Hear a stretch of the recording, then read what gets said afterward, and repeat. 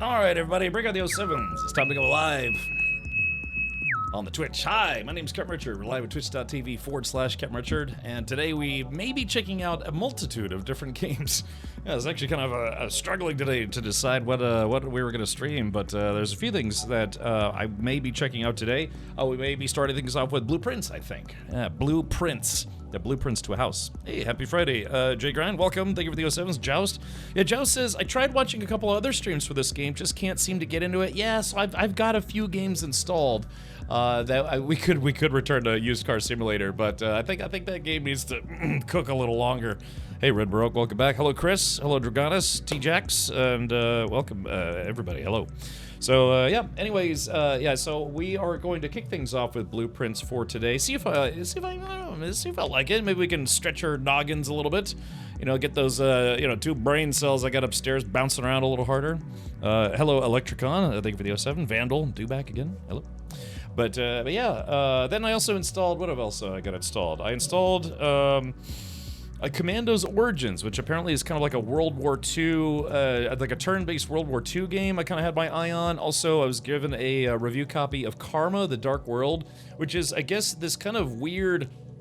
it's kind of a horror game, but it's I think it's based on East Germany, like in the 1980s or something like that. I don't know, I saw the trailer for it. It's a very weird trailer. If you're sexy and you know it, call yourself Captain Richard. If you're sexy and you know it, well... The sexy part, I can't lie to people.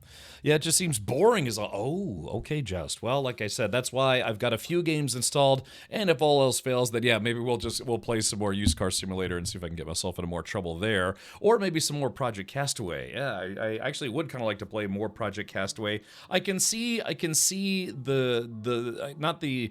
I don't want to call the game linear in Project Castaway. It's not linear really at all, but I can see the progression system. If you've played a lot of survival games, you can see the progression and how it's supposed to... Oh, God.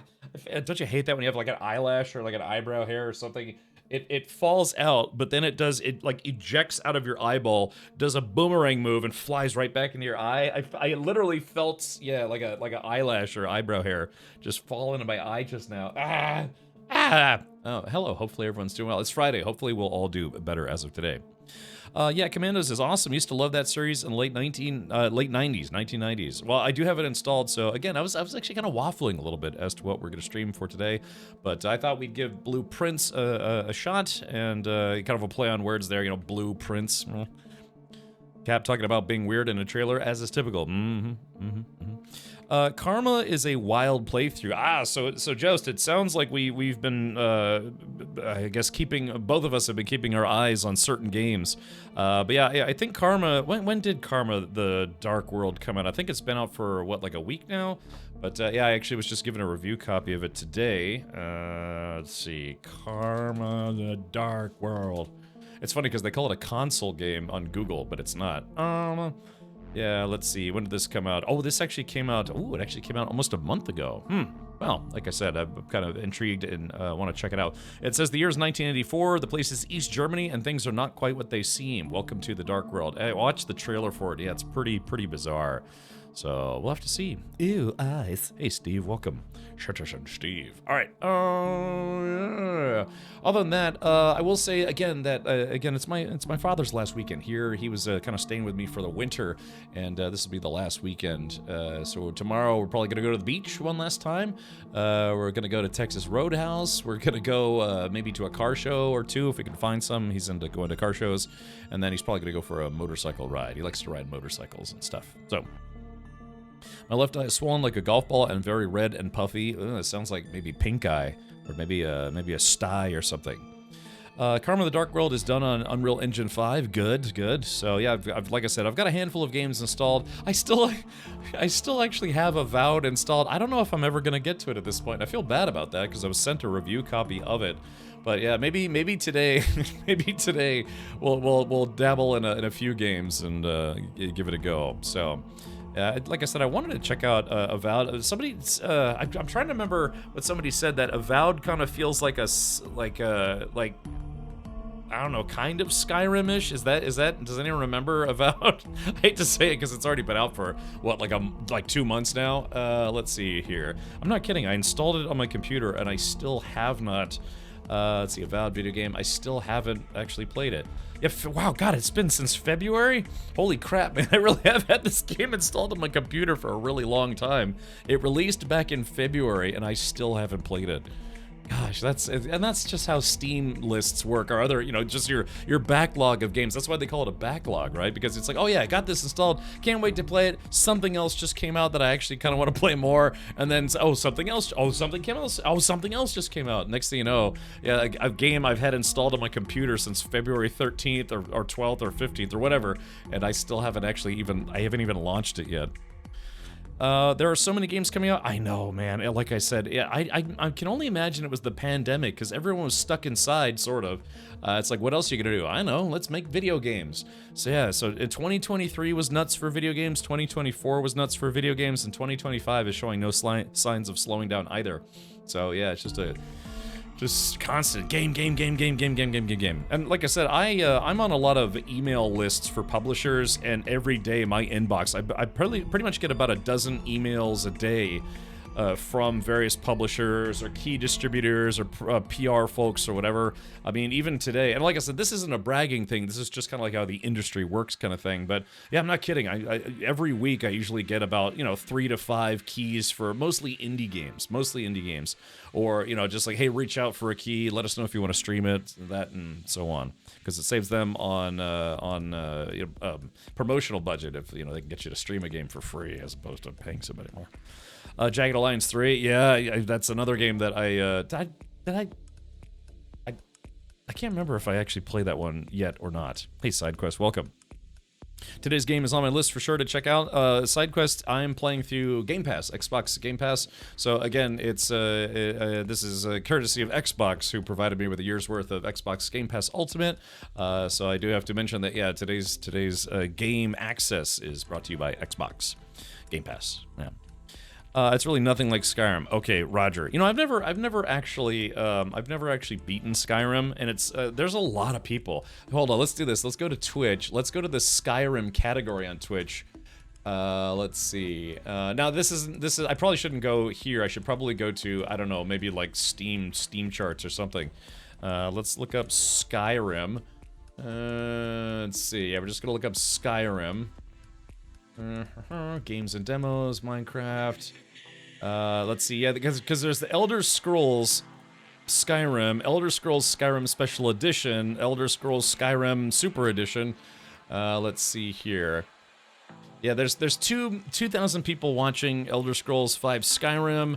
Then there's another almost 400 people watching the Special Edition. I don't know what the difference is between the two, but yeah, I mean, there's still a lot of people who play Skyrim every day. Every day. Avowed is a third in a line of games as part of Pillars of Eternity games. But are those games first person? Wait, I've never played any of the Pillar games. Dune Awakening. Well, yeah, Dune Awakening. Oh man, yeah, Dune Awakening is also going to be kind of tough because Doom: The Dark Ages comes out officially on May 15th. But if you buy the Premium Edition, Deluxe Edition, you get 2 days of early access. So it's May 13th. But then Dune Awakening comes out on the 20th. But if you get the same thing, Premium Edition or whatever they're going to call it, you can play on May 15th. So that means if I want to play Doom: The Dark Ages, I have to basically beat the game in 2 days, which for me is going to be very, very difficult, unless I somehow do like a 27 hour stream, not even 24, 27. Yeah, so that way I don't miss the launch of Doom: The Dark Ages, but also don't miss the launch of Dune Awakening. Pillars of Eternity plays like Baldur's Gate. Well, that's what I thought was weird, because I thought Pillars of Eternity was not the same type of game that Avowed is. Like, not the story, the setting, the placement. I mean, literally the form factor of the game. Yeah, it's isometric and turn-based, but Avowed is not that. Avowed is, you can choose between being first person or third person. So, yeah. Yeah, so anyway, so yeah, the timing is going to be rough. Let's see, what else is coming out Because I did say 2025 game releases. For those of you just now tuning in, I just went live like 15 minutes ago, 17 minutes ago. So let's see. Click on this, click on this, click on this.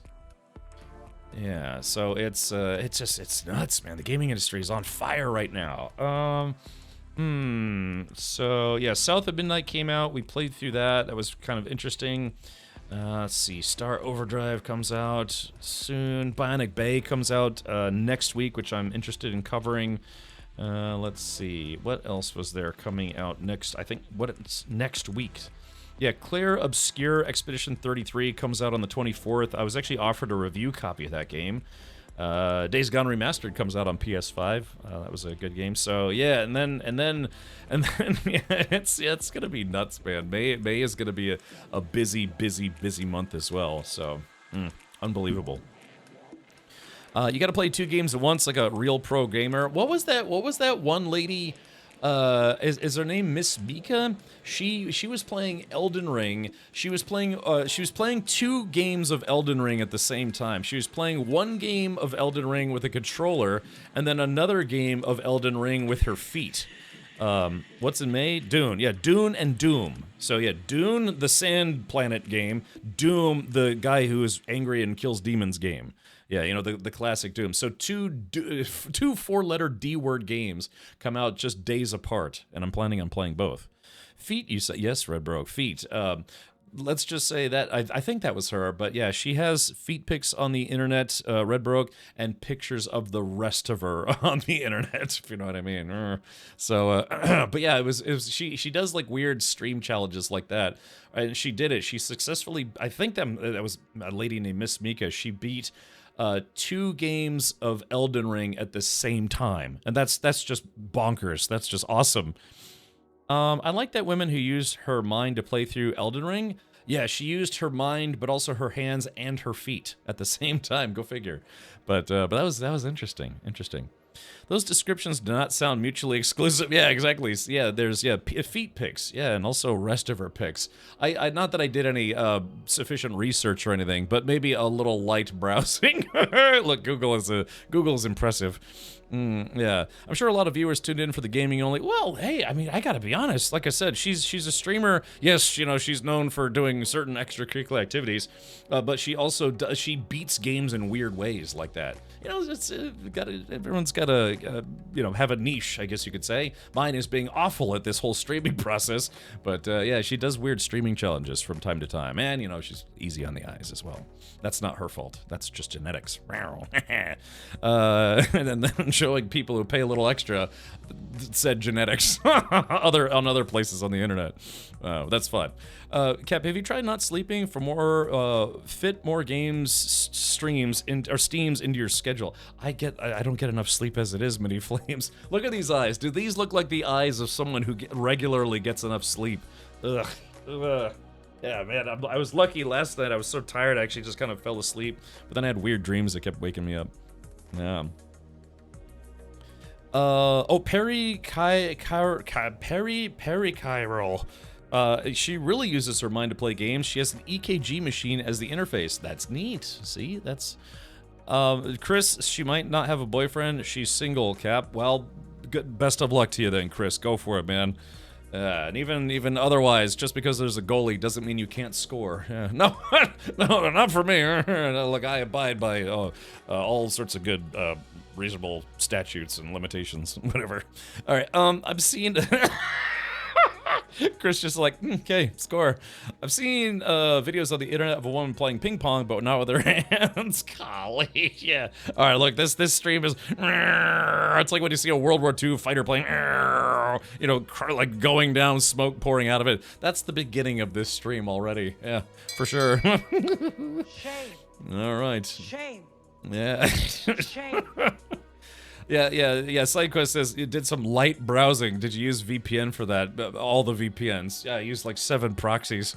No, nobody will ever know what I do on my free time, which is cry a little and then maybe a little, like I said, light His brain browsing. ain't right, but it's fun. Yes. Okay, so anyways, any adults in chat to get Cam Richard back on track, or failing that, Triple D or Stinky Diaper? I don't think they're here yet.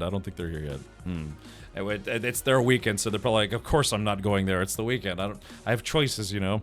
Hey Grim, and hello Zybok, welcome. All right, so yeah, like I said, we're gonna check out Blueprints. I will see. I'm not really super into roguelite games, depending on what kind of game they are. But I also, like I said, I've got Blueprints installed. I installed Commando's Origins. Zybok, I know you suggested that yesterday. I was given a copy of Karma: The Dark World today, and I still have Project Castaway to finish at some point. Yeah, Captain Kraken, we are going to check that out first today, because I watched a little bit of various streamers play it, and it seems kind of interesting. It's a puzzle game. So everyone's like, no, Cap, it's Friday. Yeah, we're not supposed to think on Fridays. Okay. All right. Well, let's do this then. Let me make sure we're all good to go here. Sorry, just making sure my audio linker is online. I've been having some problems with that software. I might have to reinstall it. All right, here we go. Let's do. Oh, actually, I was kind of rushing a little bit. I got distracted per usual. All right, let's click on this. Set from file. Sorry, I'm just adjusting one of my Stream Deck buttons here that I forgot to set up correctly. There is that. Okay, here we go.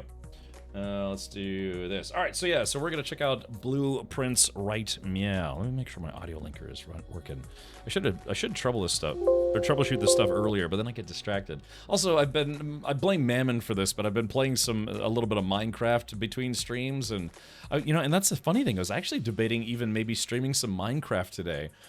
Just because it's kind of a, I don't know, sometimes, like I said, it's almost like a scratch. I got to itch that whole Minecraft thing. So, Just do it! Other streamers are doing drinking and DJ streams. We are hitting the brain puzzles. I know, it's sorry. My apologies. Anyone else having issues with the emotes tab? I was last night, actually. Yeah, sir, a second brain cell has shit the bed. Yes, pretty much. I vote yes for Minecraft. I know, I'm tempted, man. Taco Bell. Product placement with Taco Bell. Injarito Nacho burrito. Master Tang, what are you doing here? I've come to kick ass. I haven't been to Taco Bell in a very, very long time. I think over 2 months. That is a sad but true story. I don't know. I just haven't been to Taco Bell in a while. Is this game inspired by the book Les Petits Princes? I think this game was inspired by people being weird, because apparently it's kind of a little bit of a weird puzzle game. But, all right, let's do this. Again, I'm playing this on Game Pass. I didn't buy the game outright. I'm playing it on Game Pass. But yeah, man, I was up until almost, I think I was up till 1:30 a.m. last night playing Minecraft. It's like, oh yeah, so this is why this game is fun. You know how it is. Sometimes you don't play a game for a really long time. They're like, I kind of want to play it again. Then you get sucked into it. All right, Blueprints. All right, let's go ahead and give this a shot and see how we do. So, like I said, today we might actually check out a few different games today. It's no different than, say, when Steam has their, I guess you could say, what's it called, Next Fest, where we check out a few demos, different games, all in the same stream. It's a play on Blueprints. Yes, yeah, I was shocked to find that what was a streamer that I follow just figured that out today after they had already been streaming it for like 2 days. So they're like, oh, Blueprints. Oh, yeah. In a 2-horse race, Cam Richard's brain cell came third. Yes, singular.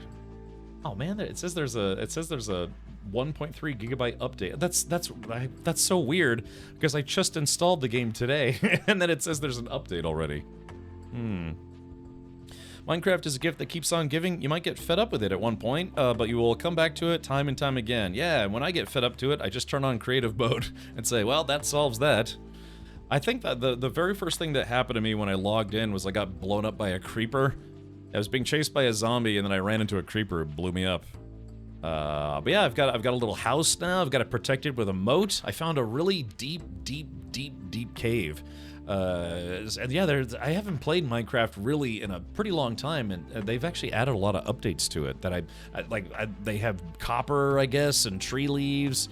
and some other stuff. I don't know if that makes sense, but yeah, there's a lot of new stuff. I feel that Richard, I finally got my hands on some games from my childhood for DS that I'm finally playing again. Yeah. You know, there was an Aliens game, I think it was called Alien Commandos, and I never finished it because I got stuck on a boss. I'd kind of like to get maybe like a 3DS emulator and see if I could beat that on stream. Valheim is like that for me. Yeah. So there are some games that I just always keep installed. Usually Valheim is one of them.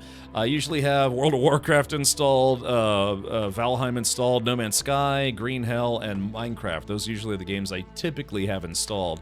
Although I actually just recently uninstalled World of Warcraft because I hadn't played in a while. I don't have an active subscription right now. Boom. Yeah, there's even an emote that's just, there's an emote on Twitch. It's a global emote if it's still here. Yeah, it's and then there's, explode. Yeah, so those are two global emotes. I remember when just Minecraft was everywhere on Twitch. Just everywhere. I like how low budget that that creeper exploding emote is, and that's a global one too. Star Trek Online is my boomerang game, the one game I keep returning to despite its flaws. Yeah, you know, I've never actually played Star Trek Online. Just like I never played Star Trek Bridge Crew, which is silly because I actually really wanted to. There are some mods that make Minecraft better. There is a mod coming out that is almost looks like an RTX mod for Minecraft. I played an RTX mod with Gore Arixa years ago.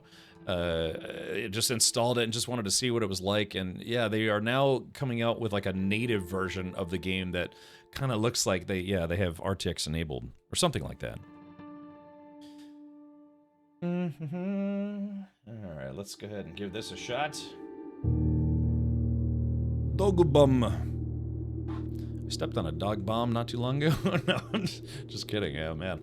I grew up having dogs. It's weird not having dogs now, so you can actually walk around in your backyard without having to be like, oh. Although, not long enough after I moved into this place, I almost stepped in like raccoon doo-doo. Hey, Bad, welcome. Well, you don't have to miss me. You know where you can find me 5 days, sometimes 6 days a week. Just not in that specific game, but in other games, like this game, Blueprints. All right, let's go ahead and give this a go. Let's see. That's impressive. Yeah, this game has exactly one volume slider. Okay. I don't know how I feel about that. There's just one slider for everything. Sounds, music. That's actually something I very severely detest in video games. When it's just the game literally only has one volume slider, and I've played other games like that, because if the sounds are too loud, you turn it all the way down, but then you can't hear the music or dialogue or whatever. But yeah. But thank you for coming back, Bad Ja. Small indie game, I guess so. Well, is this? Okay, so that actually is working. All right, let's see. Graphics. Oh, that's incorrect. Boop. Okay, full screen, VSync, switch monitors. No, that should be good. Okay. Controls. I think a lot of this is just point and click, if I'm not mistaken. Tab is blueprint menu, room directory, stroll, soft toggle or hold. Mouse sensitivity, field of view. Okay. We don't do any inversions. Okay, all right, let's go for it. Blueprints. Return. New game. Yeah, so we'll give this a go and see how we do. JTR says, time to switch games already? Yeah, maybe. No, we'll give this a shot. But yeah, I'm real big into audio granularity, I guess you could say, and separating channels and all that stuff. I'm actually an avid certified audio engineer. I went to school, like AV engineering school, to learn how to, do sound and video better. To do things better, hopefully. Yeah, I never got a formal college degree, but I got certifications in a few different things. Mostly IT, but also AV as well.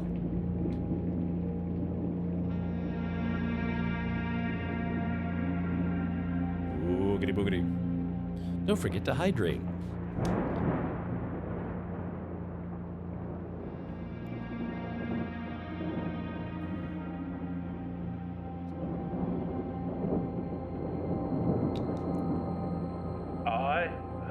S. Sinclair of the Mount Holly Estate at Reddington, do publish and declare this instrument my last will and testament, and hereby revoke all wills and codicils heretofore made by me. I give and bequeath to my grandnephew, Simon P. Jones, son of my dear niece, Mary Matthew, all of my right, title, and interest in and to the house and land which I own near Mount Holly. The above provision and bequest is contingent on my aforementioned grandnephew discovering the location of the 46th room of my 45-room estate. Interesting. So that's the premise. The location of the room has been kept a secret from all the staff and servants of the manor, but I am confident that any heir worthy of the Sinclair legacy should have no trouble uncovering its whereabouts within a timely manner. Should my grandnephew fail to uncover this room or provide proof of his discovery to the executors of my will, then this gift shall lapse. In witness whereof I have hereunto set my hand this 18th day of March, 1993. Herbert S. Sinclair.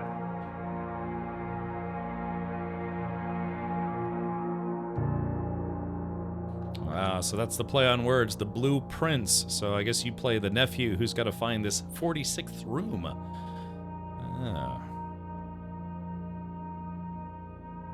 Day Juan. Tag Eins. Apparently, Dev.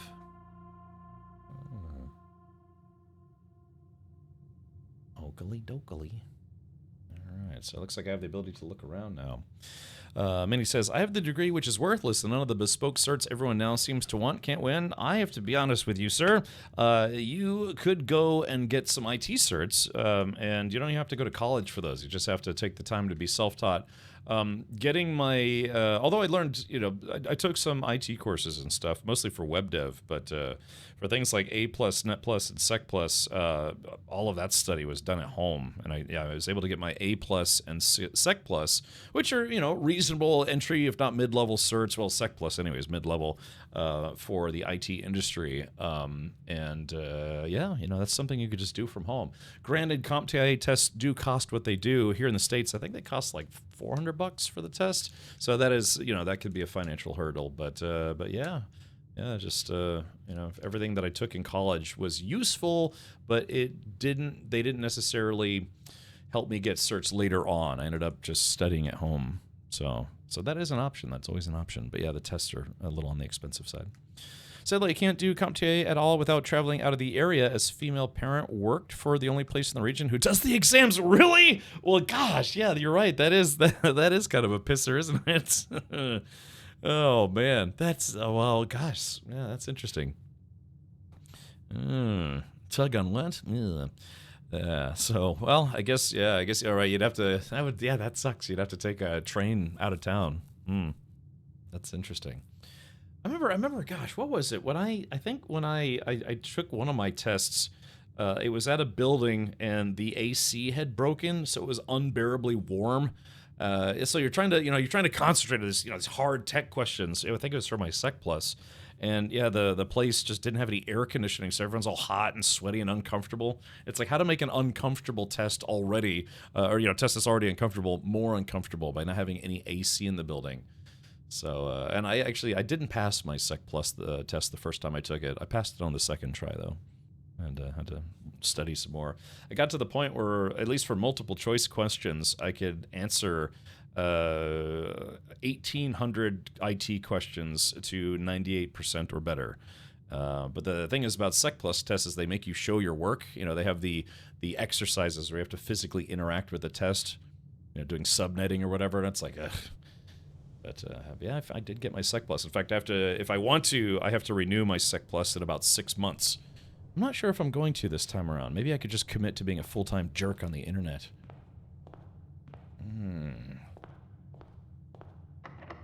Okay, must have blueprints. Was ist das? Searching the estate can be exhausting. Each time you enter a room, you will lose 1 footy thing. When you no longer have any feet left, you will be too tired to continue searching the manor and must call it a day. Okay, I guess so. Is this? Oh, I bet what happens is that if you leave this place, I bet the building, you know, because it's a video game and all, I bet the interior reconfigures itself. And that's the, again, because it's been described as a roguelite kind of experience playing this game. And also, most places won't take individual randos for those exams. You have to do it through a college. Really? That's strange. Mini Flames must be a difference in country policy, because, yeah, here in the U.S., you can go anywhere you want. It doesn't have to be attributed to any kind of educational institution. That's unfortunate. Maybe you can come to the United States and get your cert instead. All of the above, Caden. All right. Oh, so you get 2 tries? Oh, really? Oh, okay. All right, here we go. Boop. Open only in the event of my death. Okay.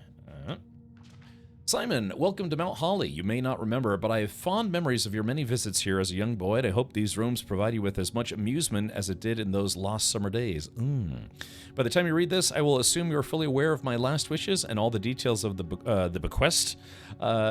Please do not mistake my intentions in giving you this challenge as a lack of confidence. I assure you, nothing could have been further from my mind when I chose you as my heir. Ooh.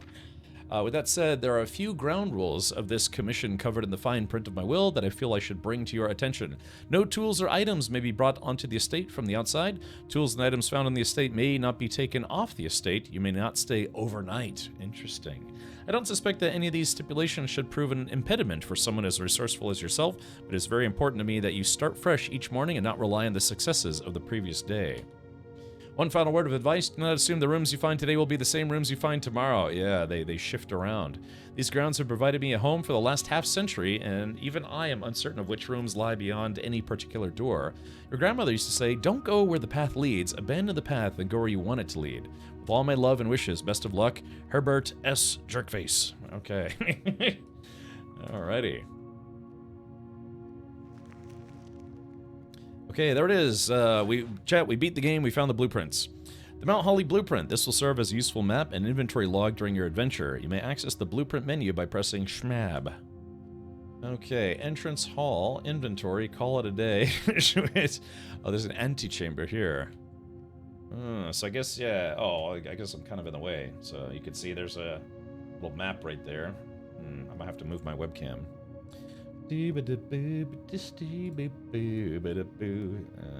like right there, or maybe that's a little better. Maybe not. I don't know. Shut up. All right, so here we go. Okay. So the thing is,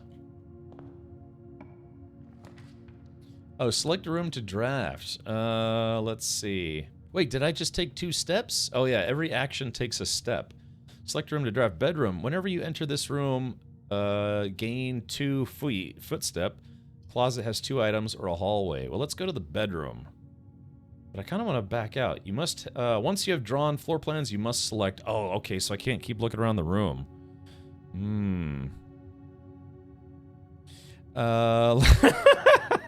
DevMite says, real talk, probably don't come to the United States in the next 4 years. Yeah. You couldn't pay me to visit the US right now, to be honest. Not that the current mob would let me in anyway. Oh. Yeah, Jiggers. No politics, no politics. And try to ignore the obvious while you're at it, you know. Watching Tangent play this, what a cool game. Also, happy Friday. Ah, Goonie Saint, how is Tangent doing with this? Because if he was struggling with it, I'll do worse. That's great though. Yeah, probably don't come to the United States right now. Maybe not right now. The CompTIA test will only cost 40, weight 80, 60 to 40. Man, I don't think those prices have ever been that cheap. I'm pretty sure my Sec Plus, I think both my A Plus test and my Sec Plus test were $400 each. Of course, I got one of my jobs to pay for the A Plus test, but I had to pay for the Sec Plus out of pocket because I was actually in between jobs at the time.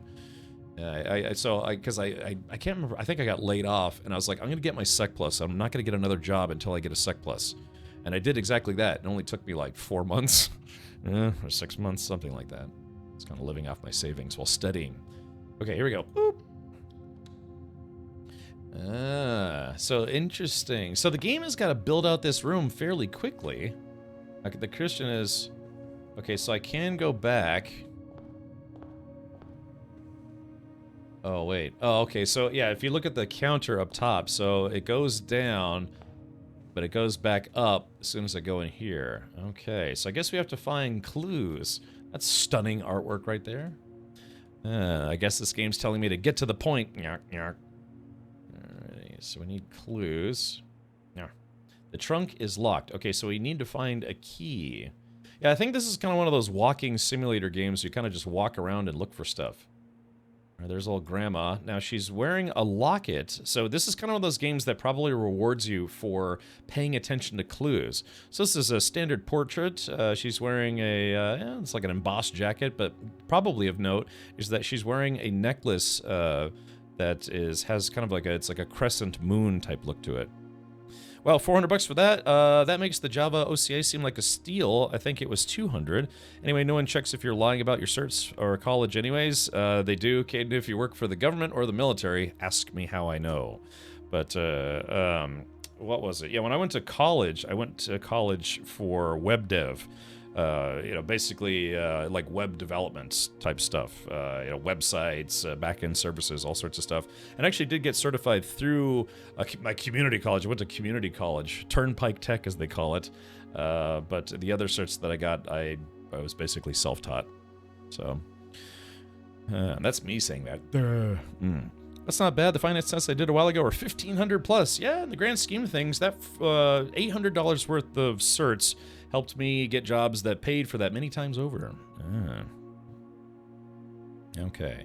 This game requires full concentration. We're screwed. Yes. All right, here we go. All right, remember the necklace, the moon necklace. So we got to look everywhere. I can't seem to crouch, so pressing control or the incorrect C button for crouch. Okay, so the hand, we got to pay attention to the hand. The hand is pointing down. Okay, so let's see. Greetings from Reddington. Ah, Reddington, I presume. Okay. Yeah, we might have to strain our brain buckets today and see if we can beat this game, or maybe give it a shot. Okay, so we're looking for a key. We're looking for the locket. There's no jumping, no crouching, nothing like that. Okay, checking every little corner here, using our powers of slobservation. Anything back there? Nope. Okay. I like the art style. It almost kind of looks like that, almost like comic bookish Borderlands style, but not quite. So now there's this store. I guess I can also... Alright, so this is interesting. So remember, we're trying to find the 46th room, so that means there's 45 other rooms we gotta plow through.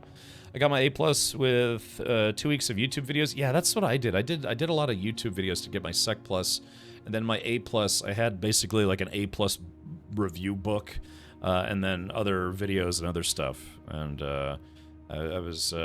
I remember I had really bad insomnia the day I went to go get my A+ test, and I think I maybe had 3 or 4 hours of sleep.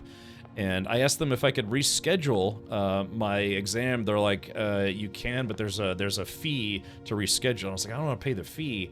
And then I got there and I took part 1. The A+ is a 2-part test. There's like, I don't know, like technology and then practice or something like that. Or, best practice, something like that. And I was just like, oh gosh, I can't brain anymore.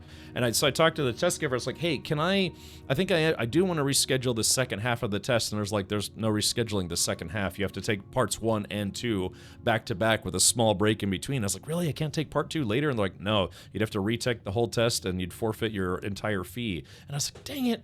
So I took the second part. I was like, and I somehow passed. I didn't pass by a lot, but I did pass. So, oh God, my eyeballs. Yeah. You have to be strict with yourself, right? If you want to learn anything, yeah. yeah, being self-taught is an accomplishment in my eyes, but yeah, you have to be very diligent with your studies and not get distracted. Okay. All right, select a room to draft. Spare room, parlor. Okay, looks like we'll get a key, a diamond, and some coins. This will give us a puzzle piece, and this is just a spare room. Let's go to storeroom, but that means effectively that this will be a dead end. Probably. Okay, so there we go. We've got a coin. Okay, yeah, I think I can kind of get the gist of this game. There's the key. And there is the diamond. So yeah, it looks like we're collecting things. I'd be really upset if I beat this game on my first try, because it's like, oh man, I just want to play longer.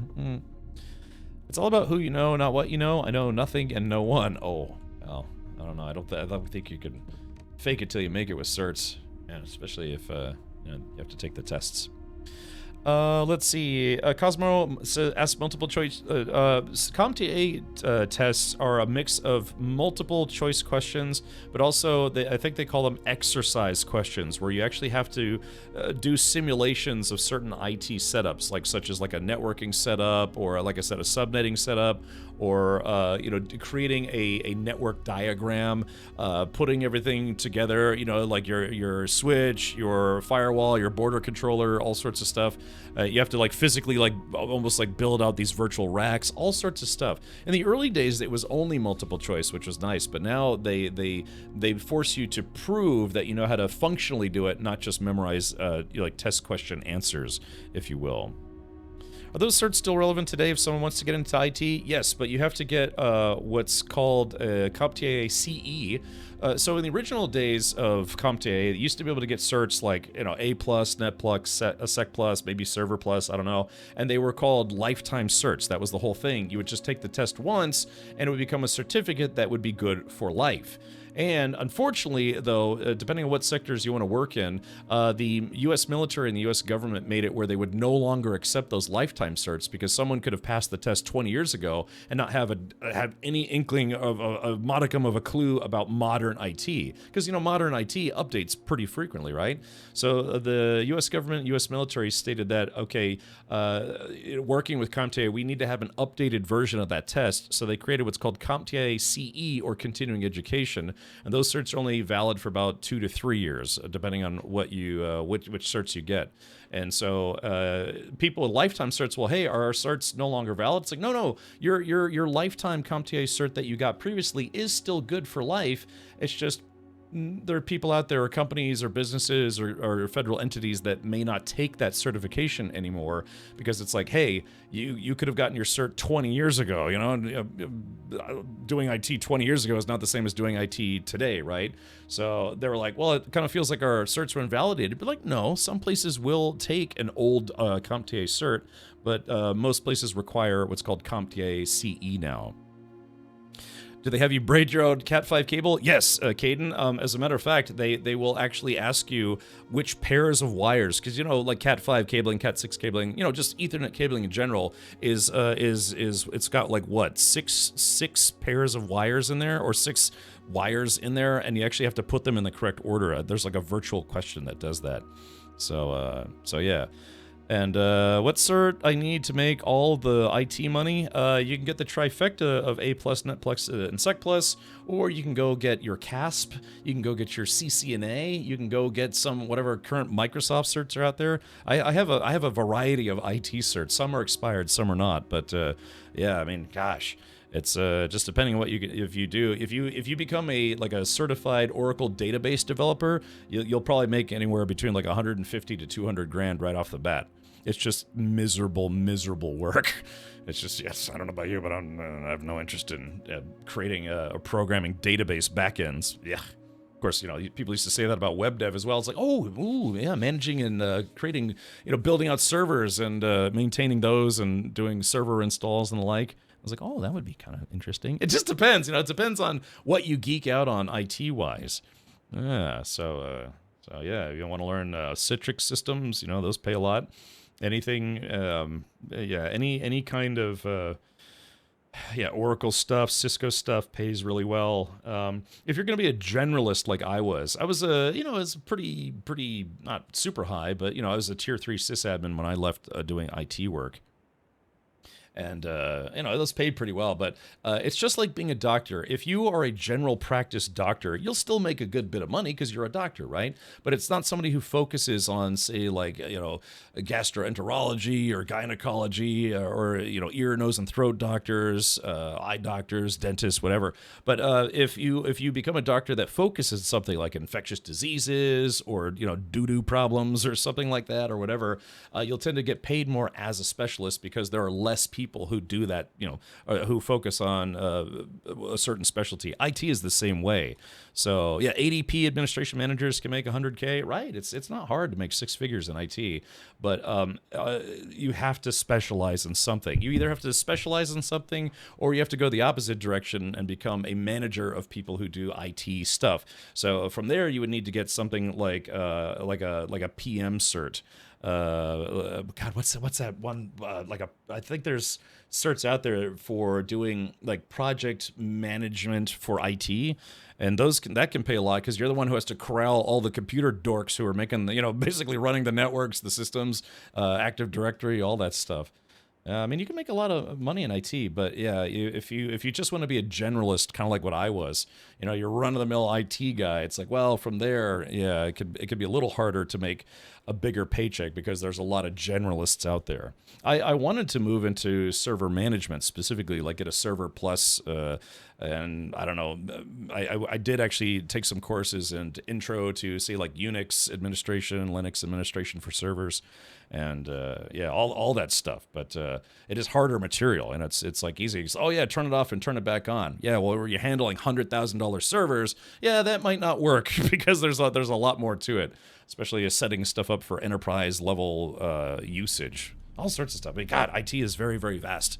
But yeah, I mean, if you can get a computer science degree, couple that with a few certs, you'll find it hard to stay unemployed. Thank you for 100 months. Ooh, the big 100. Thank you. Yeah, what's that? Cadence's project management is easy. It just schedule as many meetings as possible. The less substance, the better. If the devs have time left over to program, you're doing it wrong. That's a Caden. That sounds very evil. If you mess up a server in IT, an hour down can cost the company millions. Exactly. That is exactly right. They call that uptime. And the whole goal for being someone, I used to babysit servers. I wasn't the guy who had to, actually maintain them. I was just a babysitter.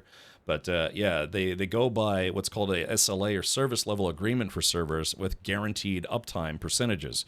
And it could be like 90%, 95%, 98.7%, 99.9%. But then it's like, yeah, it's not the people who make those contract agreements, contract managers or whatever. It's all the peons who actually have to keep those systems up to the percentage level that the contract guys create. To explain, it's like, yeah, say the contract guy's like, no, we guarantee our servers will be up at least 98.5% of the time. The 1.5% accounts for any kind of possible downtime. And so those guys go to, project managers and say, it's like, okay, we got this service level agreement.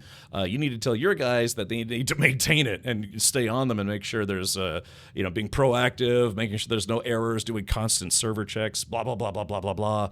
Yeah. Zodicide says, I still feel bad for the CrowdStrike server admins.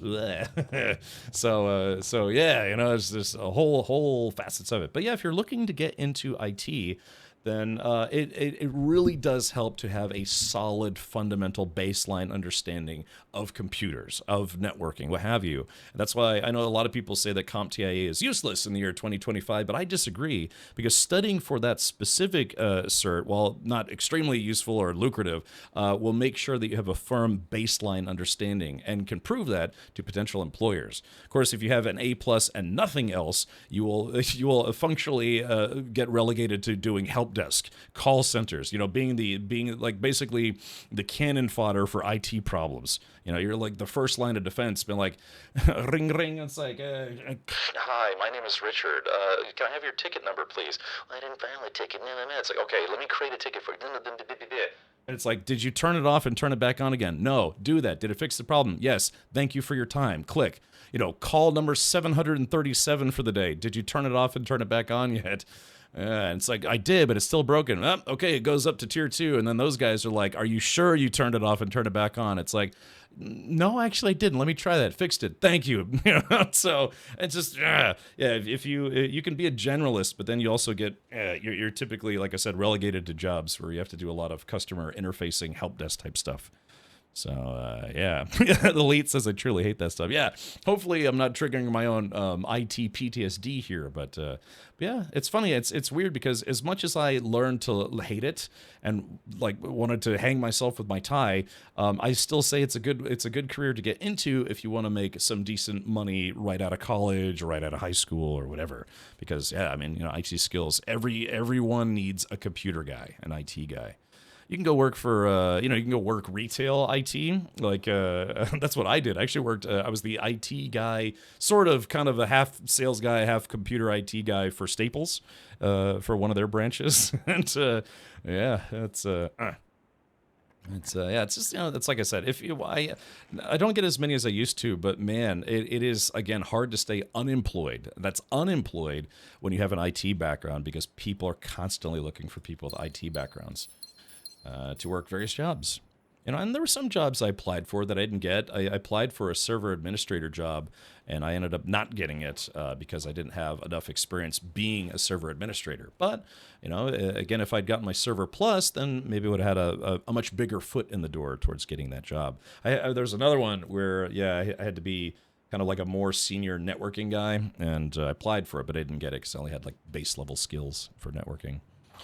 Hey, Dancing with Horses. By the way, I opened a chest full of diamonds, so that's pretty cool. IT is fine, just don't talk to the customers as far as trying to explain stuff. Again, so if you don't want to work in what we call the trenches in IT, then you have to start specializing in something. You have to, even like networking guys, you can get out of doing help desk by having advanced skills in networking where you know switches, routing, LANs, WANs, C-SPANs, whatever you want.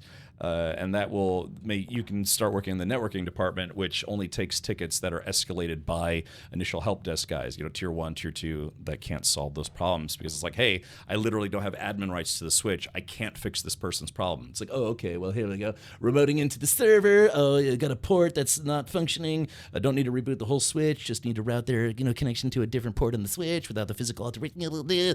Done. Don't call me. Yeah, that kind of thing. Yeah, field work. I've had a mixture of both in-house and field IT jobs, so I know that feeling. The bathroom. You think we'd find anything useful in the bathroom? I don't want to get a bunch of dead-end rooms, but yeah. All right, sorry, I don't mean to be vomitous with all sorts of, IT career advice, but considering I left my IT career to become a full-time streamer, but yeah, it can be very, very lucrative. It's depending on what you do. Yeah, it's just, when I was working full time and streaming part time, I'll be honest, I was making over $100,000 a year. And I said, no, let me stream full time. This will be fine. And then, I took a very, very, very severe pay cut, but boy, did my quality of life improve very, very much. So it's, you just have to understand that if you go into IT. Man, if you want to be in it for the long haul, you have to grow a very, very, very thick skin. Because IT problems are like the mail. The mail just never stops. IT problems are the same way. It doesn't matter how good anyone is with coding, engineering, wiring, networking, development, administration, things just break. They just break all the time. All the time. Unexpected failures. Yeah, unexpected failures can still happen despite a solid plan. Human error can cause issues. Yeah, and sometimes it's not even related to human error. IT equipment just goes bad. Things just break. Having thoroughly derailed Cap and demotivated myself, I think I'll call it a night. Apologies, everyone. No, it's okay, Mini Flames. Yeah, I have a lot to tell. I have a lot to, bring up. I just, like I said, I personally just never, ever want to work in IT ever again. But that's just that's just me. And hopefully what's left of my sanity. Yeah, but otherwise, if you're heading out, please do have a good night, Mini Flames, and think mini flamey thoughts. Yeah. Most of my job now is making sure bad firmware updates don't get to the data center. It's not as interesting as hardware design, but pays the same and is lower stress. I mean, yeah, that was a big factor for. I didn't do that stuff, but it would affect my job negatively if it wasn't done correctly. I'll never forget the time I worked at a military base where they discovered that some of the networking equipment had been made with certain Chinese chips that had a potential backdoor issue, meaning, you know, it would be a potential, have a potential for people doing network intrusion because of it. And so I was responsible for not, what did I have to do? Because it caused a lot of networking problems because they had to remove all that gear while not impacting the general workforce that used everything on the network, right? So yeah, God, I'm trying to remember what I had to do. I had to take all that equipment and catalog it, and then I had to partially dismantle some stuff. I'll never forget the time I actually got tasked with like smashing hard drives with a hammer. I had to do that a lot in my life. That was fun. Okay, sorry, we're getting distracted here, but okay, Nook, a den. Ooh, a den. A Nook, a parlor. So I don't want to get baited into just, going for diamonds and keys, but I don't know what the puzzle piece is. But I'm thinking a key may come in handy eventually, so let's select a Nook.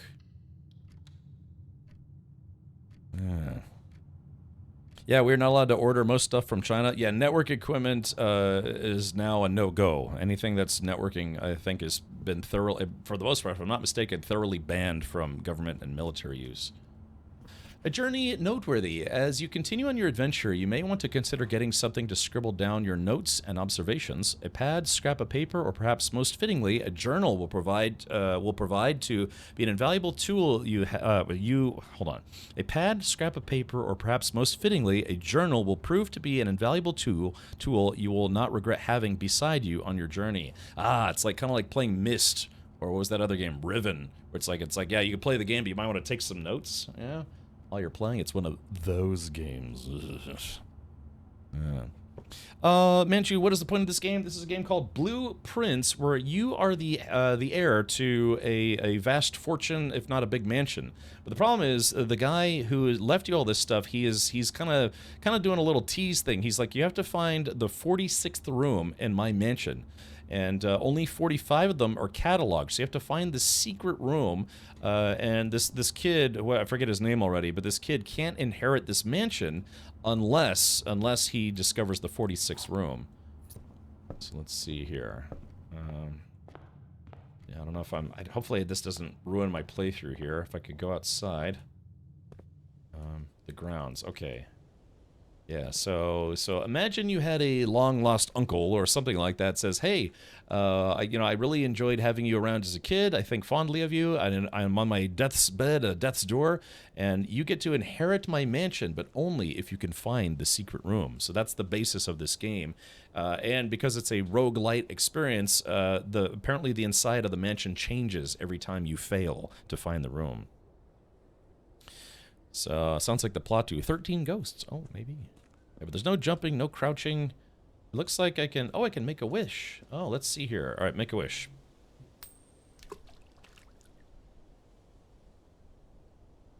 I think I may have wasted a coin. So I thought there was going to be something more interactive. Yeah, so yeah, it's this whole mansion. This place looks kind of janky, to be honest, but I mean, shit, man. The land alone would probably be worth millions.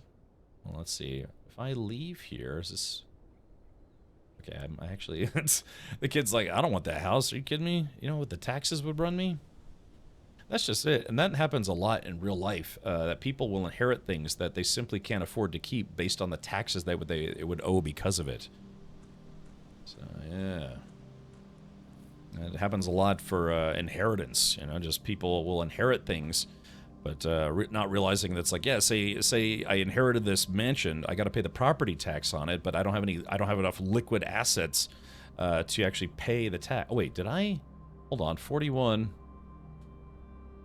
Oh no, I'm losing footstep. Oh gosh, every time I go through the gate, I'm losing a footstep. I had no idea.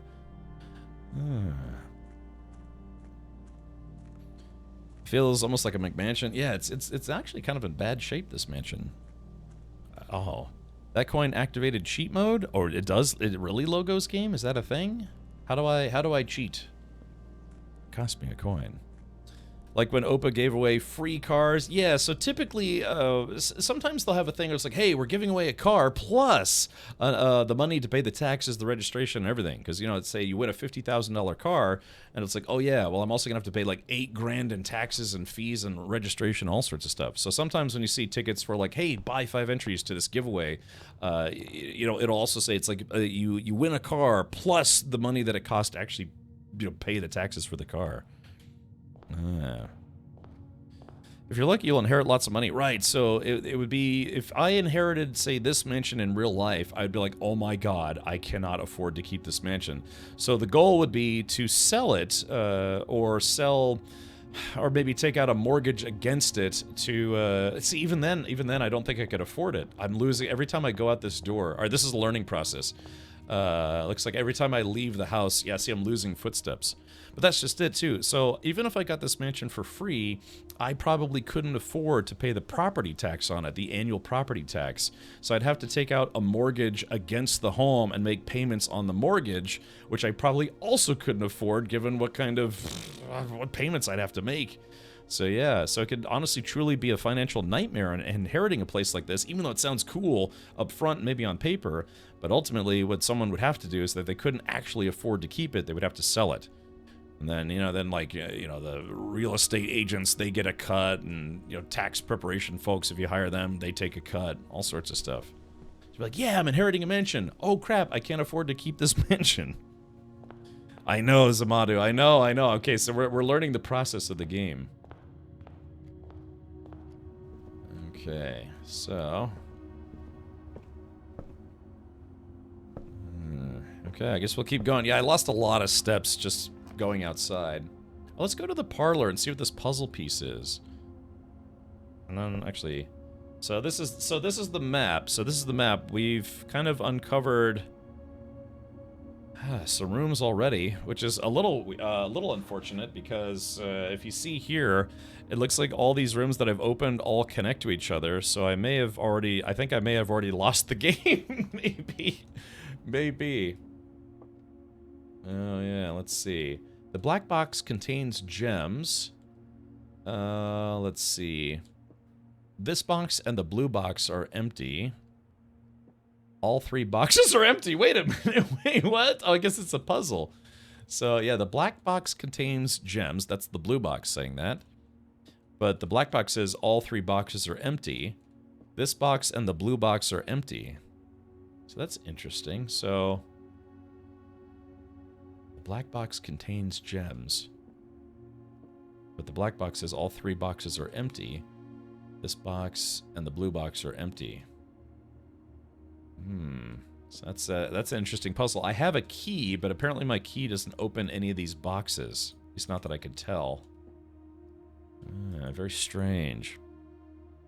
In the US, 40% inheritance tax is a pain. You have 6 months to pay it. Ask me how I know. Yeah, I gotta find those loopholes, man. Okay. Aha! A rather curious wind-up key, a component of the parlor game. Okay.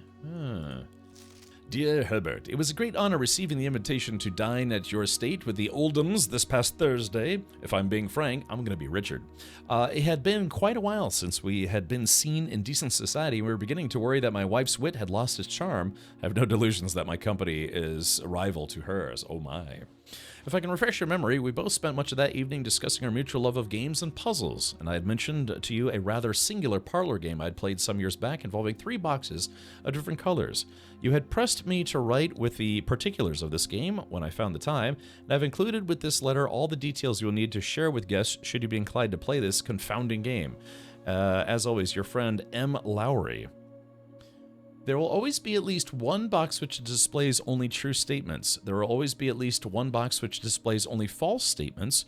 Only 1 box has a prize within. The other 2 are always empty. Ah, so it's a little bit like the doorkeepers, gatekeepers in the movie Labyrinth.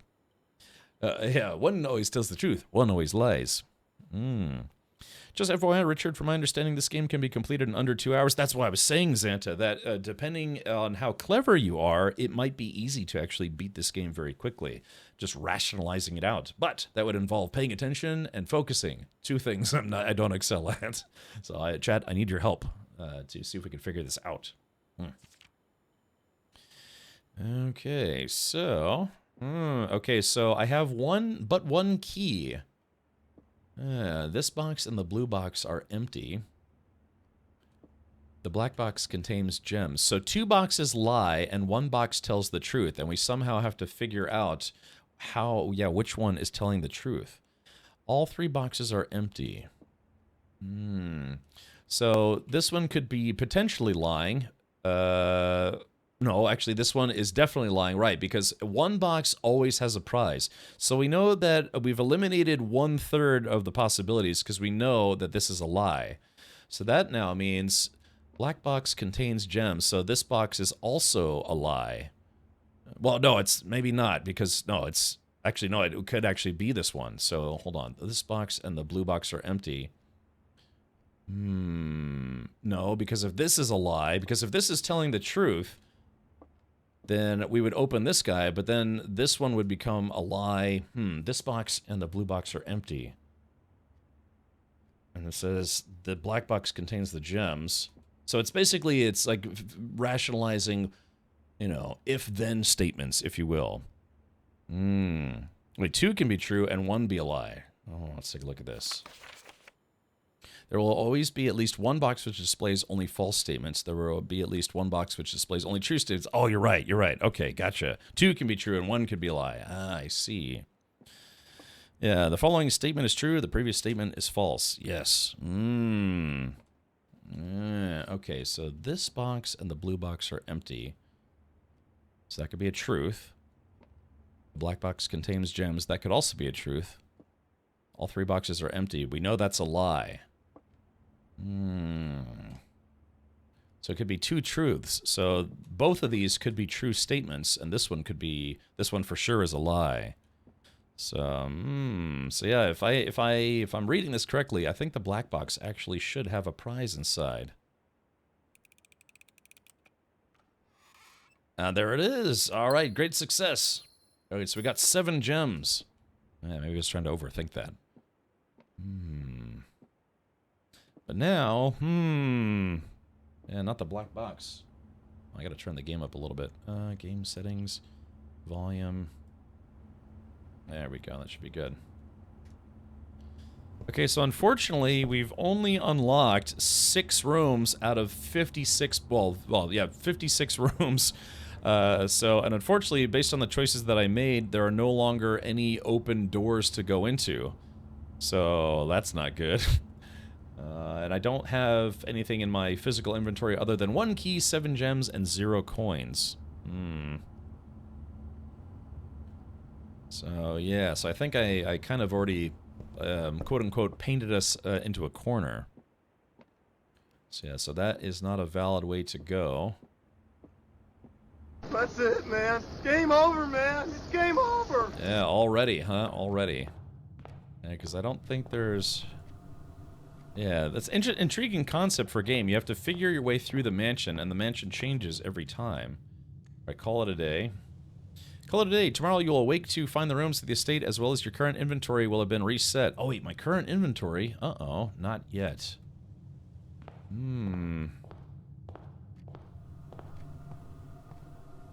Oh no, oh the footsteps. Oh yeah, see look at this. Yeah, see the footsteps are counting down, so every time I walk into a room, it counts down even if I've been to that room already. Oh, that's no good.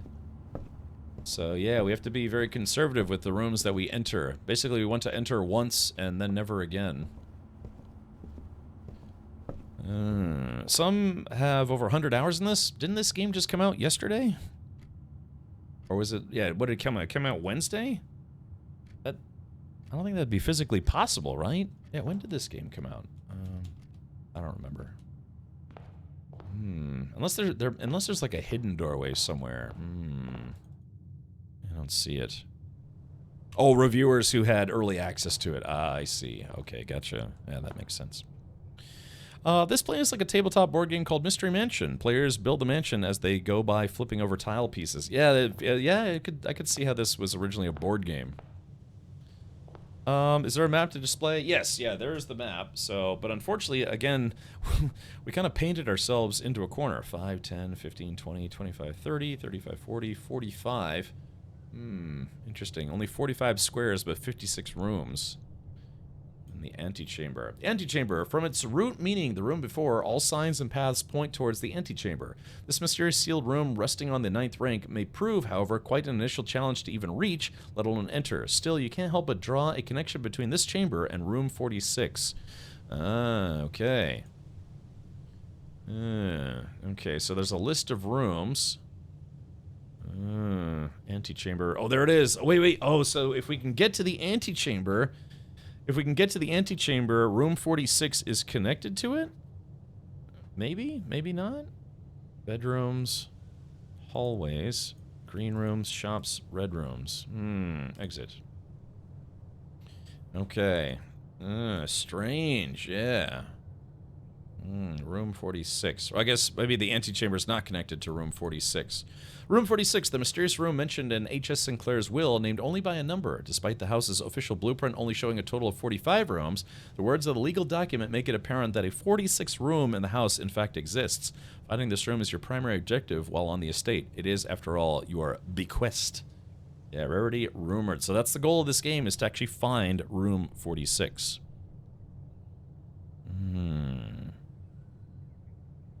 Logos game says 46 opens if you connect 3 rooms to the antechamber. And I guess that would make sense, wouldn't it? Alrighty. So, okay. Well, yeah, again, because I kind of painted myself into a corner here. I guess we have no choice but to call it a day. Call it.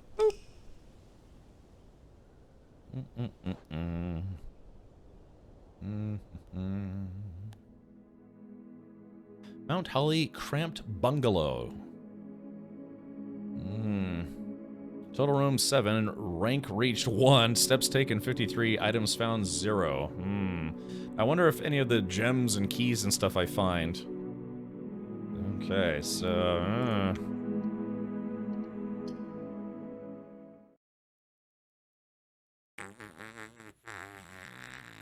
I have to make sure, yeah, I can't just choose rooms, I need to also choose hallways. Alright, day toot. Question is, I wonder if there's any validity to going outside.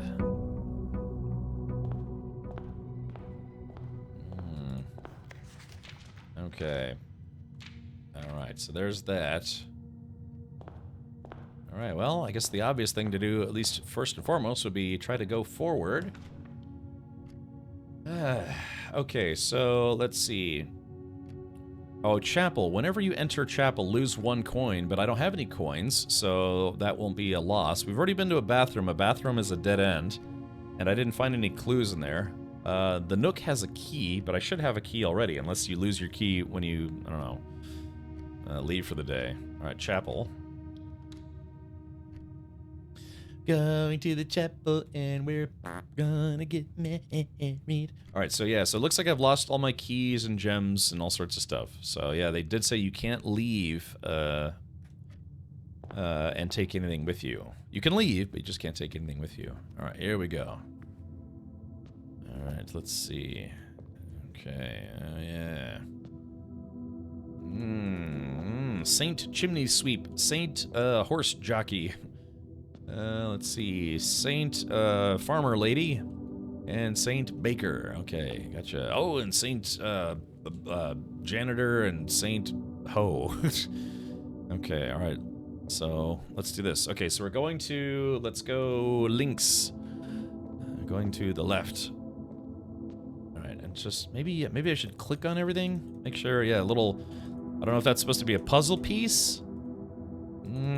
So that would be a bishop in chess, and bishops can only move diagonally. There's the Holy Grail as well. So I'm assuming there's probably visual clues in the game that we really have to pay attention to. So yeah, the Golden Chalice, and then the bishop chess piece, which can only move diagonally. Okay. Just a course, it could also mean nothing. It could be just related to nothing. All right, so I wonder if there are any interactive things. I bet there's like secret things to click on. Oh yeah, wait a minute. We also, I'm noticing that the angels all have numbers. So the lady with the hoe is 1. The super queen is 7. Yeah. Okay, everyone in chat, write this down. 1 is a hoe. Let's see. 1 is hoe. 2 is the chimney sweep. 3 is... Oh, no. That's not even... Wait, hold on. No. That's 1. 1 is the gardener. Where's 2 at? 2 is the baker. 3 is the farmer. 4 is the chimney sweep. Where's 5 at? 5 is the cleaning lady, or maid. And then 6 is the jockey. Yeah, see, these are we're probably gonna have to pay attention here. And then 7 is the queen of buttholes, or whatever her name is. So, all right, everyone, remember those. You have to keep. We can always just go back in the VOD and cheat a little bit.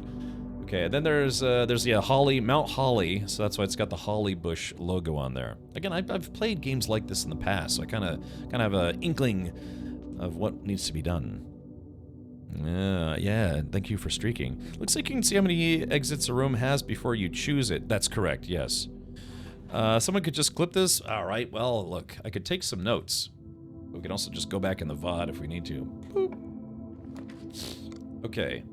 All right, so the pantry has 4 coins, but it only goes to the left, and we don't want that because this will move us away from the antechamber, not towards it. Then there's a bedroom, same thing. If we enter this, it's only got an exit to the left, and we don't want that. So we're going to take the hallway.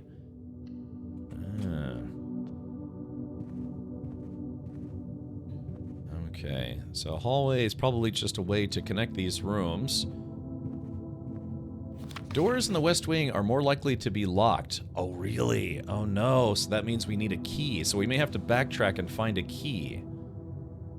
Doors in the West Wing are more likely to be locked. So if we theorize that, you know, to the left is west, maybe, and then to the right is east, so that means doors are more likely to be locked on this side. All right, we'll keep that in mind. Boop. Okay, there's a parlor, a utility closet with a breaker box, and then a closet. There is also a puzzle, a chest puzzle, utility closet, closet. All right, we're going to take the parlor. This is going to get us away from the West Wing. But a breaker box, we may need to power something on, but that'll unfortunately make this officially a dead end. All right, parley me, maybe. Colonel Mustard in the kitchen with the lead pipe. Correct. Okay, so let's get the key. Wind up key, a component of the parlor game. All right, let's see. Any notes in here? Oh, there's the guy. So this is the guy that left us the mansion, but we can only collect the mansion if we successfully find the 46th room. Okay. This is the black box. Okay, so that's a lie. This is the black box, so this is also a lie. The black box is not empty. The black box is not empty. So that could be a truth. Yeah, so this one seems pretty straightforward. This is the black box. This is the black box. Both of those are lies. The black box is not empty, so this should be it. I mean, at face value, unless I'm missing something. No, yeah, that was... I guess you have to make sure you just don't overthink these sometimes. Yeah, because those are 2 very clear lies. Alright, hopefully Uncle, my great uncle, is happy. 2 items in closet? Yeah, exactly, but I want to make the... Okay, so we're going to go into the parlor, and we want to... Again, we're trying to get to the antechamber. So... Okay, perfect. A den. Okay, whenever you enter this room, gain 2 footsteps. Now, the den also goes in 3 different directions, and I would gain 1 gem. I don't know what the gems are for. Maybe it's to buy something eventually. So, if we take the bedroom, we can go up. That'll be progress towards the antechamber. Or we can enter the den, which gives us 3 different directions, where if we need to backtrack to, say, find a key or that breaker box, this would give us more options. But I would get 2 footsteps back in the bedroom. What do we think, chat? Go with the bedroom to get the footsteps. I mean, I'm at 47. We started with 50, so I'm not, I now know to be careful when backtracking through rooms. Martin Miggs says the den. Yeah, I'm kind of leaning towards the den, because I've got plenty of footsteps to work with. Plus, and if we need to backtrack to find a key, this would provide more opportunity to keep going. All right, the den it is. The den of evil. Yes, chat. Behold, the den of evil.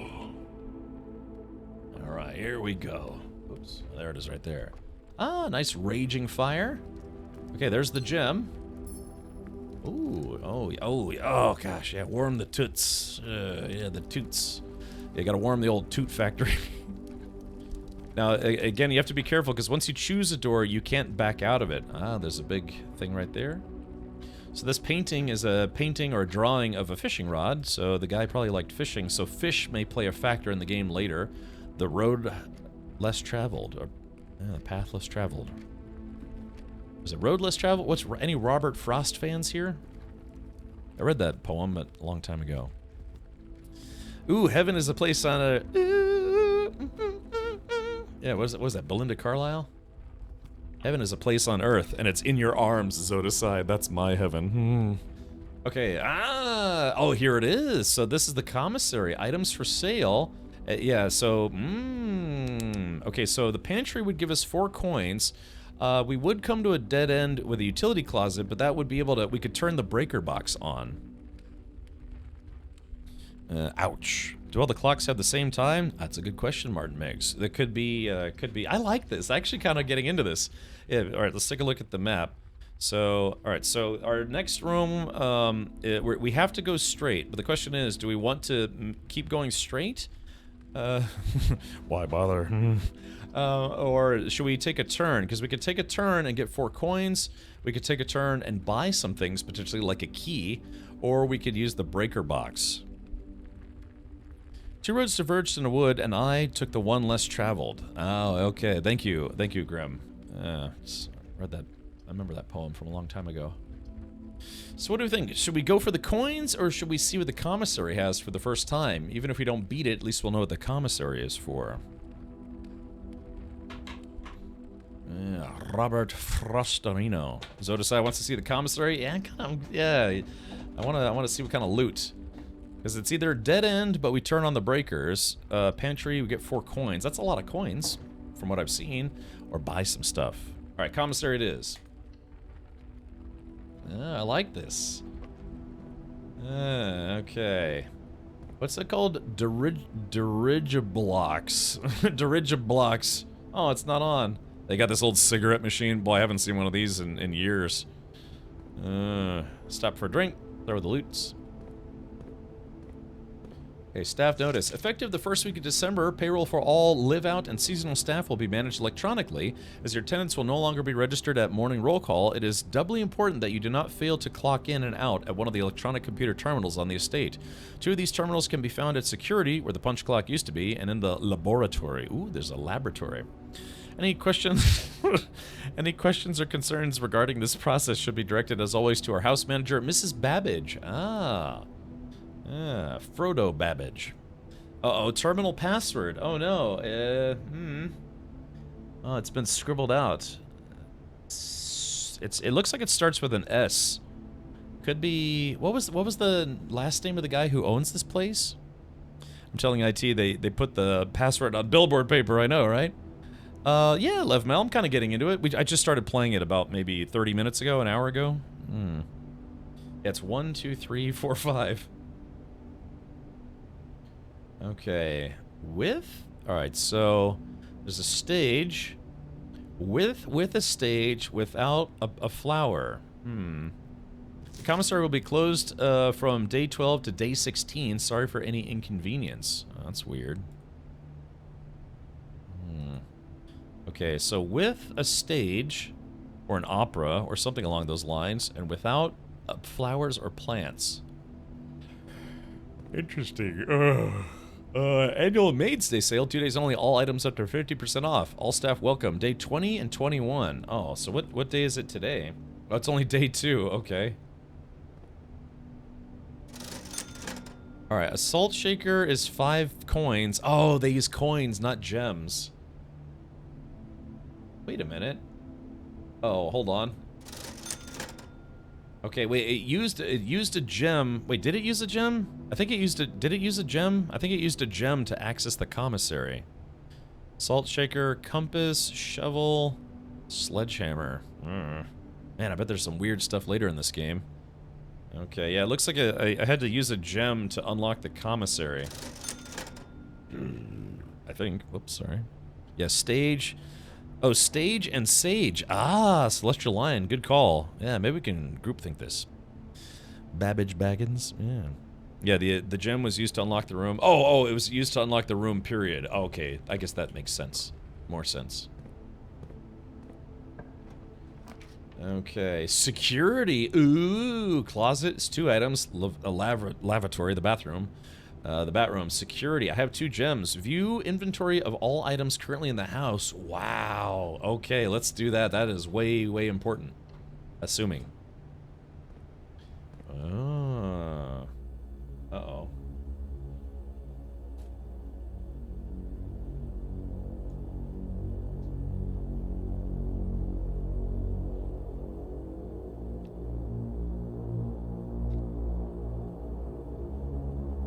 Yeah, I like that left mouth. Looking for my lost shaker of salt. What up, Chief?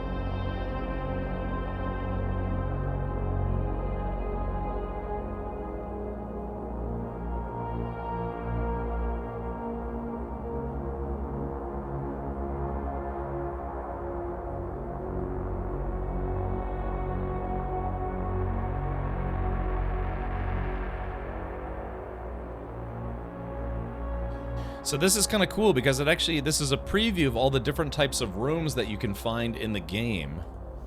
Blue memos equal true, red memos equal lies. Okay.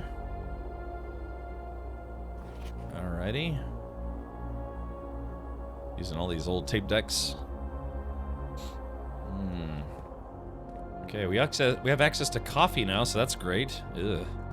I like how the coffee's just a bunch of scribbles. Microwave a burrito. Oh. Yeah, terminal password. Oh, that's right, we need the password. Uh-oh. Stage... Sage? Yeah, it looks like it starts with an S. There's a coat and a cot. Until further notice, the antechamber has been unlocked and access levers are no longer required to grant entry. Ooh, okay, cool. So that means, hey, so that probably means that we probably don't need to unlock the breaker room. Probably. Yeah, access levers are no longer required to grant entry. Wait a minute, hold on. Wait a minute, but this thing says red memos are lies, blue memos are true. Yep. Having only seen 5 minutes of this game, it instantly gives me Myst vibes with the look of cel-shaded Borderlands, which I dig very much. I said earlier, that's like, yeah, it kind of reminds me of Myst a little bit. Yeah, so it's a lie. Oh, yeah. Keycard access security doors are more likely to appear in the higher ranks of the estate. Likewise, as a redundant security measure, normal doors in the estate will also be more likely to be locked as you progress north. Wow, that tracks. Yeah. I only have 1 gem left.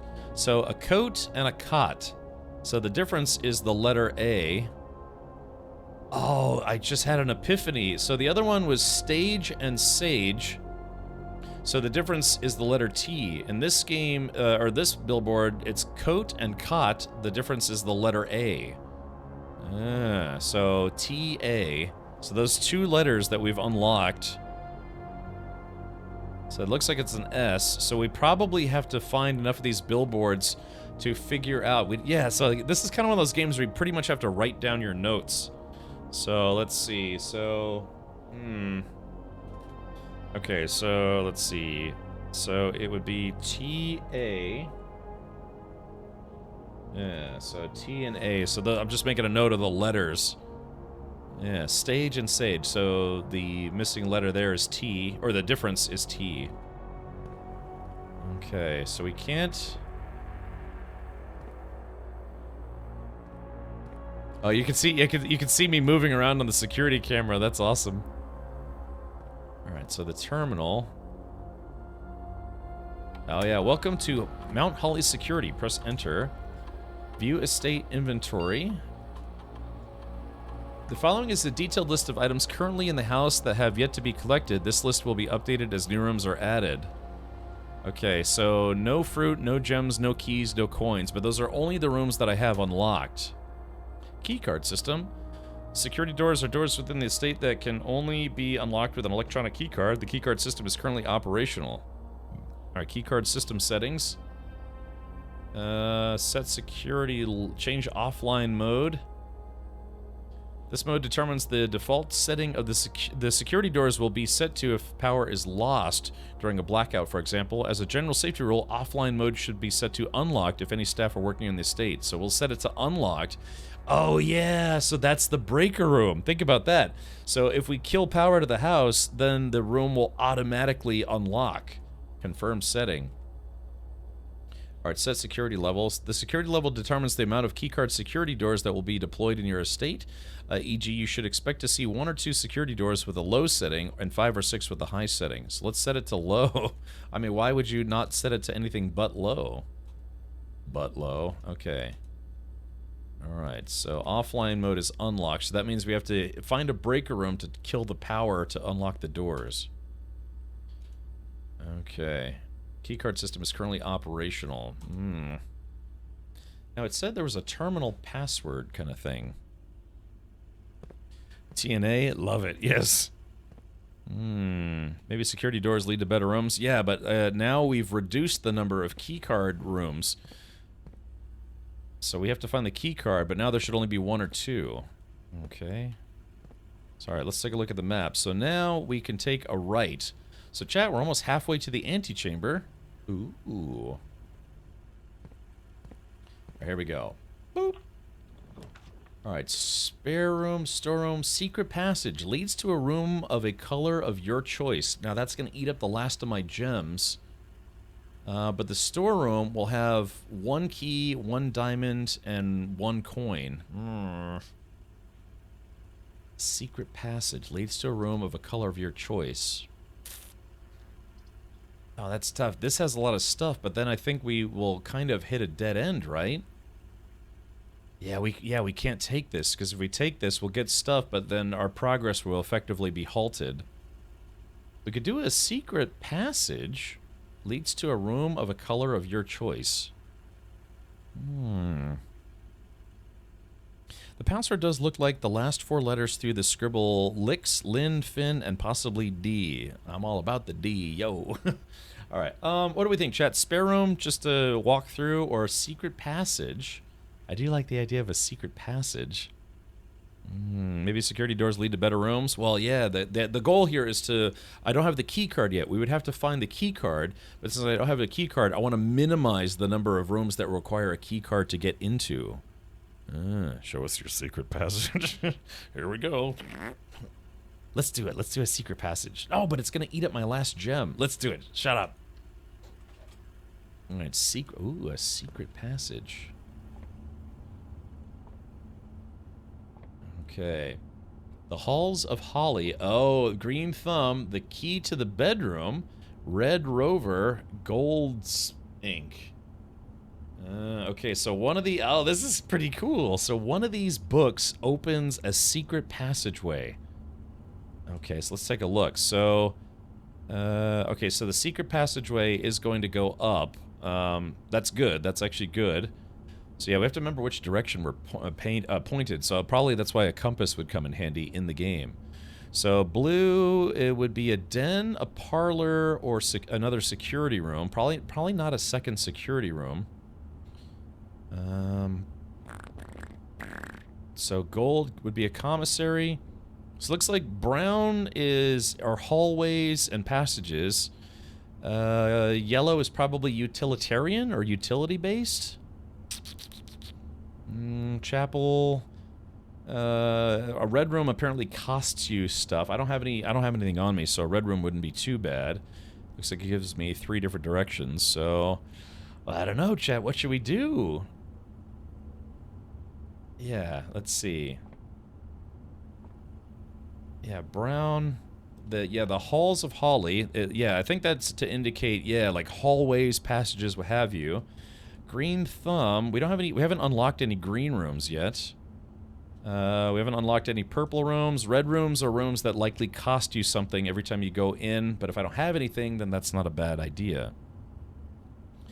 Then there's like like the light gold is like a commissary. That's the only one, so we might have another commissary. 2 pics on the wall also. Yeah, we have a picture of a shrubbery. And then we have a picture of, it looks like a military aviator. I don't know if those are supposed to indicate anything, because we've seen various paintings. I'm a people person, red rooms. I deal with the people. Who did what now? Thanks, Twitch. You're welcome. Okay. Well, I'm torn. Yeah, should we... The key to the bedroom. So that could be... It could unlock a bedroom. Because when we on day 1 we unlocked a bedroom, but the bedroom I think only had 1 open door. Pilot plot. Oh, you're right. That's right. Yeah, hold on. Yeah, pilot and plot. So that means the letter I. So yeah, hold on. So maybe the letter I? Oh, but what about... Yeah, that means we'd have to go back to all the other rooms. Oh no, we'd have to go back to all the other rooms that have pictures in them. Yeah, pilot plot. Oh yeah. The board looks like House on Haunted Hill. Neat. Oh yeah. Okay. Alright, let's see. Green thumb. I'm assuming green thumb is probably going to lead us maybe to a garden? Like a garden of some kind? Yeah, so this is hallways and passageways. This is probably maybe leads us outside and then back into the house. This is probably bedrooms and maybe, I don't know, some of the room we haven't seen yet. Red are rooms that probably cost us things. And gold is probably utilitarian rooms. So out of all of these, what are we thinking? I kind of want to go with green just to see if I'm correct about, you know, leading into a passageway. It's a board game in case you're not familiar. What is a board game? You mean this? Kind of based on a board game? You need to use dead-end rooms too to remove them from your selection pool, or you can be left with only them in your selections. Oh, I see logos. Alrighty, good to know, good to know. So we'll backtrack to the chapel and the den, particularly the chapel, right? So I could backtrack to the chapel, and then we can, if we have a dead end option, we can dead end the chapel, because I don't want to impede my progress going up to the antechamber. So yeah, we can fall back to the chapel. We can fall back to the chapel. Okay, I guess we'll try green. See. Yeah, that's just it. But I'm afraid, yeah, if it's a garden type area, it may be a dead end.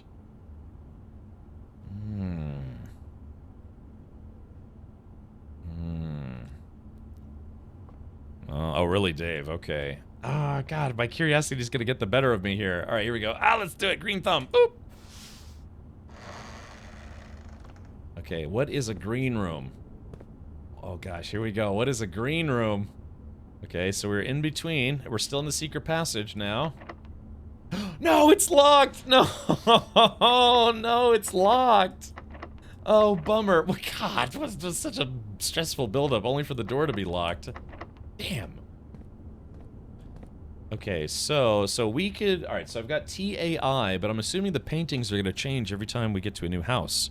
So this is dangerous, chat. Why is this dangerous? Because if I don't find a key, that means that I'll only have the ability to go from the den up. Because this is effectively a dead end until we find a key. So I'm thinking we go back to the chapel. Yeah, we're gonna go back to the chapel and see what we can open here, including one of those dead end rooms, like a breaker room or something. Wait a minute. So only key card rooms would open. Only key card rooms would open if we kill power to the house. Aaron Hork says, this is Blueprints? Yes, this is a game called Blueprints. It's a game where you have to find the 46th room, a hidden room of a mansion, using a kind of like a tiled room system. And it's a roguelike game, meaning that the house, the interior of the house changes. It's like a kind of a haunted magical house kind of thing. Entrance hall. Oh, yeah, you're right. The entrance hall as well has 2 doors. Oh, yeah, there's a hallway. Wait a minute. So, yeah, so we could go all the way back to the hallway. And then, yeah, you're right. So we have 3 rooms here, because you only have a certain number of steps every day, 41 steps. Sorry, Friday Brain, the board looks like the board from the game Betrayal on House on the Hill board game. Sorry for the confusion. Oh, okay. Someone said there's another board game that was like, yeah, like Manic Manor or something like that. Yeah, so yeah, the game is called Blueprints because you play the nephew or something like that, the nephew of this really rich guy who is challenging you to find that room. It's part of the terms of his will that you cannot inherit the mansion unless you can successfully find the room and bring proof that you found the room. Yeah, Mystery Mansion. Yeah. Okay. All right, so we're just going to go ahead and... Oh, this door is blocked. Oh, hold on. Yeah, we're going back here. So... there's a security room, but the door is blocked. So every time we enter a room, I lose a footstep. And then there's certain rooms that will actually let you regain footsteps. Hey, Stinky. Hey, Cheetah, welcome. Yeah. Oh, man, it makes me feel special when people come in and say hi. You know, I've been doing this for 10 years and it never gets old. Yeah. Okay. And then, yeah, there's like these billboards and, hey, so let's do this. We can collect the letters from all the paintings that I didn't look at. Okay, so yeah, without. So stage and sage, so that's the letter T. Because again, we're trying to find the passcode to some kind of terminal. Let's make sure, okay, so we're gonna go down, let's go all the way down to the entrance hall and then take a left to expose this room right here. Sorry, my camera's in the way. So you could totally fail this game and never finish it? I don't know, that's a question. I don't know how many days this game gives you. I guess it's only over until you beat it, maybe? I'm back. I missed any dad puns. Oh, yeah. Oh, yes. Quite the mic. It's going well. It's going well. We're checking out this game. Rod and Road. Okay, so that's the letter A. Yeah, so this is a road. Robert Frost, the road. Less traveled. So that's road, and then this is Rod. So what's the difference between the two? The letter A. So now we've got... let's see, we've got T-A-I-A are the letters we've collected so far. This is kind of one of those brain games where you gotta, like, brain your way through the game. Aaron, oh yeah, sorry, Aaron, did you hear anything I said about the game? Yeah, because it's called Blueprints, which is a play on the word blueprints, because you're the Blue Prince, aka the nephew of the guy who died. Oh, okay. Yeah, so this is a game where you have to find a hidden room. This kid it was named in the will as the heir to this super rich guy's estate. But the guy said, "Hey, but before you can inherit it, you have to find my secret room." This mansion officially has 45 rooms, but it actually has a 46th room. And if this kid can find that room, he gets to inherit the entire mansion. There are like 5 clocks in that den. Yeah, I'm noticing. So this one, yeah, so that's 12, what is that? 12:07. Let's say 12:07. Yeah, and this is, so this one is moving. But the question is this moving as well? Okay, so they are moving. 12, so it's, I guess this, yeah, it is moving. Okay. Yeah, exactly. What's the significance of this room having 5 clocks? And all the times do match. Yeah, so it looks like they are all working in unison. Yeah, it's kind of a weird puzzle game. Okay, so we're gonna go out of the den into the parlor. Yeah, we're losing footsteps though. Dang. Yeah, there's also these puzzles to like earn loot. Okay, here we go. So that's 36. Okay, so we're going down to this room to see what this room is. Inheriting a house, so it's a fantasy. Yeah, well, just My parents own a few homes, and as much as I'd love my parents to live forever, I guess that's not going to happen. So at some point, I'm going to have to figure out. Yeah, my sister and I think my parents already told me my sister is the executor of their estate, but we're both listed in their will. So. Really like the art style. Yeah, Cheetah, it's kind of interesting. Oh, by the way, if you have Xbox Game Pass, you can play this game on Xbox Game Pass. I'm playing this courtesy of Microsoft. Nora Stream says, you're always playing games I'm curious about. I love it. Are you feeling curious? About games. All right, here we go. All right, so, ooh. +1 stars for each time you've drafted an observatory. Well, unfortunately, it requires a gem to unlock this room, which I don't have. A guest bedroom. Hey, a guest bedroom would give me 10. Oh, this is tough.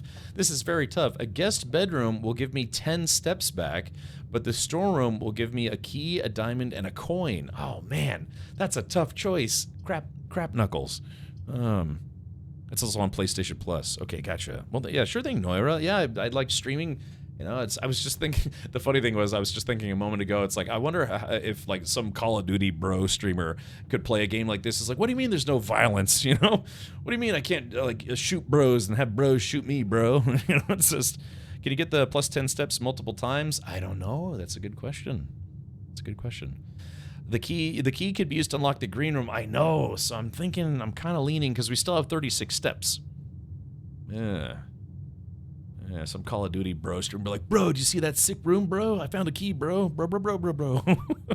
We need a key and you're running out of dead-end possibilities. Why, yeah. So, like, if I look at this, I still have, hold on, I'm getting rid of my stupid face. I still have this opening, and this opening. But you're right, if we get a key, we can immediately go back to the secret passage. Alrighty, well, I guess we'll have to do it. We'll get some fuel for the fire. Boop. Tough choices. Okay, we got the coin. We've got a key. Yoink. And we've got a jewel. Boop. Okay, so there's a hand with a crowbar. And then there's prayer and prior. So the difference is yeah, prayer and prior, as in like prying something open. So yeah, so that would also be the letter A. So we've got, so far the letters we've collected are T-A-I-A-A. Man, I wonder what word that's gonna spell. I'm in the soup, Ilsa. It's just soup. What? You should put your face in the middle of the screen. Yeah, exactly. I should just move my face to the... I mean, I could. I guess, hold on, let's see. Tab. Where would be a good place to put my camera where it's not in the way? I guess I'm really only blocking part of the map, so... Okay, so we've got... Yeah, and there are also chess pieces. So this is a pawn. A pawn can go 2 spaces on its first move, but only 1 space after that, and it takes other pieces by moving diagonally. So I'm not sure if that's going to factor in, but we keep finding chess pieces. My favorite. Where's Admiral Nolan when you need him? Give me food, give me fire, give me deep wabba da. Bro saying bro too many times, bro, is not cool, bro. Yeah, if you start and end all of your sentences with the word bro, you need to go back to school. Yeah, probably remedial English. Terrible. Okay. Alright, so we've got the key. So now we're just gonna go back to the secret passage. Alright, so every time we enter a room, we lose 1 footstep. Oh, that's why it's tough, man. Getting a guest room that gives you back 10 steps. I can imagine it's only once. But once is better than nothing. And we would never need to go back into that room, right?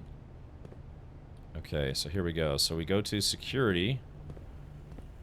And then we take a right to the secret passage. Hopefully this was worth it.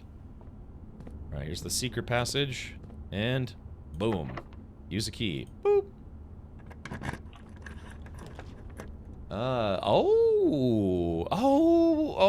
Hold on. Okay, aquarium. Aquarium is every color of room, special cost bypassed.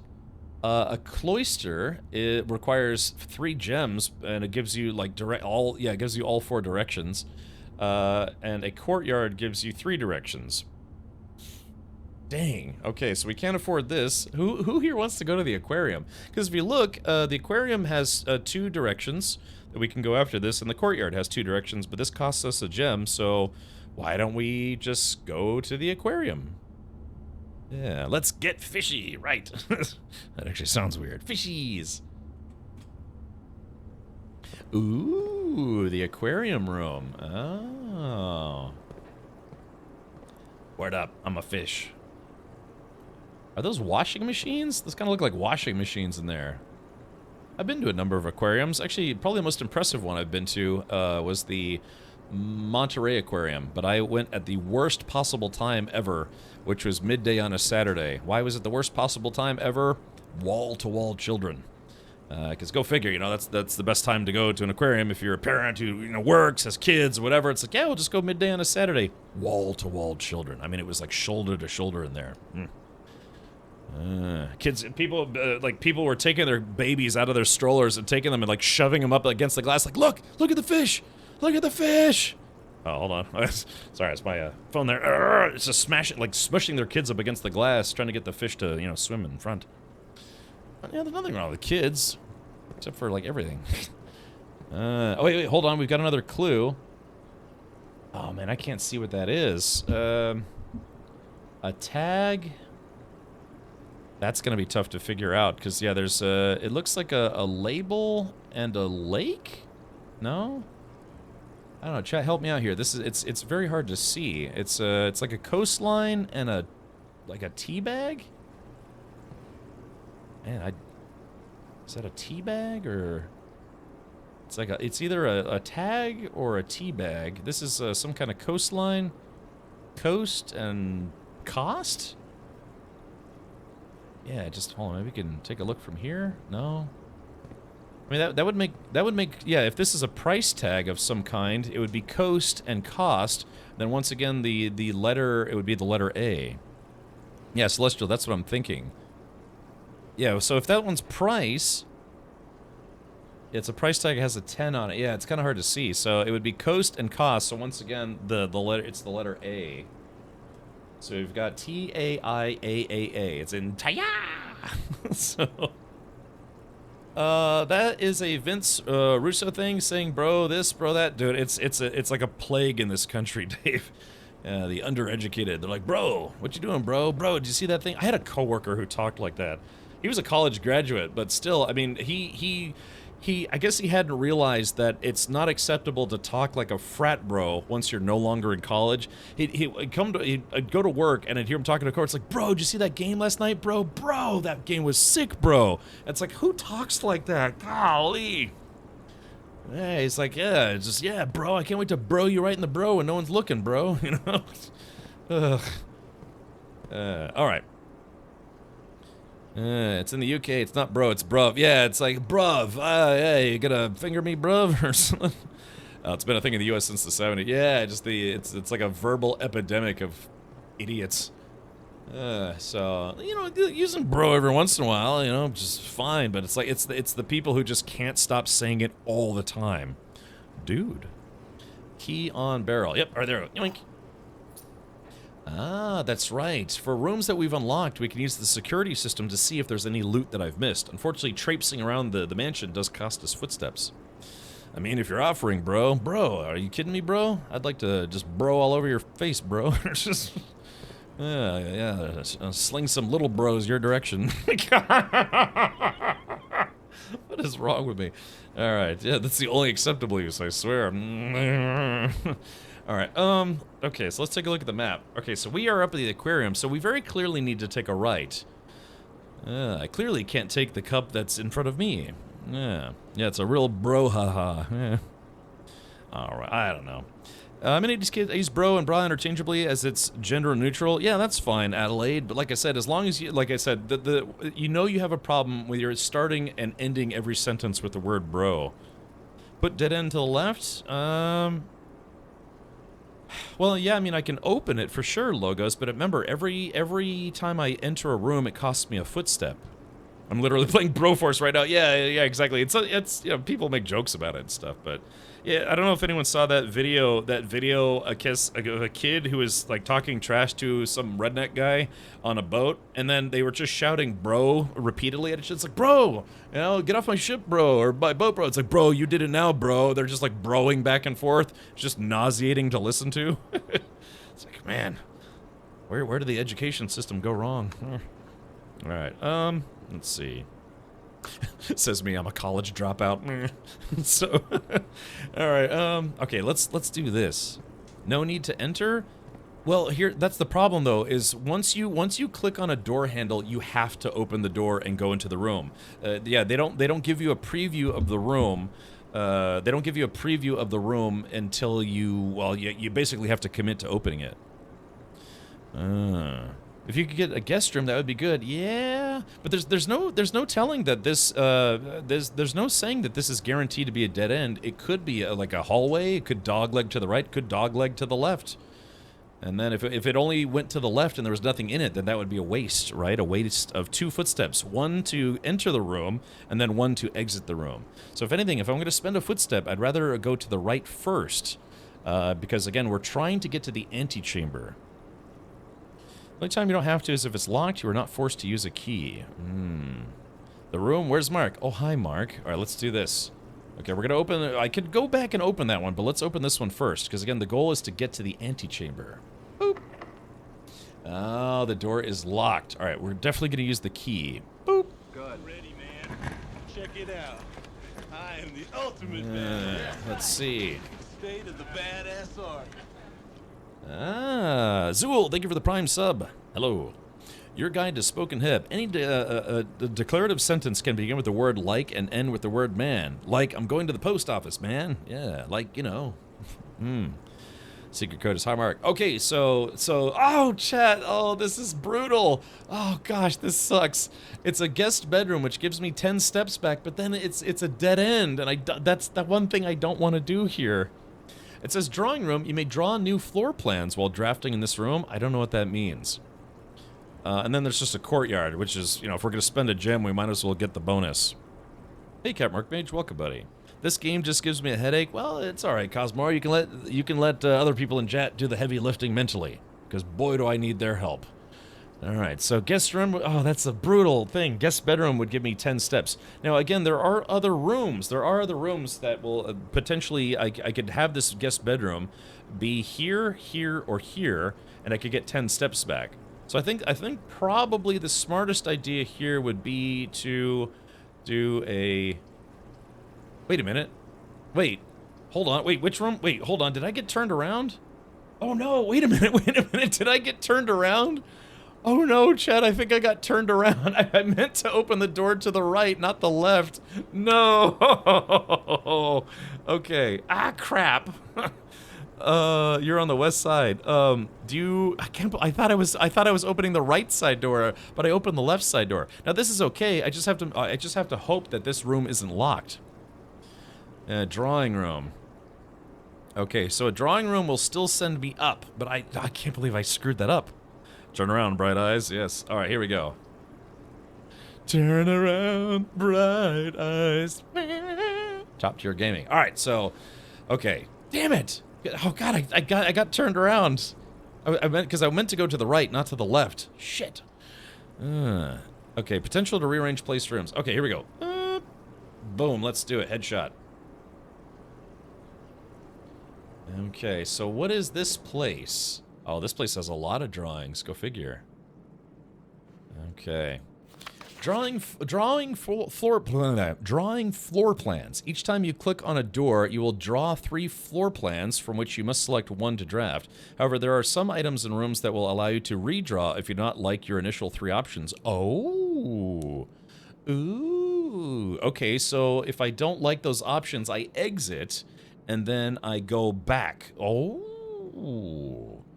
Ah, okay, so that's interdasting. Okay, let's see if there's any loot. Okay, so now, yeah, so this goes down, which I kind of don't want to do. I want to go up. Remember, the goal is to get to the antechamber. Yeah.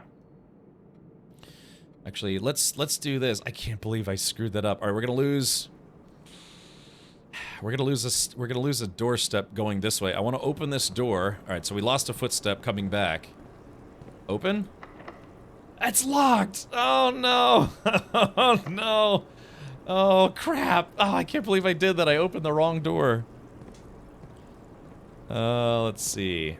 Okay, so chance of a guest room. The goal, like I said, the goal is to get to the antechamber. We're just, let's see, 1, 2, 3, 4, 5. So we're just 1, 2, 3, 4, 1, 2, 3, 4. So we're four rooms away from the antechamber. Okay. But Legorex suggests trying to open a room south anyways, and then I could re-roll. Okay, so let's do this. Alright, so we can open it. It's locked! Oh no, this room is also locked, and I don't have any more keys. Oh, that's not good. Oh, hopefully this room isn't locked as well.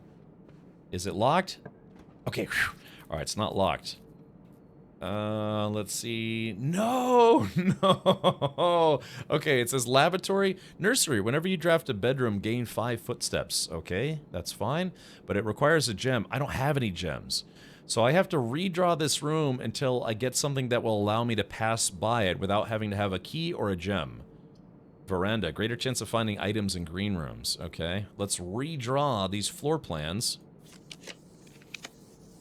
Okay, gotcha. Okay, so there's a nook. Oh, wait, yeah, this would be good. A nook has a key. A nook has a key. Dark room, you cannot see the floor plans while drafting in this room. Okay, and then kitchen, food for sale. I don't know why we would need food. I only have 1 coin anyways. So I'm thinking the nook would be probably the best option, because what this is going to do is this is going to put us, you know, 1 square closer to the antechamber, and it's going to give us a key. So I think what we're going to do is we're going to take the key.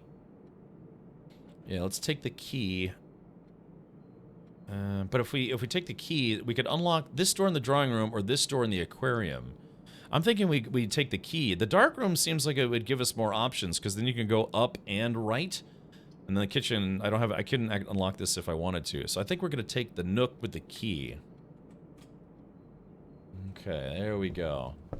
And then, let's see, so that's a spine. We got the key.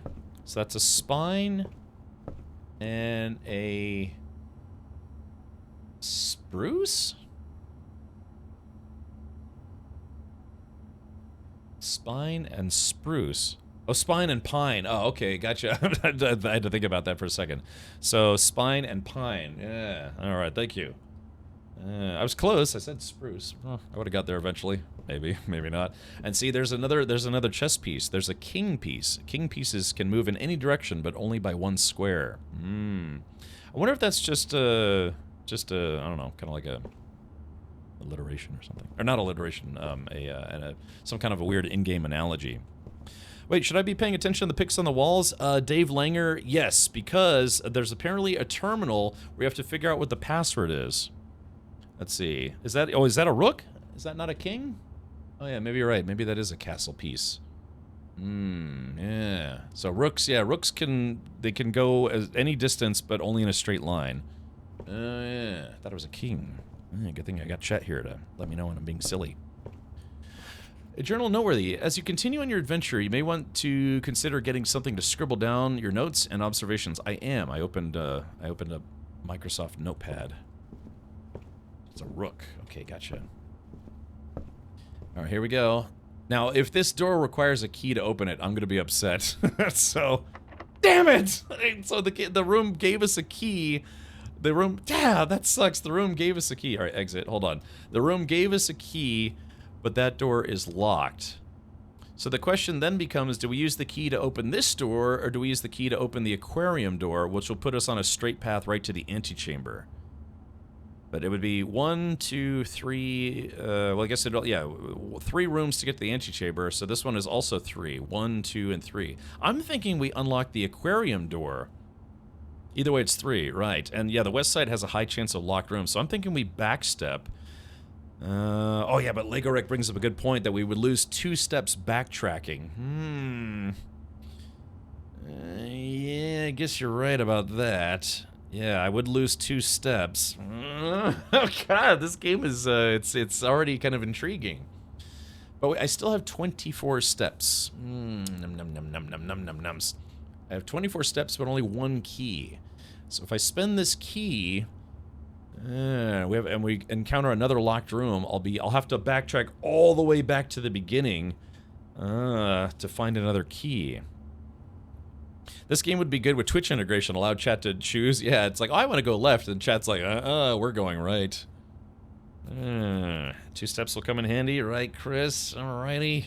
Yeah, I guess in the interest of, it would be 1, 2, and then 3. It would actually be 3 steps to unlock a room, whereas this one will only take 1 step to unlock a room. Alright, I guess you've convinced me. Alright. Use a key. Alright, please let this be good. Boop. I could see, dude, when I started streaming, there's a guest bedroom with the 10 steps. Then there's a lavatory, which is a dead end. No, chat. We can't afford it. Oh no, we can't afford it. Yeah, it's the passageway, but we need 2 gems. Now you've done it. Well, hey, look, if I have to backtrack, I might as well get 10 steps. Yeah. Okay. So we don't have the gems to unlock this passageway, which would have been great.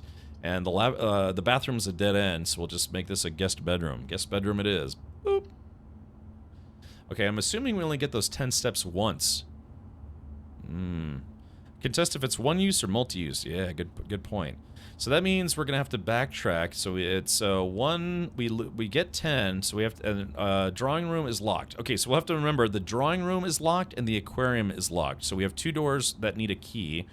So now we have to backtrack all the way back down to the den, the chapel, and the entrance hall. I'm thinking we go all the way back to the entrance hall. Or would that be stupid? Maybe that would be a waste of steps. You'll need to go all the way to the den. Yeah. Alright, let's do it. Alright, plus 10. Stupid horse penis. Oh, jeez. Alrighty. Let's see. Okay. Let's see. So that's time, that's a clock, and that's time, and that's a tie. So the difference is the letter M. Yeah. Okay, so we got the letter M. So I've got T-A-I-A-A-A-S-M. What the heck is that supposed to spell? Miatas. Alright, hey, oh, wait, we found a gem. Boop. So, hey, as a matter of fact, we can go back to the security room and use the security system to see if there's any loot that we may have left behind. M as in Mancy. So, I think you ignore the extra letters. Oh, okay, so it's T-I-M-S, Tim's so far. So if we have duplicate letters, then maybe we ignore them. Okay. Sinclair, just wanted to write you a quick note thanking you for the weekend. I had a thrilling time on the hunt with Lord Evanson, whose peculiar personality somewhat made up for your own absence. I also got to appreciate your new game in the billiard room. It's been ages since I've seen the billiard room in the house. I was beginning to suspect you retired the floor plan. It was well worth the wait, though, as I always enjoy your mathematical puzzles and appreciated that I didn't need to know the rules of darts to play your variation. Wait, billiard room. Okay. Hoping your health improves shortly. Alright, so that was the nice little note left by a guess. Okay, so we got 10 steps back, so that's good. Plus we got an extra clue for the machine that we undoubtedly have to hack at some point. Okay, so we can test this. If I leave, it goes down to 32. If I go back, 31. Oh, yeah, it is. It's okay, so it is only one-time use. Alright, so I just lost some steps there, but that's okay. It was worth testing. Now I know for the remainder of the game that it is plus 10 only once, which makes sense. Are the same rooms always locked for each room type every new day, or is that random? It's random. It's all random. It was for science. Yeah, it was a learning process. Okay, so we're going to backtrack all the way to the security room, and then we're going to check to see if maybe there's any loot I left behind by mistake. So that door is locked. And that door is locked. That's the door I meant to go into, but I screwed up. I got a little turned around. Okay, so there's that. 27. 26. Let's go use the scanner, the computer. Alright, press enter. View estate inventory. Okay, all right. So the following is a detailed list of items currently in the house that have yet to be collected. This list will be updated as new rooms are added. So this just lets you know that you haven't missed anything, which I haven't. Okay. Exit. This is solitaire for architects, likely to be dead-end seeds. Yeah. There's no guaranteeing that maybe... Yeah, I wonder if that's the case. I wonder if there are unsolvable versions. Looks like this runs really well on the deck. Seems like it'd be a fun game to play on the couch. Yeah, or maybe on an airplane. Gosh, can you imagine? This is the kind of game that would probably just delete like 4 hours of your life. You're like, oh, I guess we're arriving already. It's like we're on our downward approach. All right, so we just need to go down to the commissary, then down to the den, and let's immediately take a left out of the den. Okay. All right, here we go. Oh, I got a message here.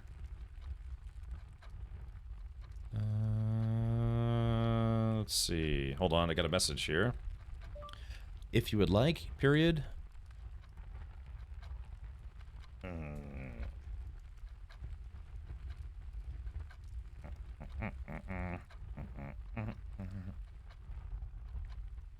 Okay, there it goes. All right, sorry, this was my father. Asked me a question. That, or you get so frustrated you throw it and knock out a flight attendant. Yeah, right, Saber in space, maybe. Okay. Alright, so here's the den. So the den already has a gem, but I already collected it. It's funny, though, it says inventory. I don't know if there's supposed to be stuff that I'm going to collect, and also, I don't know what this square is for. So we've got 1 gem and 1 coin. Alright, here we go. Okay, ooh, a rumpus room. No! Okay, gosh. Oh, gosh, I was about to say, it's a gem requirement. I'll get 8 coins, but I have no idea what the coins are for. Oh, it's for the commissary, that's right. Oh, yeah. Okay, looks like, so if we go in, this technically, so if we bring this up, we are in the den, and if I unlock the courtyard, it's just going to go more east. But it also will give us a way to go down. But the rumpus room would give us 8 coins, which I can use at a commissary. Do you have to fit all the rooms into this grid map thing? Yes, you do, Lava Monk. Yes. You're effectively uncovering the floor plan of a mansion. Is rumpus where you romp? Yeah. It's kind of a, I don't know, just kind of a hangout spot where you can go, I don't know, bang people, maybe. So what do we think, chat? So if I do the courtyard, it'll give me 2... Well, no, because there would be no point to this, because I already have a door that goes from the chapel into whatever room this might be. So yeah, the logical choice here is the rumpus room. And I don't want to do a dead end here, because I'm hoping the rumpus room will go to another room that will go up. Again, the whole point is to go to the antechamber. So if I don't find a way up here or find another key, this ends our run for today. Better than the Krampus room, yeah. Okay, so here we go. We're going with the rumpus room. Is there anything ever in the lavatory? I think it's just a dead end. Okay, who's this guy? Insert, oh, we have to insert a coin to, what do you think this guy does? First things first, we need to collect our coins.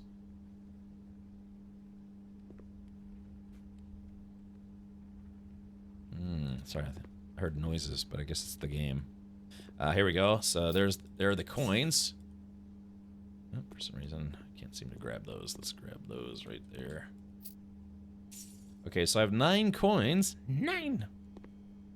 Okay, so we've got clock and lock. So the difference is the letter C. Okay, so except for repeating letters, I've got T-I-S-M-C. Are you able to make a word out of that? Probably. Okay, here we go. Al Zara. Al Jazeera News. Here we go. 3, 2, 1, insert.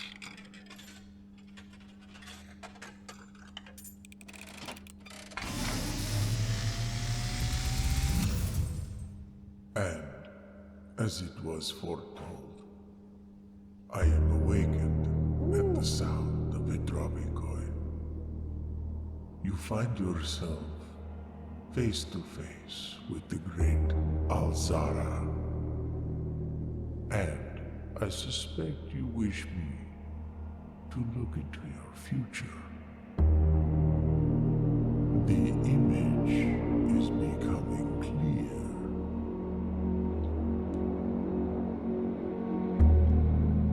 I see a is standing on a shore of white sand. He is looking for something. Something he was told he would not find. I see a black cat tied to a red flag. I hear the wind blowing, but the flag does not stir. I see a door marked by a rogue moon. A door that is always locked, yet has no key. It is the door you have been searching for, yet will not find. A lost room beyond the dark waters. What you have heard here has been foreseen by the great Alzara.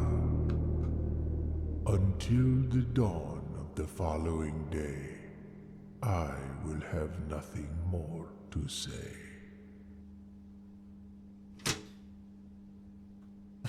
Alrighty then. Yeah, so it's that was peculiar. I don't know if that was supposed to really help us. There's another chess piece there. That's another bishop. Let's see. Try to get rid of lavatory. It'll get stuck with it near the end. Logos games. We have the entrance hall and the chapel to get rid of the lavatory if I have to. So yeah. Oh no! And oh crap! Whenever you enter the chapel, lose 1 coin. Oh no! Urgh. So it'd be best to go to the commissary. Okay, let's do this. Yeah, we got to get rid of that bathroom. You're right. Okay, so let's see. Terrace. Green rooms do not cost diamonds to draft. So that's a terrace. Green rooms do not cost. Okay, so if we unlock the terrace, that means we can. Nursery. Oh yeah, whenever you draft a bedroom, gain 5. Bedroom. Whenever you enter this room, gain 2. So that basically. It's kind of like a free room, because it costs 1 step to enter a room and 1 step to exit a room, so this means I would always get refunded. But if we use this terrace at a dead end, it means drafting green rooms won't cost any gems. That would be good, but unfortunately not here, because I need to be able to take a left, so we're going to go with the bedroom. Yeah, because again, I have to keep. The whole point of this is to get up. We were so close to the antechamber, but yeah. Unfortunately. Yeah, I guess from what that guy said, we can use him again tomorrow in-game. Like, in-game tomorrow. Alright, well, here it is. We got to the bedroom. Okay. Coin purse. Each time you collect 3 coins and earn additional 1 in interest.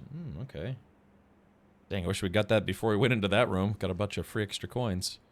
Alright, so more chess pieces. I don't know if those are any significance to the chess pieces or not. Okay, so that's mountain. Mountain.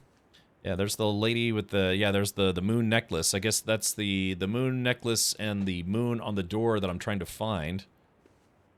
Okay, so mountain and peas and I guess peas and peaks. Yeah, that's what that's got to be. So it's the letter K. Yeah, it's, like I said, a little bit of a brain buster there. Mountains? No, those are peaks. And those are peas. Peas in a pod. So the difference there is the letter K.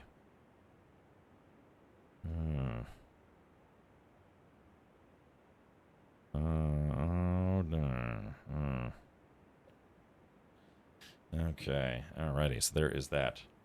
Got all that? Good. The lamp looks like a pawn. That's not interactive. Okay. Uh-oh, hold on, what's this? Yeah, Reddington. Greetings from Reddington. Hello. There's no way to flip this over. Okay, so yeah, no keys, no hidden coins. There was the coin purse. So is this door locked? If it's locked, we're hosed. Okay, here we go. Okay, not locked. Let's see. Okay, a corridor. A corridor is always left unlocked. Closet, 2 items. No, we can't use that right now. Office, opportunity to earn and spread coin. It requires 2 gems, which I don't have, so we have to go with the corridor. Alrighty. Okay, any loot? Just gotta be careful. There's... Wait, and sand. Okay, so it's letter S.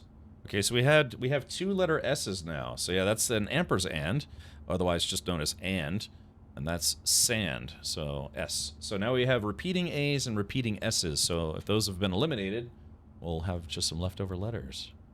There's the outside place. Man, this guy's got a really... Can you imagine? This guy's got a baller place. Okay, here we go. And it says it's always unlocked, so I don't have to worry about a key. Boop.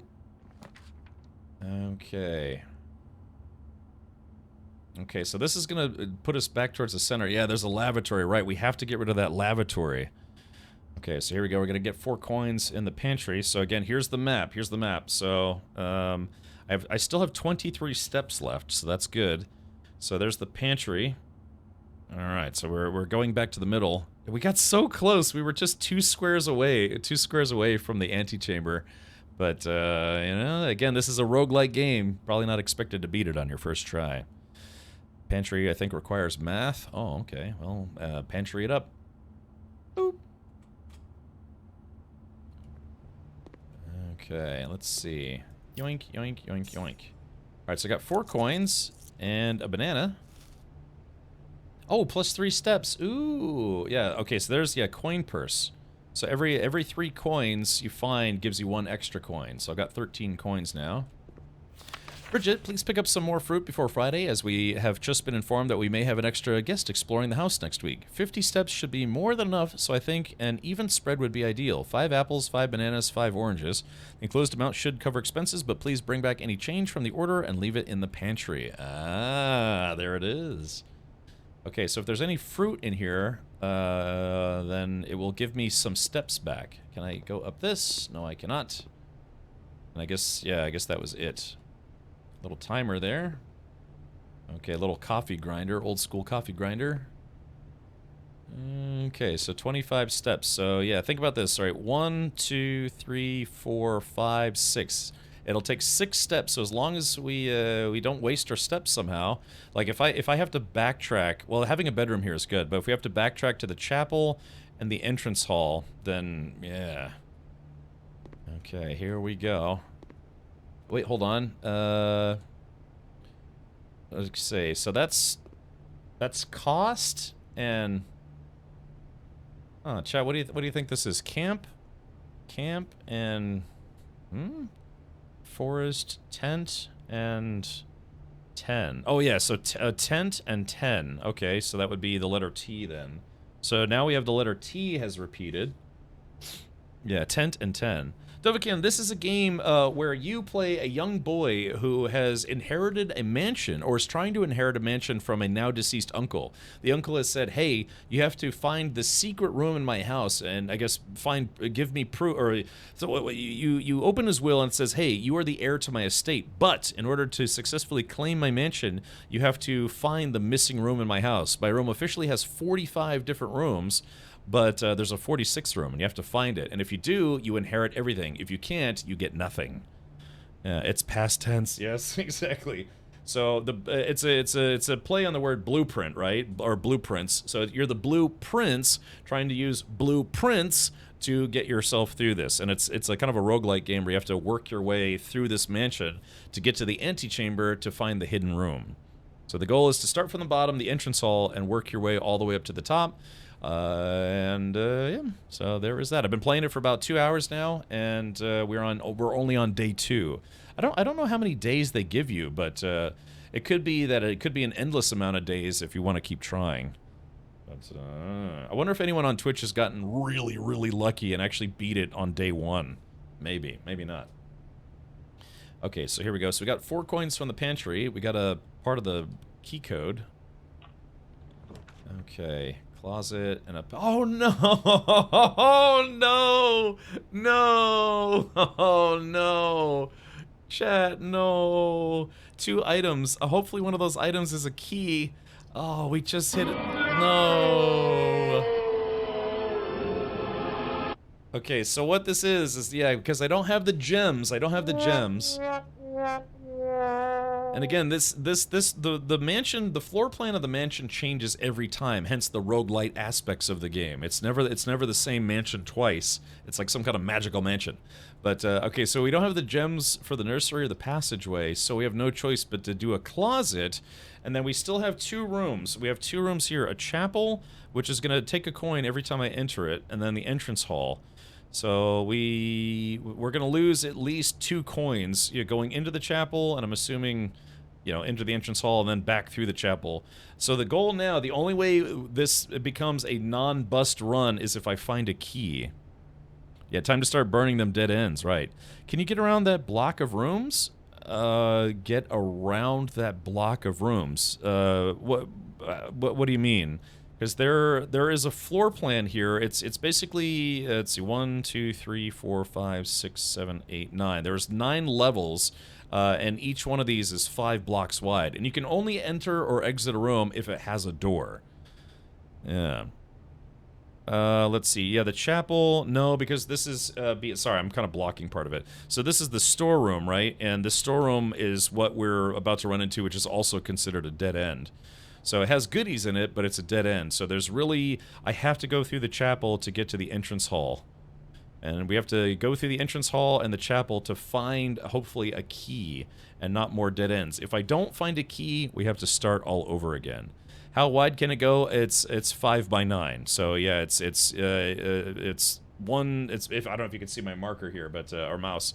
So it's 1, 2, 3, 4, 5. It's 5 wide. So yeah, there's no way. What does the sledgehammer do? I don't know. We haven't figured that out yet.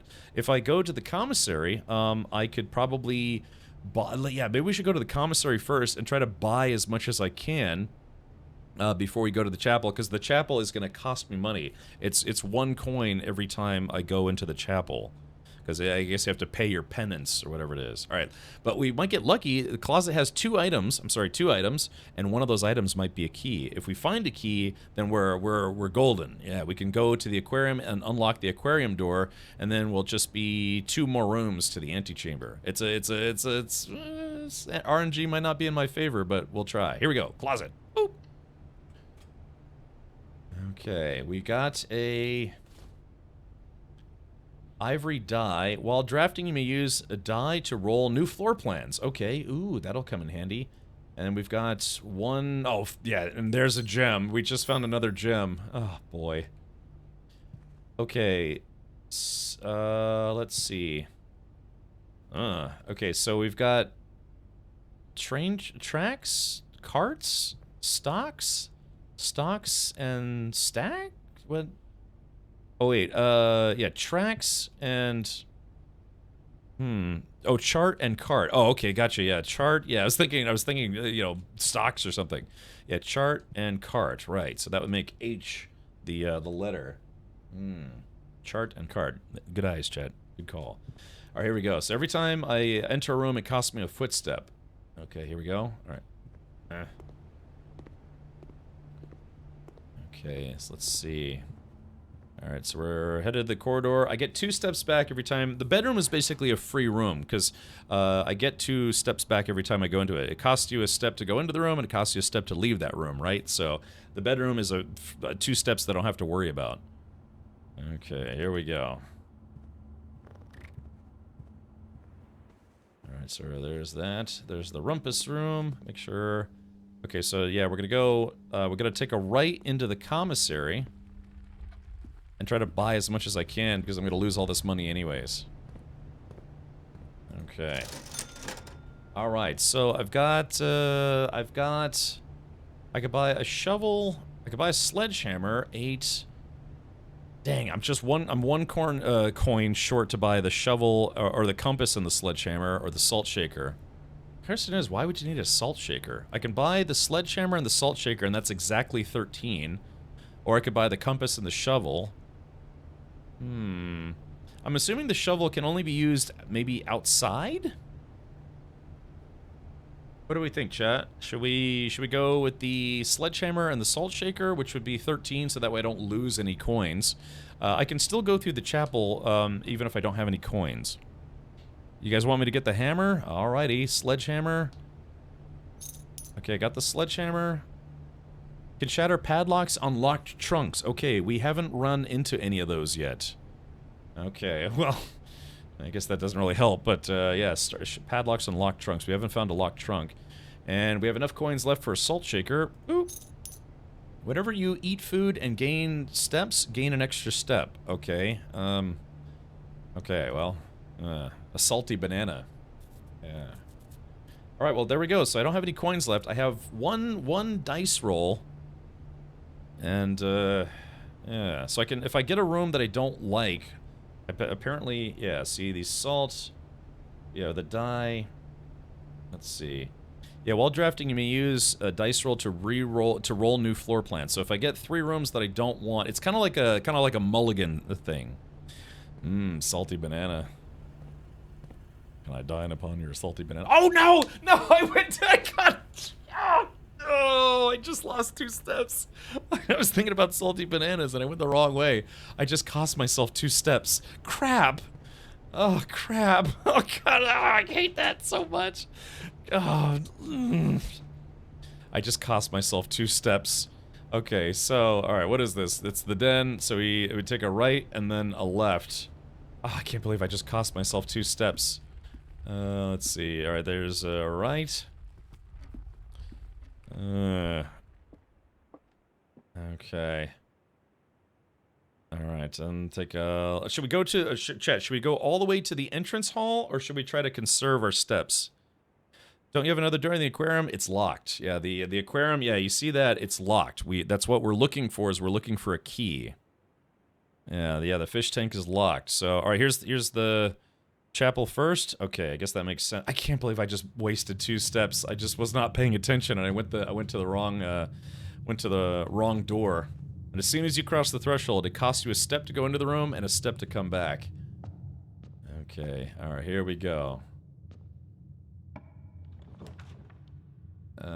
Let's see. A dark room. You cannot see the floor plans while drafting this room. Okay. So, the dark room, I can't afford a passageway. We could go ahead and get rid of the lavatory, but then, if we get rid of the lavatory, that's fine, but, if we don't have a key, this is game over. So, we would have to absolutely find, there has to be a room that we can find a key in. So, but if we use the dark room, that'll give us another room to possibly find a key in. Yeah, it says you cannot see the floor plans while drafting in this room. So that means, I'm assuming that means that once we get to the other side, we won't be able to see what kind of room we're choosing. So what do we think, chat? Should we go ahead and get the bathroom out of the way? Or should we... I've only have 14 steps left. So, actually, as a matter of fact, hold on. Let's see if I'm hosed mathematically anyways. So, 1, 2, 3, 4, 5, 6, 7, 8, 9, 10, 11, 12, 13. If this, yeah, okay. If we don't find a key in this next room, we are mathematically eliminated. Yeah. Oh, gosh. Oh, gosh. See what the dark room is. Yeah, but that's what I'm saying. I wasted 2 steps, so, again... Unless you get food. That is true. If we get food, yeah. I just realized it's like, yeah, we're about to get mathematically eliminated. Or do I use my die to re-roll the rooms? You could get more steps back. Right. So if I think the lavatory officially doesn't have anything in it. I'm basically generating a dead end. But the problem is, it's like the last thing you want is to get the room right before the antechamber and have to choose the lavatory, right? And then you basically just raffle-pwned yourself right at the end. So the question here becomes, here, let me move my camera, I think. Yeah, let me get this. It's probably a better place for my camera. Right, there we go. Just right about there. That should be good. Right. There we go. So I'm not covering up the map.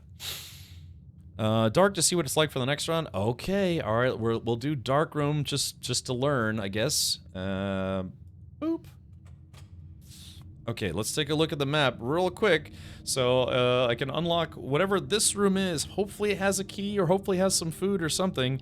Because if I go into this room and then go to this room, the next place. Oh yeah, maybe this might be one of those rare games where I can actually put my camera right in the middle of the screen. You know? Yeah, there we go. Yeah, well, let's see if we can right about there. Yeah. So yeah, this might be one of those rare games where I can actually sit in the middle of the screen. Usually there's always something in the middle on the bottom. I think getting rid of the lavatory is a good idea. Oh, yeah, sorry. Well, too late now, Cat Payne. Hey, Goonie, welcome.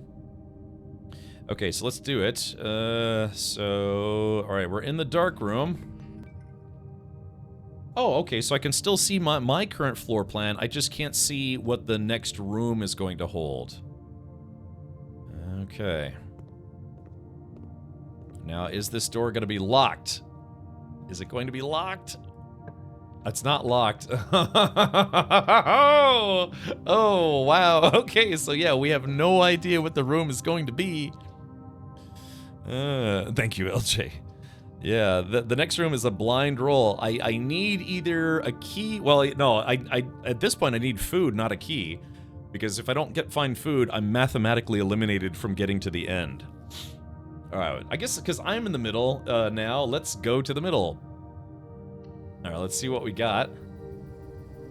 Oh, I think it's the terrace. Hey, we got some food. Here it goes. Alright, here we go. Let's see, how do I use the salt shaker? Whenever you eat food and gain steps, gain an extra step. Okay. Ah, so yeah, we've got a terrace. Oh, very nice. Okay, so we got a piece of food. That's an orange.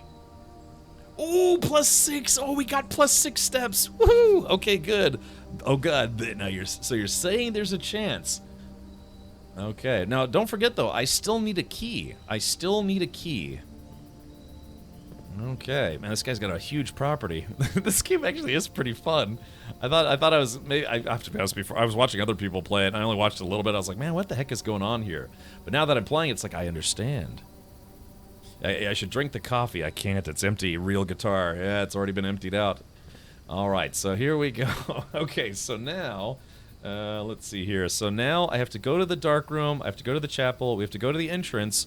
And if I unlock a room at the entrance hall and it's a dead end and doesn't have a key, then we're dead. Or we're not dead. We're stuck. We've basically got to solitaire where it's no longer beatable. Too bad you lose like 4 of those steps to get back. Yeah, that's what I was saying. You have to pay attention to the number of steps you're taking because you don't want to run out of steps. Could you imagine if I found a key but then I ran out of steps? How infuriating that would be.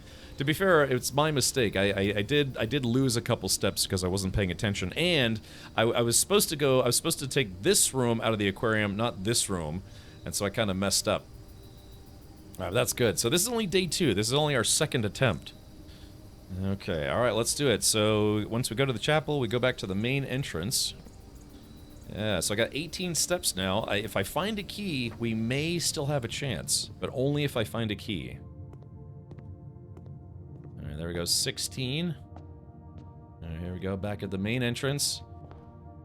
Alright, so there we go. So, let's see what we get. And I can re-roll. If I don't get something that I want, we can re-roll. What happens when you call it a day? Do you get more steps back? LJ, you have to start all over again. Your playthrough continues, but you have to literally start from scratch. Because it's like a magic mansion, and the rooms change every time you enter the mansion. Were there any keys in the dark room? Not that I saw, no. I mean, I kind of casually looked, but yeah, I didn't see any in there. Yeah, complete refresh, keep nothing. All right, here we go. Boop.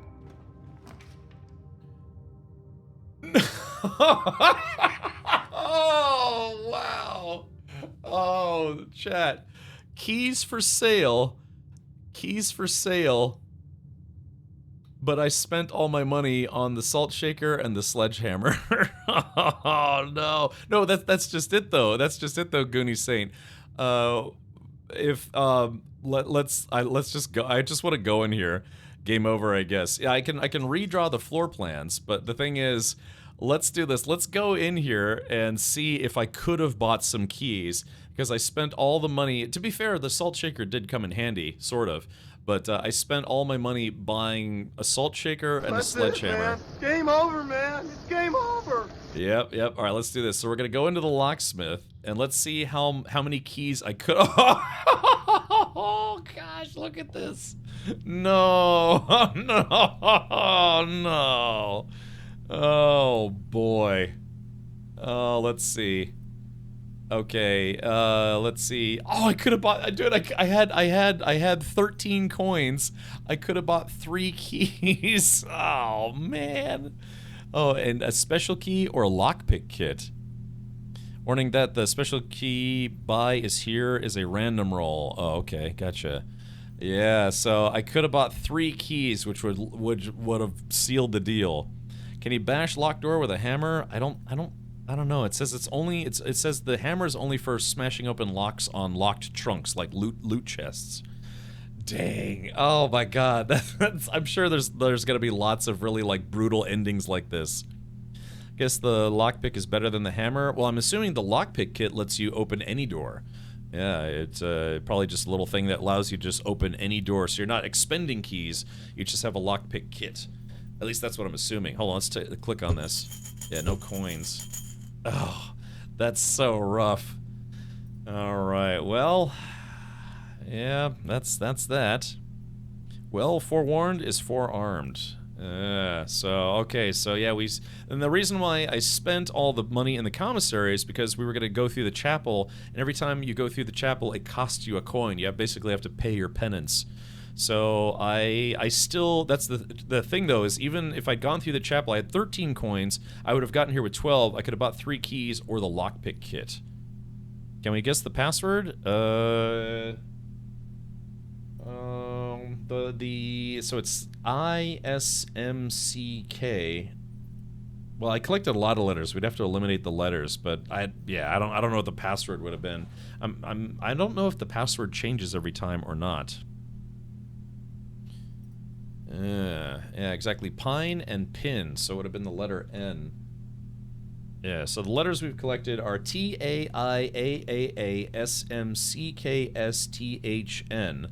So, and I think it said something about removing the duplicates, so it would be left with, you know, whatever that comes out to. Yeah. Let's see. Oh yeah, I'm sorry, not N-E. You're right. Sorry about that. Sorry, I'm mentally anguishing over the concept. Like, oh, if we just hadn't spent all those coins, I could have bought some keys, which is exactly what I needed. That's the whole reason why we came down here. All right, we'll tell you what, let's do this. Let's go to the dark room. I'm not gonna have enough steps to get back to the aquarium, but at least we can double check the dark room one last time to see if maybe there were some keys I left behind. Or maybe a key. So I did look. That'd be a bit cruel, huh, to hide a key in the dark? Yeah, nothing. I did kind of look a little bit. Yeah, nothing there. Okay, so let's do this. Let's go to the security room and see if there's anything I might have accidentally left behind. Yeah, a couple missteps. Oh, there was a painting here. Stairs and stars. Yeah, so it would have been the letter I. Question is, I don't know if the password changes every time or if the paintings change every time. Yeah, I'm assuming the paintings would change every time. Okay, so let's see. Okay, so it's a right, a left, and a left. Okay, so go right, and then left. Ah, this is where we spent all the money. I could have bought those keys. Okay, alright. So did I leave anything behind? Nope. Okay, so I didn't miss anything, so that's good. Exit. Alright, so here we go. 5, 4, 3, 2, and 1, and back into the commissary. The room that ruined it all. Boom. Yeah, alright, back down to 0. Oh, you've used all your footsteps and must now call it a day. You have pushed yourself to the very edge of exhaustion and must now return to your campsite to get some rest. You can continue your search tomorrow, however, the house might be a little bit different. Yeah, so that's where the roguelite aspect of the game comes. And it's a shame because I don't get to use this dice. All sales final, no returns. That's right. Can you sell? I didn't see any option for selling. Yeah, right, LJ, exactly. So now we know that the hammer, the salt shaker is used for giving you one extra step if you eat food. The sledgehammer is for smashing locks off of trunks. So that means there's also a shovel and a compass, and we don't know what those are for. Okay, alright, well, it is what it is. Let's see.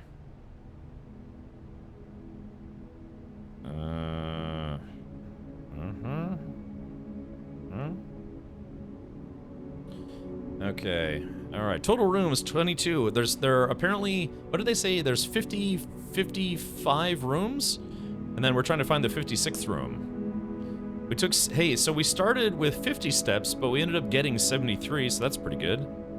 Yeah, we found 16 new rooms, so this was it. It's nice that they give you a recap. Save and continue. So I guess the goal then is how, if you say, if you beat this game, it's how many days did it take you to beat the game?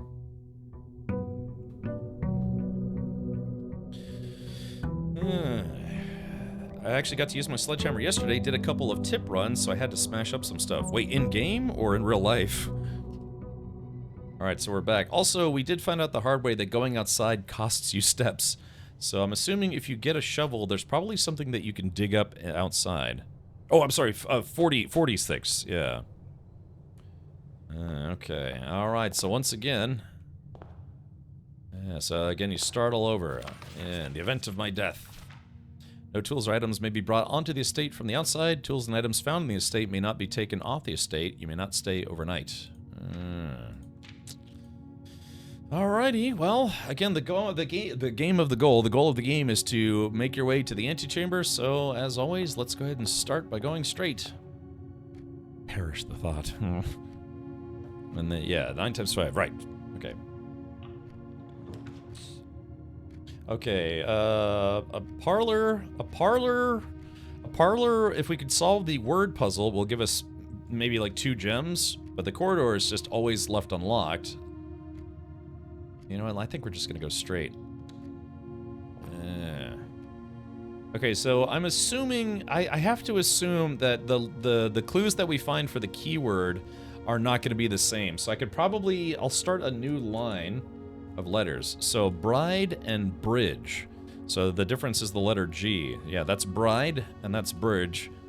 So we've now collected the letter G. Alright, there's hats. Just making sure I'm not missing anything. Alright, here we go. And what's behind door number 2? Okay, Alright, so we can take the nook, and that will give us a key. Or we can take the bedroom, and going through this room will not cost us any steps. So if we take the nook, that'll send us 1 room to the right. What do we think, chat? Free room? Basically, yeah, it's 1 step in, 1 step out. So this is basically, every time there's a bedroom, it means no steps are taken. Higher ranks have a better chance of being locked. Filling out the lower ranks to gain items might be worth it. Yeah, you're right, Ligorek. That could be a way to go about it. But we did get a key right off the bat if we take the nook.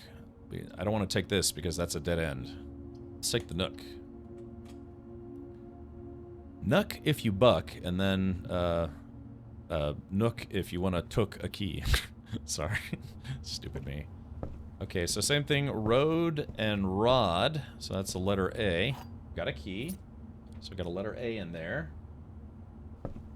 There's the king again, rook. The nook has a rook that I took. Okay, so that's gonna put us there. Yeah, just a reminder to take notes. I've got Notepad open. LJ says, but really, so you wanted us to have a dead end right at the beginning of the game? Just remember, I mean, that's a room that I apparently can unlock later on when it'd be more convenient. So say if I have to take a U-turn that goes back down to the bottom, I'd rather have a bedroom at the bottom than the top. Because, yeah, I'd personally and logically, I think it would make sense to make sure you don't have any blockers that impede your progress going towards the antechamber.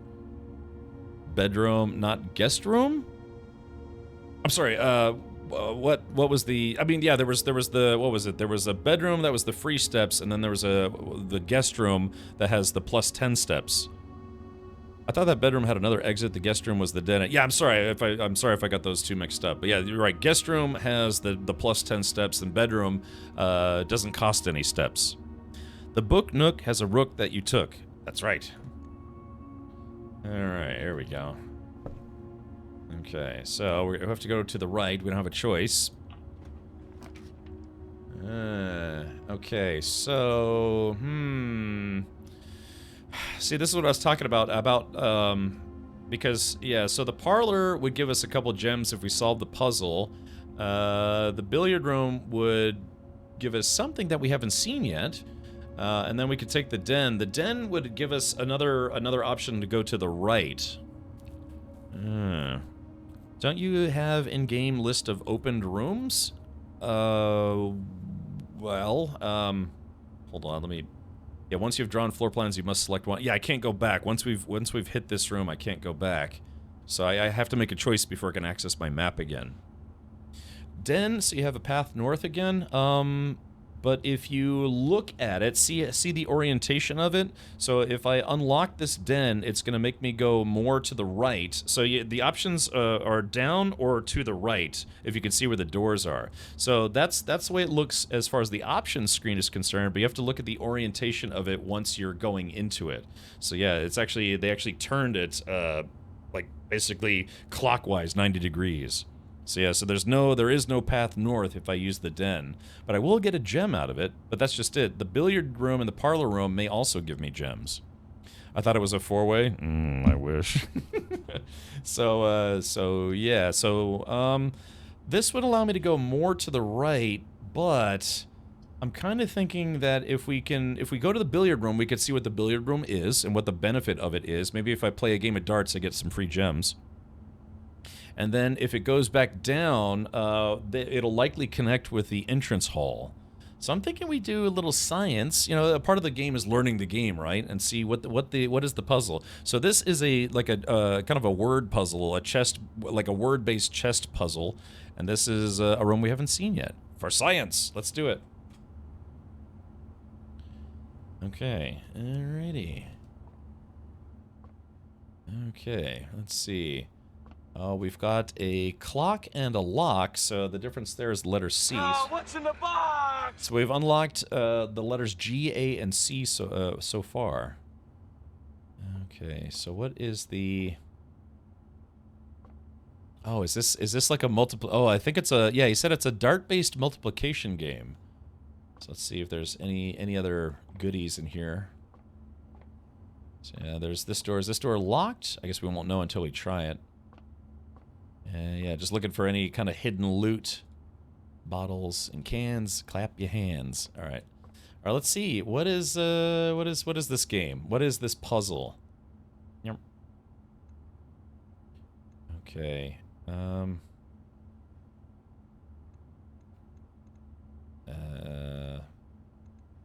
So what's the puzzle? I have to be honest, I don't know billiards like I know chess, so... Is there a note for the puzzle? Yeah,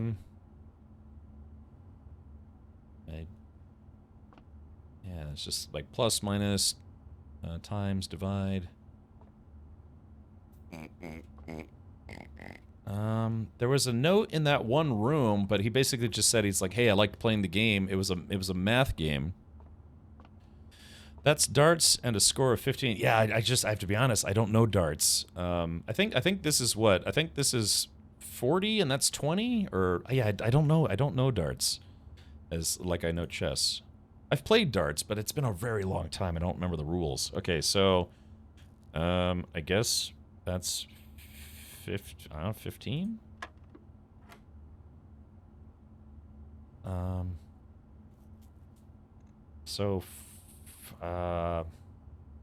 So that's 14 and 3, that's 17, so do I maybe unlock times 3, outers times 2. Okay, yeah, so this would be 60 and that would be 40. But the blue parts, is it 14? Okay, so the score would be 17, so I just do 17? So that would be 30... 46? Well, wait a minute. Wait a minute. Yeah. So if that's 30, and that's 16, yeah, that would be 46. But there's not a 46 here. Yeah, it's 46, but so what? Yeah. What? Yeah. There were no. I didn't see any like instructions on how to play this game. Yeah. Outer ring is double, inner ring is triple, so that should be, yeah, that should be 46.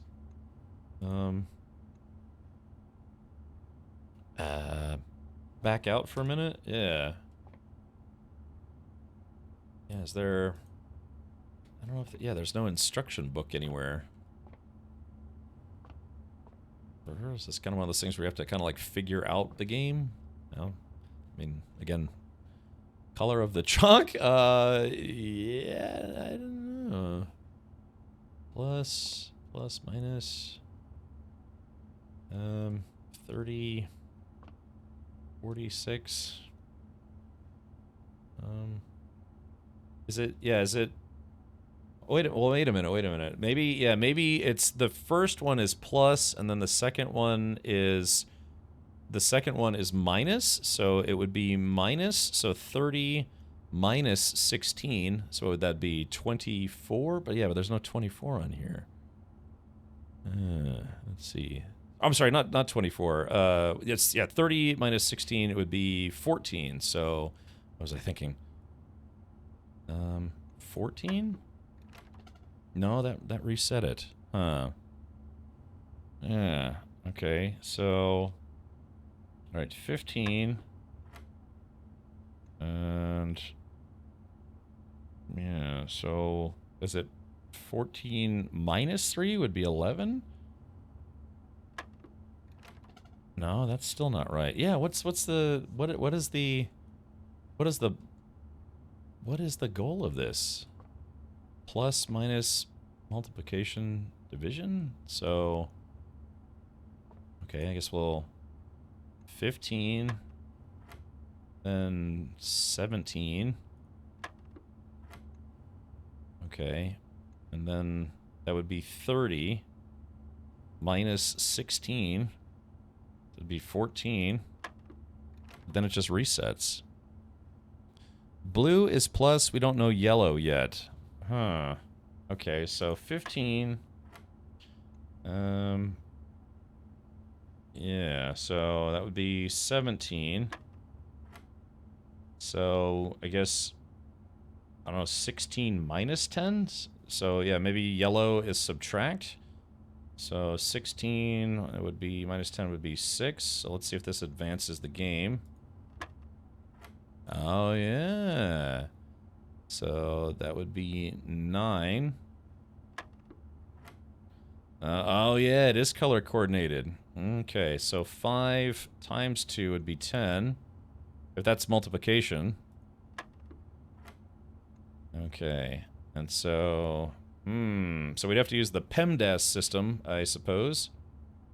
So it would be... well, how do we do this? So it would be... huh. Well, yeah, because it would be...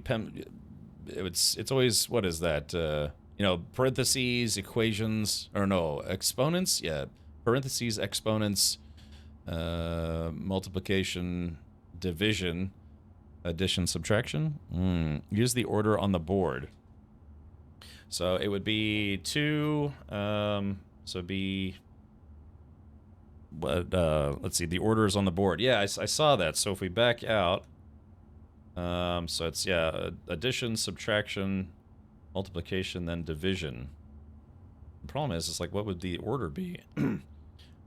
so it'd be, well, I mean, like I said, if it's multiplication, it automatically 2 becomes 4? Yeah, that's what I'm saying. Yeah, the PEMDAS system. So it would be, what? 2 times... no, it can't be higher than... it can't go... the number itself can't be higher than 20 because a dartboard doesn't go higher than 20. So if red is multiplication, 2 times 15, yeah, it would be 30. And blue is addition, and that would be... yeah, the number would be way too high. Yeah, it'd be minus 54. Let's see. Yeah, I had to use the quadratic equation in a coding assessment. Now I can say that I actually used something I learned in school. LJ says, my guess is 19. All right, if it isn't, we'll have to start over. But the question is, it's like, yeah, if you have multiplication, what do you... So, but yeah, how does the order go? So, 2... Yeah, it can't be 2... Yeah, because that would be 2 times 45. Yeah. 17 times 2 minus 15. So, let's see. Yeah, see. 17 times 2 minus 15. Could be 19? 17 times 2. Is it going to order? Nope, that reset it. So, yeah, we got to get the order right. Okay, so 15, and that's 17, and so that's 30, minus 16, it should be 14. Oh wait, hold on, sorry, I did the math wrong on that. I'm still trying to think about the last one, about the order. Let's see here, 17, yeah, so that's supposed to be 30, I guess that would be 30. Yeah, how's that supposed to go again? Is it 30 and then we do minus? So 30, yeah, 30 minus 16.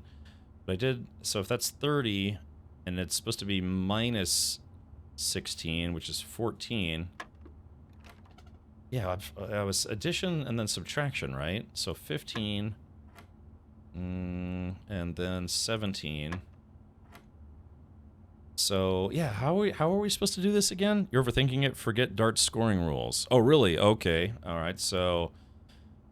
So what would it be? It'd be 16 first. Yeah, if they're not using Dart's scoring rules, so then it'd be 16 minus 10, which would be 6.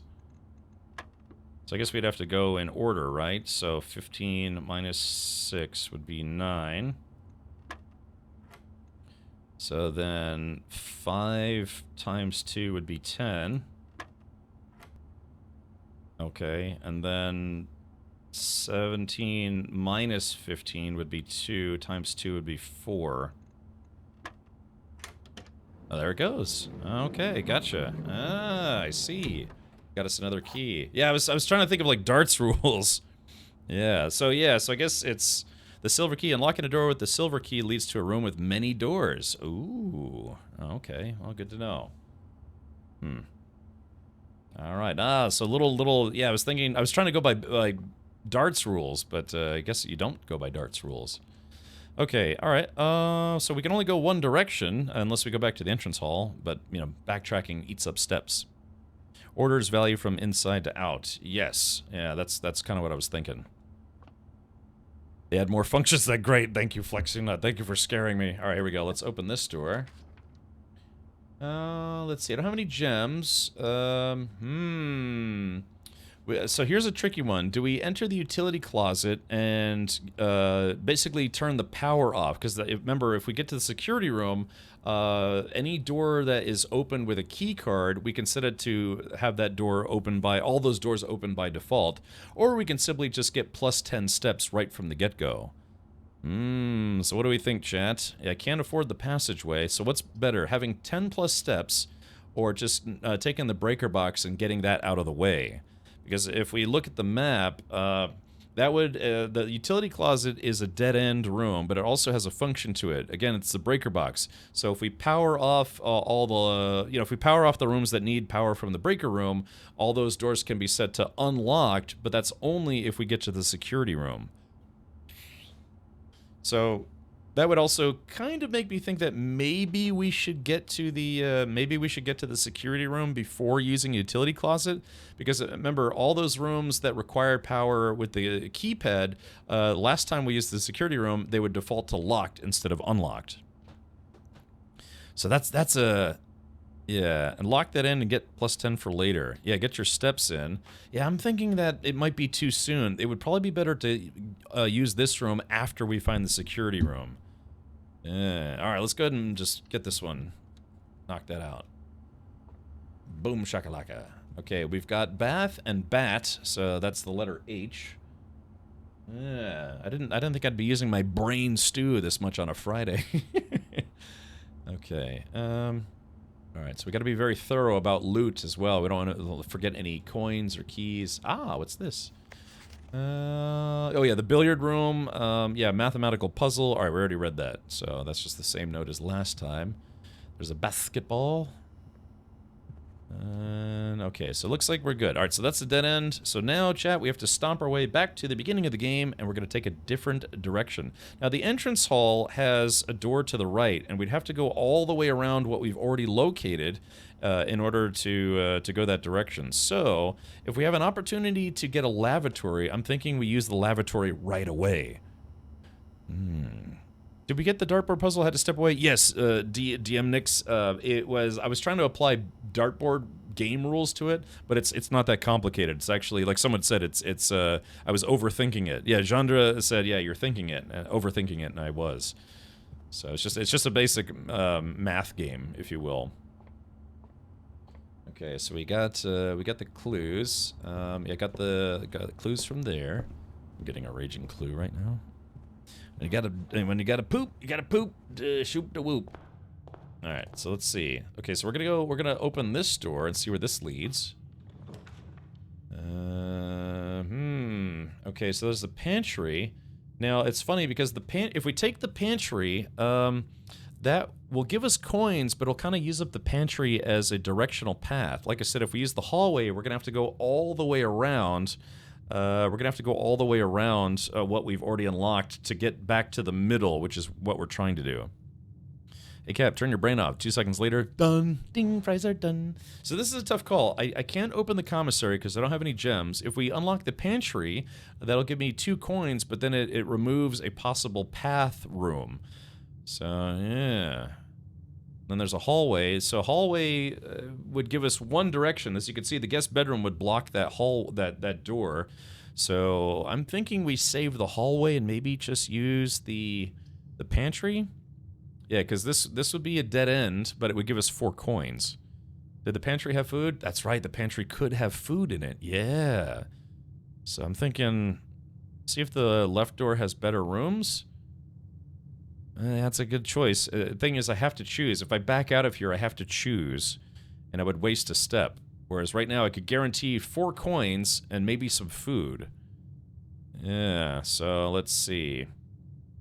That's a tough call, right? So do I just go ahead and expend the pantry just to get coins and maybe some food, or do I back out, which would waste a step, but then I could check the other direction to see if it's possibly a better path? It could be a dead end. So, yeah. So if I check the other one and it's completely a dead end, like there's no options to progress, then I'll be very upset with myself because that'll be game over almost instantly, sort of.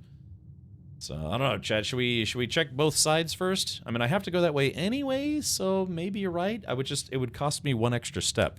Well, 2 extra steps because I'd have to come back. Hallway. All right. It sounds like maybe that's the smarter move. Oh wait, no, wait. That's right. I can't go back. Wait a minute. Yeah, hold on. This is a moot discussion because I can't go back. There's no. Yeah.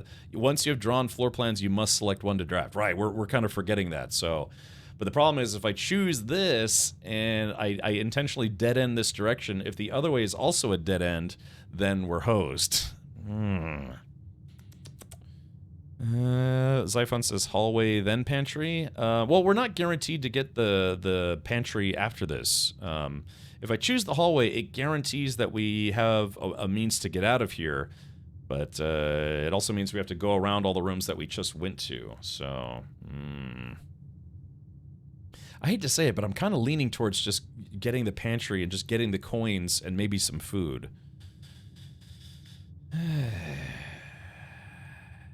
Let's do it. All right, we're going to gamble here.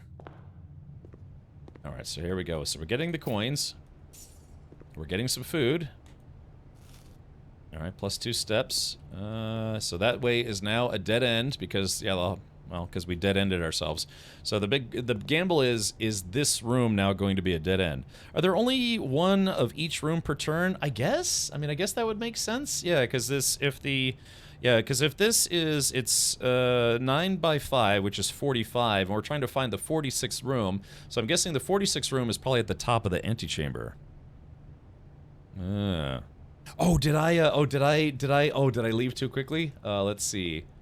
Oh yeah, pine and pin, so yeah, right, letter E. Oh, I completely forgot to look for paintings. Ooh, good call. Okay, here we go. So, alright, here we go. Now we still have a surplus of steps. We have 2 surplus steps. This attempt is going to be real short if both of these are, or if this is a dead end.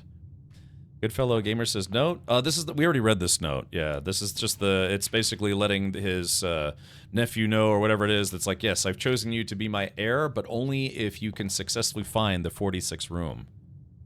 Note in the pantry. Oh yeah, we read that note as well. It was basically go buy groceries, and when you're done, bring the change and put it back in the pantry. So we read that note already. Here we go. Is this going to be a dead end or? Okay. Ah, perfect. So we can't choose the storeroom, but we can choose it later on. This is exactly what we needed. Yeah, this is exactly what we needed. So we're going to go to the parlor. Boop. And we must solve the word puzzle. All right, are there any, no paintings or drawings? Oh, yeah, there is. Oh, yeah, pray and pry. So it's the letter A. Wait, what did I say last time? Prayer and prior? So it's pray and pry. So that's the letter A. Okay, so we get the key. Okay, and then it's the 3 boxes. One of these boxes has gems in it, one of them doesn't. Or 2 of them don't. Okay, all 3 boxes contain gems, that's a lie. The other 2 boxes contain gems, that's also a lie. Oh no, that's not a lie. It could, no, that has to be a lie. Because only 1 box contains gems, so that's a lie. The other 2 boxes contain gems, that's a lie, and that's a lie, so... This box contains gems. Well, other 2 boxes contain gems, that's a lie. All 3 boxes contain gems. That's a lie. So, if these 2 boxes are lying, then that means this box is telling the truth, which means the gems are inside this box. Ta-da! Yoink and yoink. What a lie. So it was always black? No, I don't think so. It's probably, we don't want to get in the habit of not reading the lids and always assuming it's in black. LJ says middle. No, because the way it works is, 1 box always tells, what did it say? It said like 1 box always tells the truth. No, hold on. What did it say for the rules were?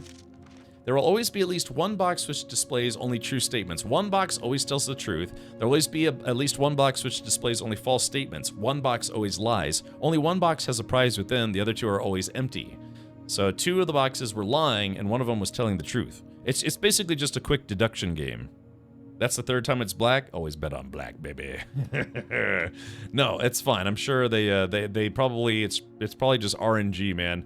You ever played roulette in Vegas? I have, and you'd be shocked at like, you know, it'll be black, black, red, black, black, red, red, red, red, black. You know, it's all just complete random. I remember one time I bet on black and lost. And then I bet on black again, and it landed on green, you know, because there's a 0 or 0 that are on green. And I was like, come on, man, really? So I bet a bigger bet just to break even on black again, and thankfully it hit black. I was like, come on, man, really? So, yeah, it was, third time was a charm, so to speak. But I don't do much gambling. I'm not really into gambling, because, you know, the house always wins, and I'm terrible at math. But yeah, I just put, yeah, like I said, I put 20 on black, lost, put 20 on black again, lost again, then I put 40 on black so I could get my money back.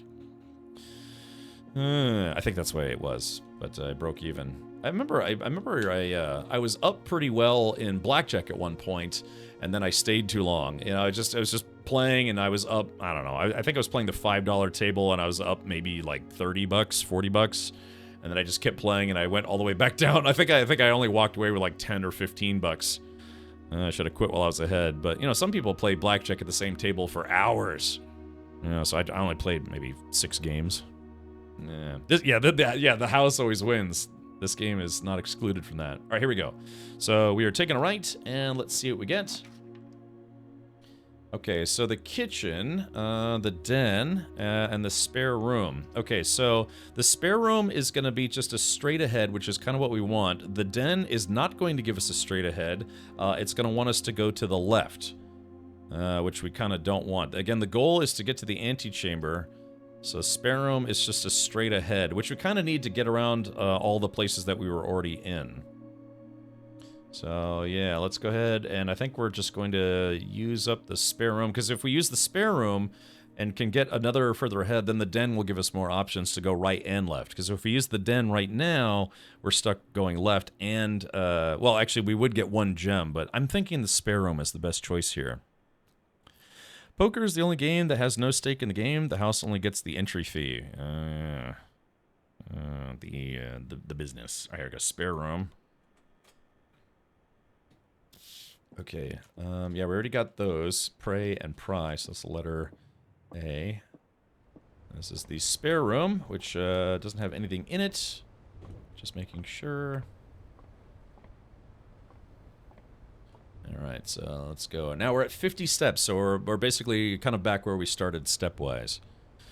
Is the password one word or multiple words? I don't know, but I think it's one word because there's a sheet in various rooms, like I think the security room and one other room that we found that say it's just one word. The spare room is for bowling. Let's go bowling. Okay. Alrighty. So it looks like we have no choice now. We have to go left.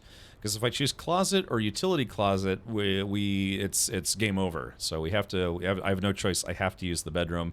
And I sincerely hope it'll give us an option to go up. Because if we take the bedroom and we can't go up, it's also game over. Because yeah, there's no way to get to the end game or the end room. All right, here we go. Boop. I'm going bowling. There's a bowling alley not too far from where I live. I've never been there. Okay. Alrighty. Okay, so let's see. Bedroom. Alright, there's tie. There's a tie. What the hell is that supposed to be? Anyone know what this is? Oh, tier. Oh, is it like a tier system? Tie? No. Because usually it only replaces... So, tie... oh, yeah, a tier... Yeah, I guess it would be tie... tier. Huh, that's weird. Tier. Okay, I guess it would be the letter R. Yeah, time... I was thinking levels for some reason. That's a tiered serving dish. Ah, I guess I'm not fancy enough to know what that is. Alright, so we got the... I tracked the letter R. Okay, so that's the note. Yeah, Reddington. Greetings from Reddington. We've seen that before. Alright, we're going down. Alright, so again, this room has to have a turn to the right. If it doesn't, it's game over. Yeah, a 3-tier candy tray. Alright, yeah, bedroom. So yeah, so I guess in our, yeah, so these are, yeah, somebody asked me if the game shows you all the rooms that you've unlocked previously. It's like, yeah, it does. So there's these, drawing room.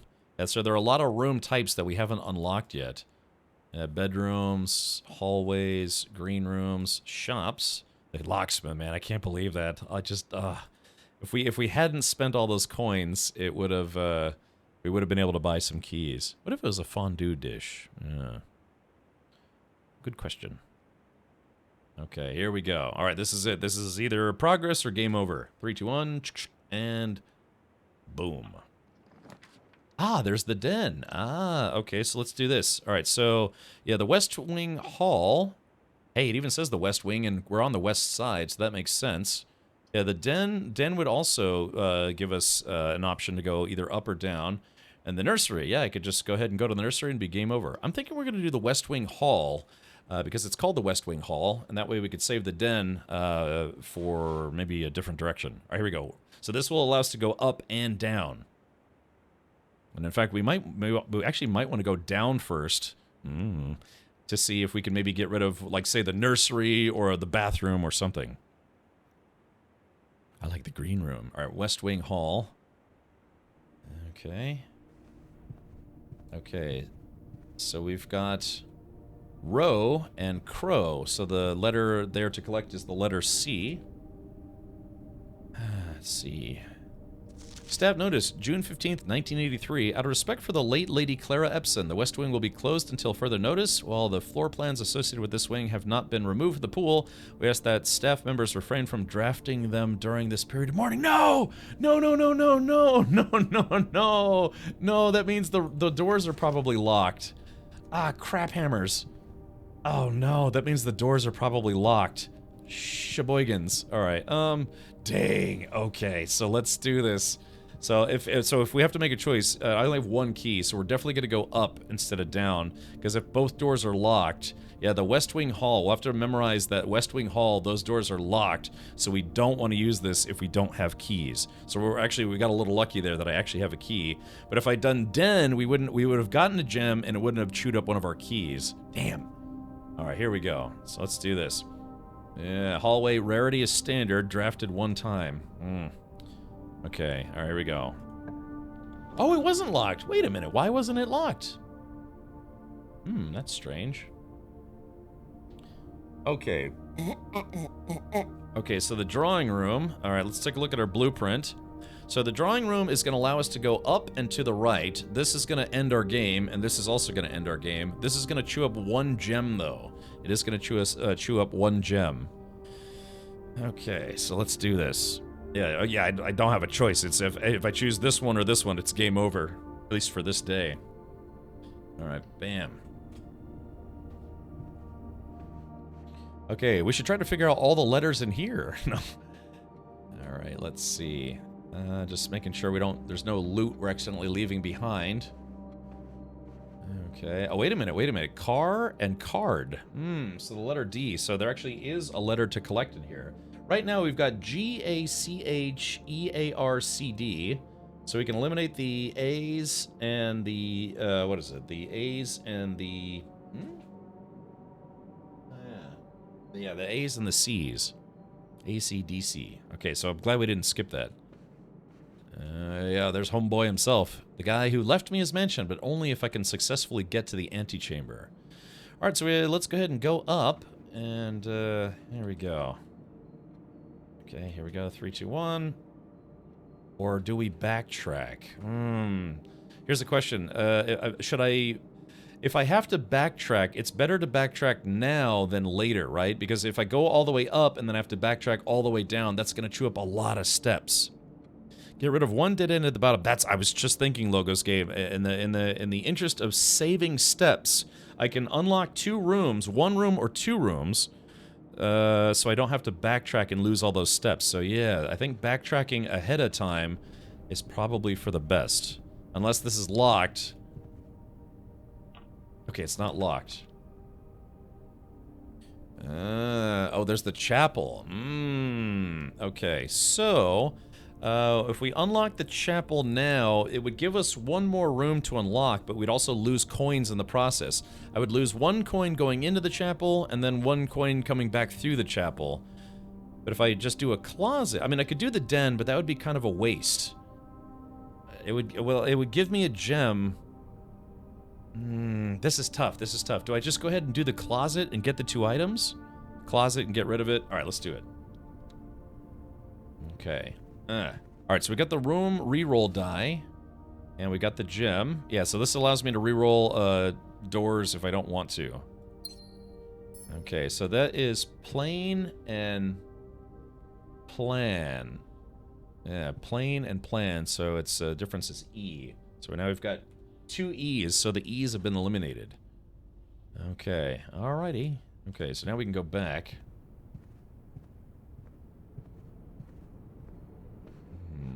Okay, so once again, we can re-roll every... I can re-roll this door and re-roll this door if I don't get rooms that I want. Chapel now, so you don't need to come back through here. Well, I can't. Yeah, we already chose the closet, which was a dead end. So now I have a chance of seeing the chapel again somewhere. Okay, alright, here we go. So I could go to the right, but I am interested in getting up as quickly as possible. I don't know, should I? Should I go? Because it's 1, 2, 3, 4, 5, 6, 7. 1, 2, 3, 4, 5, 6. I guess it's 6 blocks. Because getting away from the wall would mean that rooms like the den would be more useful. So maybe I should go to the right? Or do we want to go up? Because if I go up, I'm still going to have to go one to the right eventually. Remember, the further up you go, the more locked doors you'll find. I do have a key. Okay, maybe we should do the right first. Yeah, let's do it. Okay, let's see. Bunk room, that's a dead end. The storeroom, which is also a dead end, and then the kitchen. So the kitchen. Oh shoot! All three of these are dead ends now. Oh well, I guess. Okay, so here's the choice that we have, chat. Do we re-roll this? The storeroom would give us a key, a diamond, and a coin, which would be good. But then it would completely block that direction. And a bunk room counts as 2 bedrooms, but it's also a dead end. Yeah. And then the kitchen is a dead end because the way it's oriented, yeah, it would become a dead end. Yeah. Redraw does what versus re-roll? They do the same thing, cubicle meatball. Yeah, so yeah, we should save our die though, because in this room I have the choice of redrawing. You know, redrawing either naturally or with a dice. We should save this for a room that I can't re-roll in. So let's go ahead and redraw. Fingers crossed. Okay, here we go. So we've got the den, which goes up. Okay, so the den would go up. We get a gem. This would be a dead end. And then the hallway. The hallway would put us. The hallway would put us back towards the middle.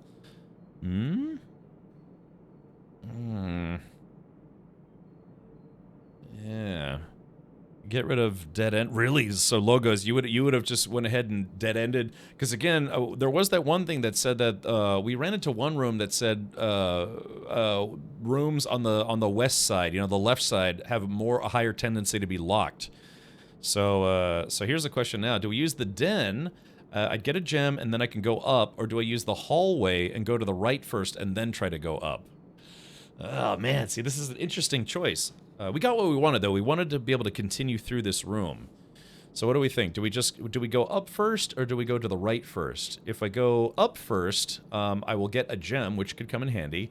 But if I go to the right first, that will put us closer to the center, because we're going to have to go to the right eventually anyways. Cat Pain says, I'm thinking den? I'm thinking Arby's. Yeah. So, yeah. Tough call, huh? I guess maybe we should go with the sure thing. The sure thing lets us go up, and it gives us a gem. Ace King says hall.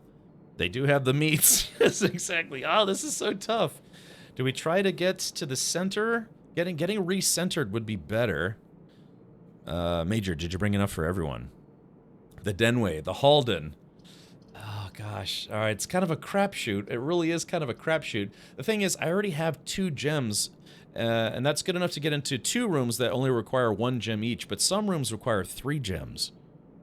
Arby's, we have the meat sweats. Yeah, man, they got that. They have a sandwich called the Meat Mountain. Anyone not seen that before? All right, Chad, I hate to say it, but I'm kind of leaning hallway. Let's do it. Let's do hallway.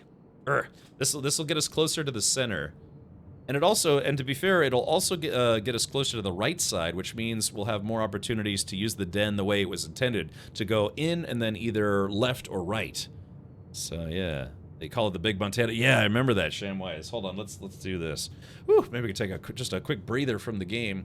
Let's see, Arby's Meat Mountain. Taco Bell. No, not Taco Bell. Not Taco Bell. Placement with Taco Bell.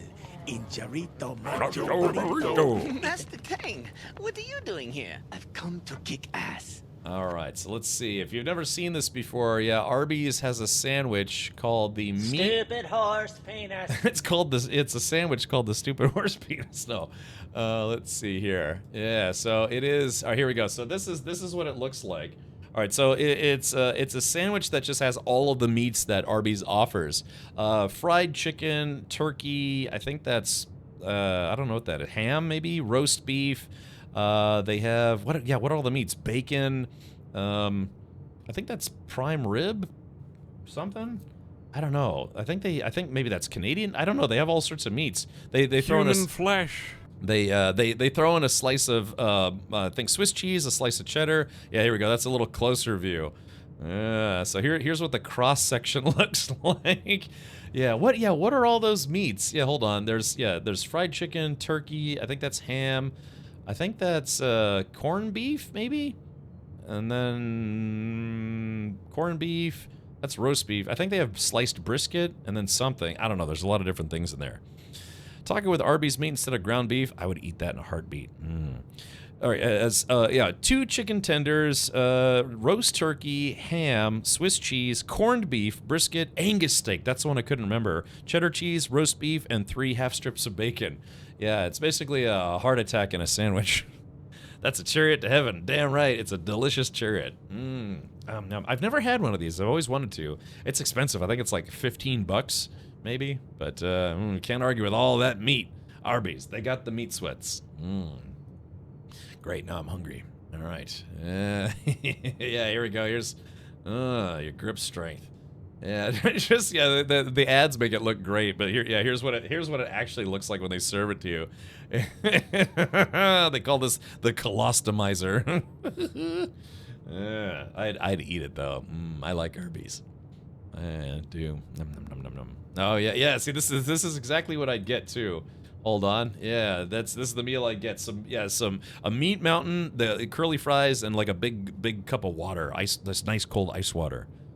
Yeah, it's meat wad in sandwich form. Oh my god, I'm hungry now.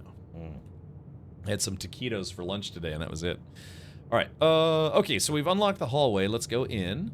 So we've got coat and cot. So it's the letter A. We can eliminate the letter A now, I think. Okay, so that's blocked off. No, let's see.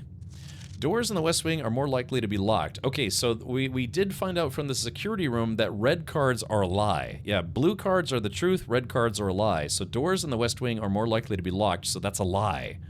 So I guess that's probably to throw you off, to force you to maybe try to go more to the right side. But we did learn from playing the game that red cards are lies. 2 sandwiches, 2 fries, and a Diet Coke. Yes, Shamwise. I like their fries. They're pretty good. Okay, here we go. So hopefully this will give an option to go up, so we can go straight towards the antechamber. All right, let's do it. 3, 2, 1, and boof.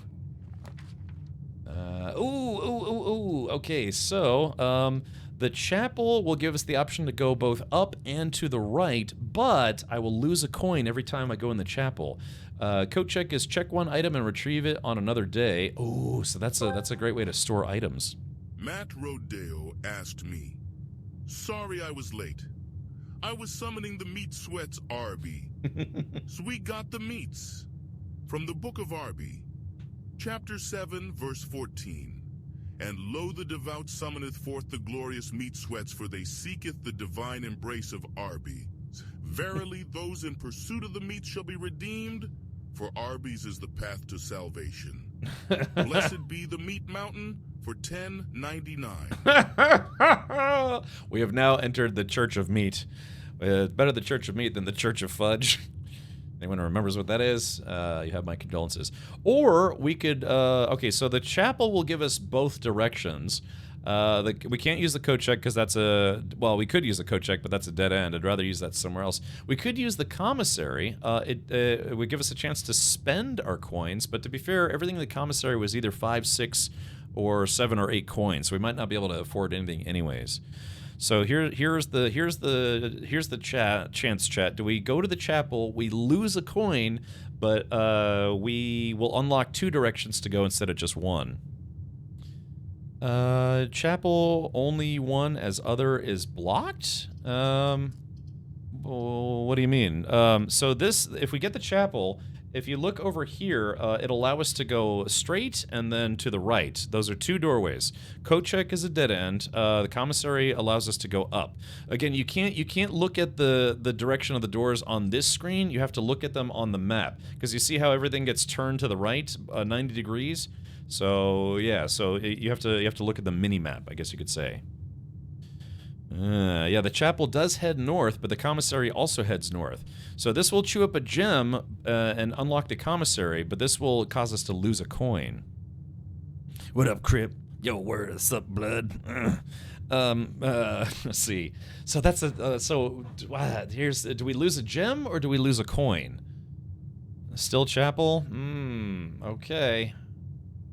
Yeah, to be honest, I'm kind of leaning chapel as well, because we can always come back. Remember, if I'm all out of coins, it doesn't matter. If I have no money to spend, it's like, you know, the chapel's not going to say, no, you can't come to the church, you're poor. Yeah, save that gem. All right, let's do it. Yeah, cooler. Yeah, we've been having fun with it. Been playing for about a little over 3 hours now. All right, chapel it is. Boom, headshot. Yeah, okay. All right. Okay, so there's the chapel. So now, yeah, we can leave that way. And we have to remember that these angels are marked with numbers for some reason. So, yeah, there's the farmer is 1. The queen is 7. The janitor is 5. I don't know if that's going to come into play or not later in the game, but maybe. Oh, wait a minute. Hold on. Hey, chat. We have chosen wisely. Yeah, we've chosen wisely. It cost us a coin to come in here, but we found 3 coins. Ooh. Very nice. Okay, so we got a little lucky there, made the right choice. Okay, now the question then becomes, do we go ahead and march north? Do we go straight ahead to the antechamber? Or do we take a quick look over to the right? We would have to expend a step to go to the right. You actually stealing from the church? It's more like a borrowing permanently kind of thing. Well, to be fair, they're probably going to take those coins back from me, so we'll break even eventually. Looks like the number on those windows is an odd number. No, we counted it. It's, yeah, so there's 1. There's 2, there's 3, there's 4, there's 5, that's 6, and the final one is 7. So, yeah, so we did count them. Spend dead end at right exit. Okay, so, yeah, so it's going to cost me, remember, every time I come in here, it's going to cost me a coin, though. And I now have enough coins to actually buy something at the commissary if we unlock the commissary. So that's the found is a stretch, but that's right, because the goal of the game is to get rid of dead ends as well.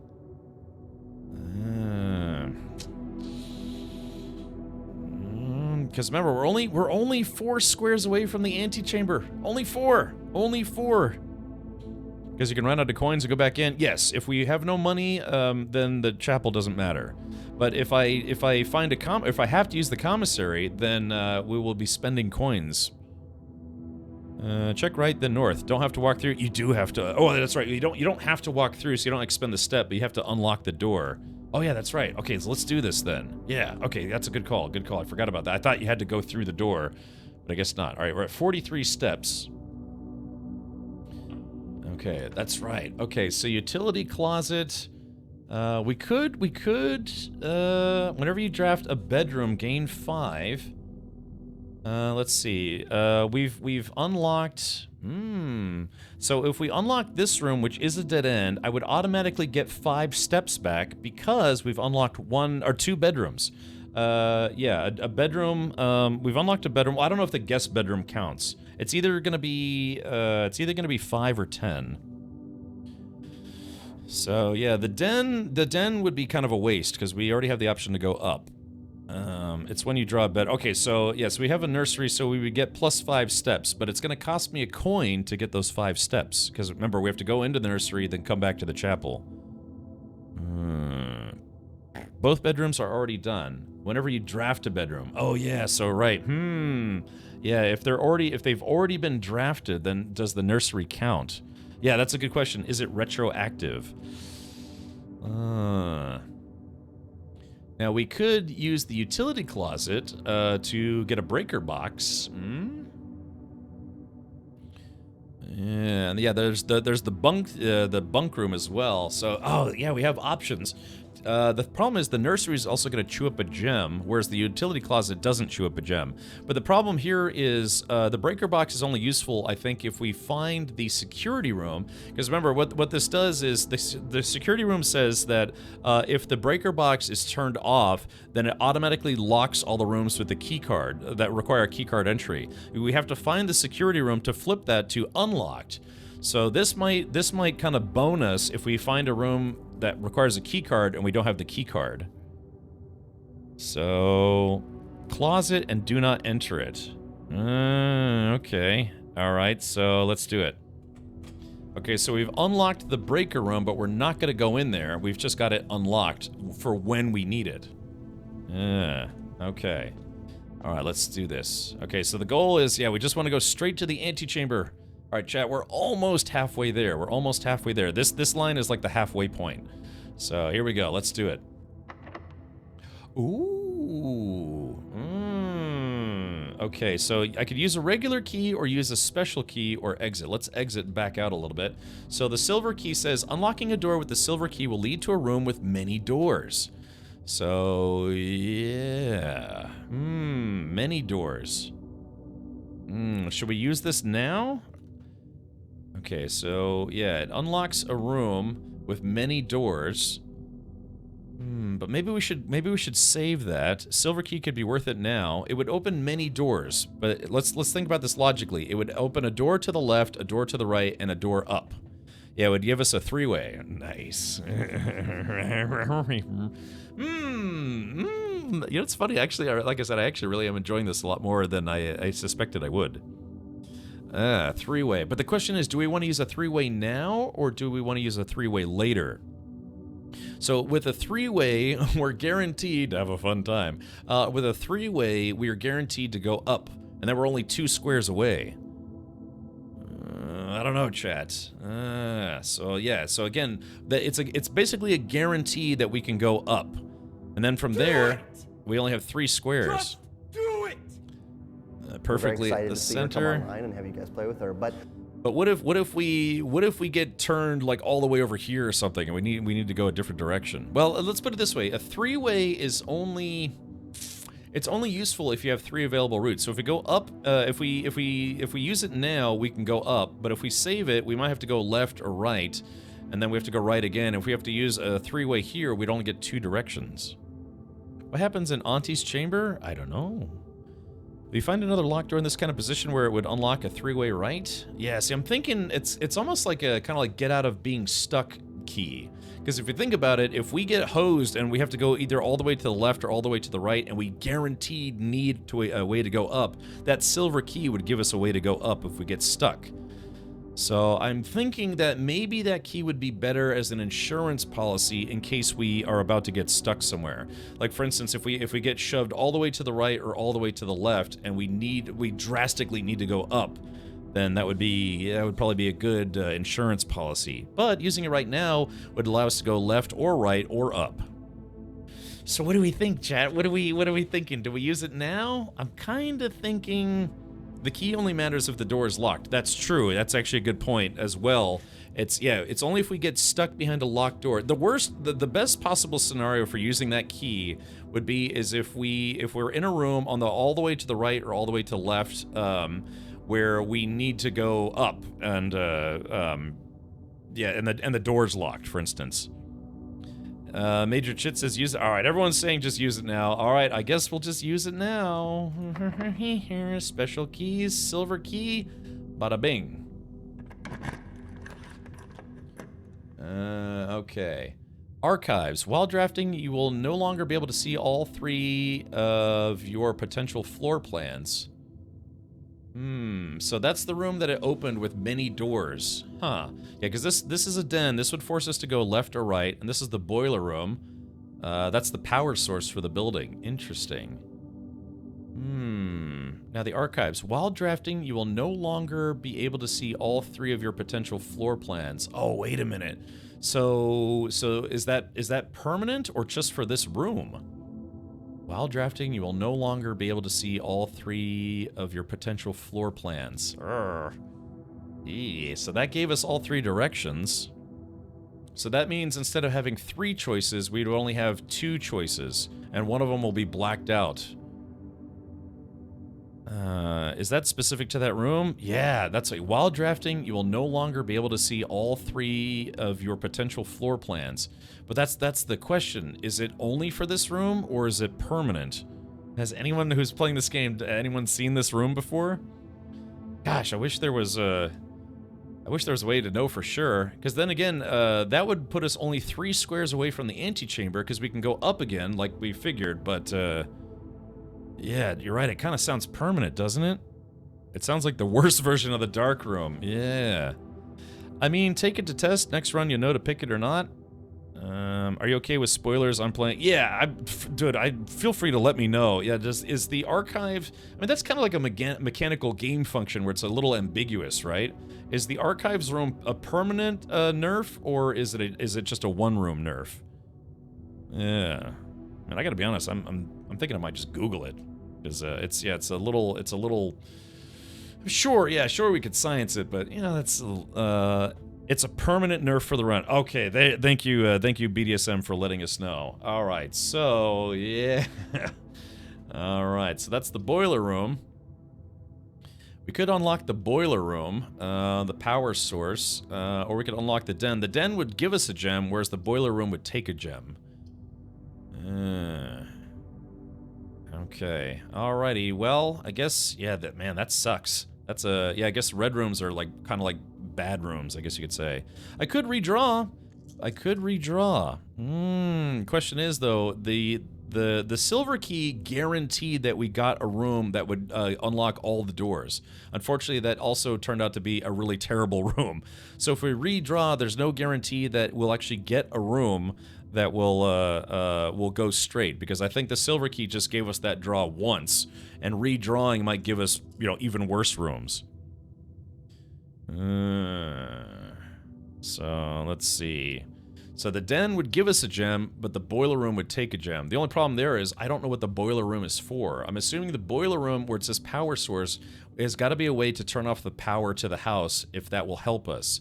So, but the thing is, we already have the utility closet. Yeah, the breaker box. I'm assuming the breaker box will also shut off power to all the rooms with a key card.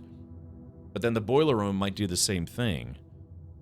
Anacross says it's not permanent, it's only that room. Are you sure, Anacross? Because BDSM just said it is permanent for the run.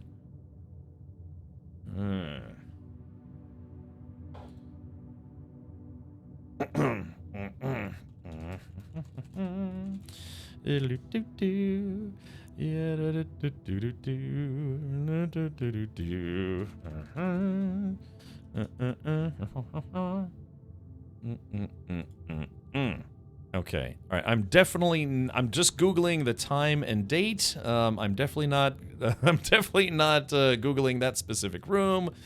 Red rooms, archives. Let's see. Unusual. While drafting, you will no longer be able to see all 3 of your potential floor plans. Yeah, that sounds permanent, man. That sounds like it's for the entire run.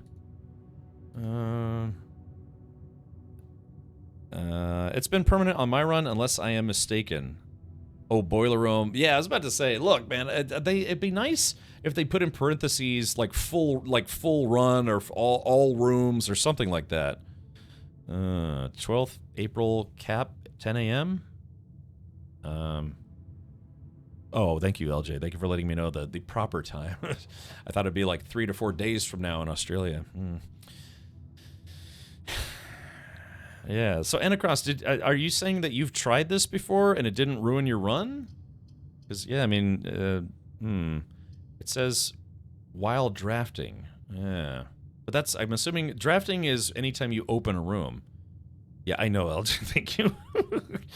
Okay, but I want to go straight, because if we go straight, the thing is, I think we're doing well, too. I have 43 steps left, and we're only 3 rooms away from the antechamber. Oh, man. We could re-roll. We could re-roll as well. Do it. Do it. Oh, gosh. Oh, boy. Great. Like, Chad talked me into this kind of stuff. Okay. So that's an elevator, it looks like. Okay, oh, there's the tier. Tier. And tiger. Okay, so the different, so that's a tiger. So the difference this time is the letter G. Interesting. And we already found a We already found a G. Meow. We already found a G previously, so that negates the letter G. Okay. Okay, so we now know that any door out of this room will only see 2 out of the 3 options. Oh, this room actually did have a gem in it. Okay, so that's at least a little bit of a bonus. Marigold wins Herald Literary Honor. Popular children's writer Marion Marigold adds yet another feather to her scholastic cap when she discovered on Thursday that her picture book, Swimbird, Squawk, had been chosen as the Herald Literary Medal Illustrated Book of the Year. This is Marigold's 2nd time winning this prestigious honor. The previous medal was, of course, for her debut effort. She was no stranger to the public eye even before her literary success, the niece and closest living relative of Baron H.S. Sinclair. Mary began using Marigold as a pen name to free her from the political associations that one might make with the Sinclair family. So, yeah, and then that's in 1985. So 1986, Swimbird author never considered herself a success. She confided, "My son was the one that actually got me to start writing. I'd always challenged myself to never tell him the same story twice at bedtime. And so, as we ran out of books we owned, my imagination had to take over from there." Marigold has elaborated in previous interviews that her debut book, Red Prince, is based on her son and in his inflexible love of the color red, a statement that has been held with much skepticism by the many pundits that viewed that book as a rather thinly veiled political critique of the Royalist Party and their unwavering blind loyalty to the throne. Oh, publisher and author detained by Red Guard questioned. Caleb Manning and his publisher Philip White were 2 of 3 dozen names that appeared on a leaked dossier naming them a person of interest in the Trinsdale bombing that killed 4 people last Tuesday. Although no group has come forth to officially take responsibility of the attack, it is widely believed by authorities to be the work of the insurgent group RLCF, who also call themselves the Children of Blackwater. Remember those letters, RLCF. Okay, so I wonder, yeah, RLCF. That might be, we might need that code later. All right, so they put it in bold too, RLCF. Okay, so we have to keep that in mind. Ruffington Press was quick to dismiss the rumors in a statement released on Friday, maintaining that the popular author and Mr. White were simply victims of an unfortunate happenstance, whatever that means. This would not be the first time that the publishing house has defended a rogue employee. 3 years ago, an associate editor with the company was arrested for criminal conspiracy, though the charges were later dropped. Marigold drops publisher. Local author and popular personality Marion Marigold has announced a split with her long-term publishing partner Ruffington Press, citing personal reasons. The announcement came after the arrest last week of fellow author and colleague Caleb Manning, who Marigold has past referred to as her mentor, friend, and confidant. Marigold is the 3rd prominent writer to distance themselves from the publisher this week. Manning and White at press function was seen at the corner suspicious bag under the oh, it's an abridged. Okay. Trial begins. Oh yeah, jeez. Okay, we got just 2 more pages. No traces discovered of Cinca Harris, but search continues. Mary Matthew Jones, the author and illustrator whose fanciful stories are written under the pen name Marion Marigold, was last seen by a close friend around 3:45 p.m. Friday, getting into a carriage after a late luncheon date at the 100 Bells Tea Room in Trinsdale. Ooh la la. Mrs. Jones never arrived home and the carriage driver cannot be located. Family and local authorities are very concerned but have not deemed the case foul play. It's an out-of-character incident at this point, and we are seeking information. Priceless jewels stolen in dramatic Royal Museum heist. Oh, I wonder if those are all the jewels that we keep finding. Thieves in the royal capital of Fen Ares have broken into one of the Crown's fabled closed exhibits. These lavish rooms have historically been reserved exclusively for the use of the aristocracy and high peerage, and access has never been granted those outside noble circles. At least not until today, as local police and forensic experts have been spotted in virtually every corner of the museum grounds dredging for clues. The museum authorities said they were alerted in the middle of the night by reports of several masked intruders seen breaching the south wall and brandishing firearms. The intruders broke into the museum, subdued the royal guard, and disabled the security system. By the time the militia arrived on the scene, the burglars had simply vanished. Although an official registry of the lost jewels has not been publicly announced, among the treasure artifacts rumored to be stolen is the renowned ruby crown of Orinda Ares, the priceless crown jewel whose material worth pales in comparison to the historic value. If these rumors are true, the evidence may suggest that the theft was politically motivated. Okay, so... So I guess I can open these doors, and I don't actually have to go through. So let's take a look here. All right, so we're gonna be blinded.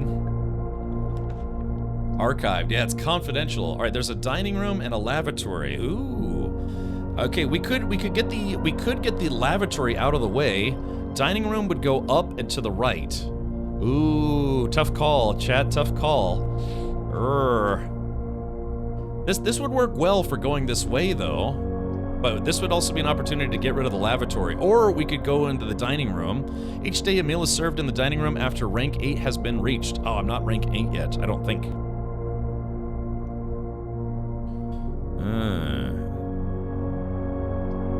Okay, so yeah, we don't know what this is, so we really only have two choices. Do we go ahead and get rid of the bathroom, or do we do the dining room? The dining room would allow us to go up and to the right. And if we're lucky, maybe we could re-roll the lavatory and have it be to the right. Can you pick the first one? Yeah, it looks like I can pick the first one, but who knows what it is? Gamble on the folder? I don't want to. I don't want to. What do you? I'm trying to win, not lose. I mean, I kind of want to, yeah. Gamble. You got two other doors. That's true. But remember, but this side is also gonna have an archive floor plan. You guys want me to do it? Yeah, remember, LJ, you have to type an exclamation point. Do it. Dining room, lavatory. They have other doors. But the problem is, I don't. Who knows? One is a key card in archives. One is a key card in archives. When you say one, what do you mean one? Thank you. Just do it! One is a key card in archives. Oh, one door is a key card in archives. Oh yeah, you're right. I think you're right. One of those doors, you're right, probably needs the key card. Ooh.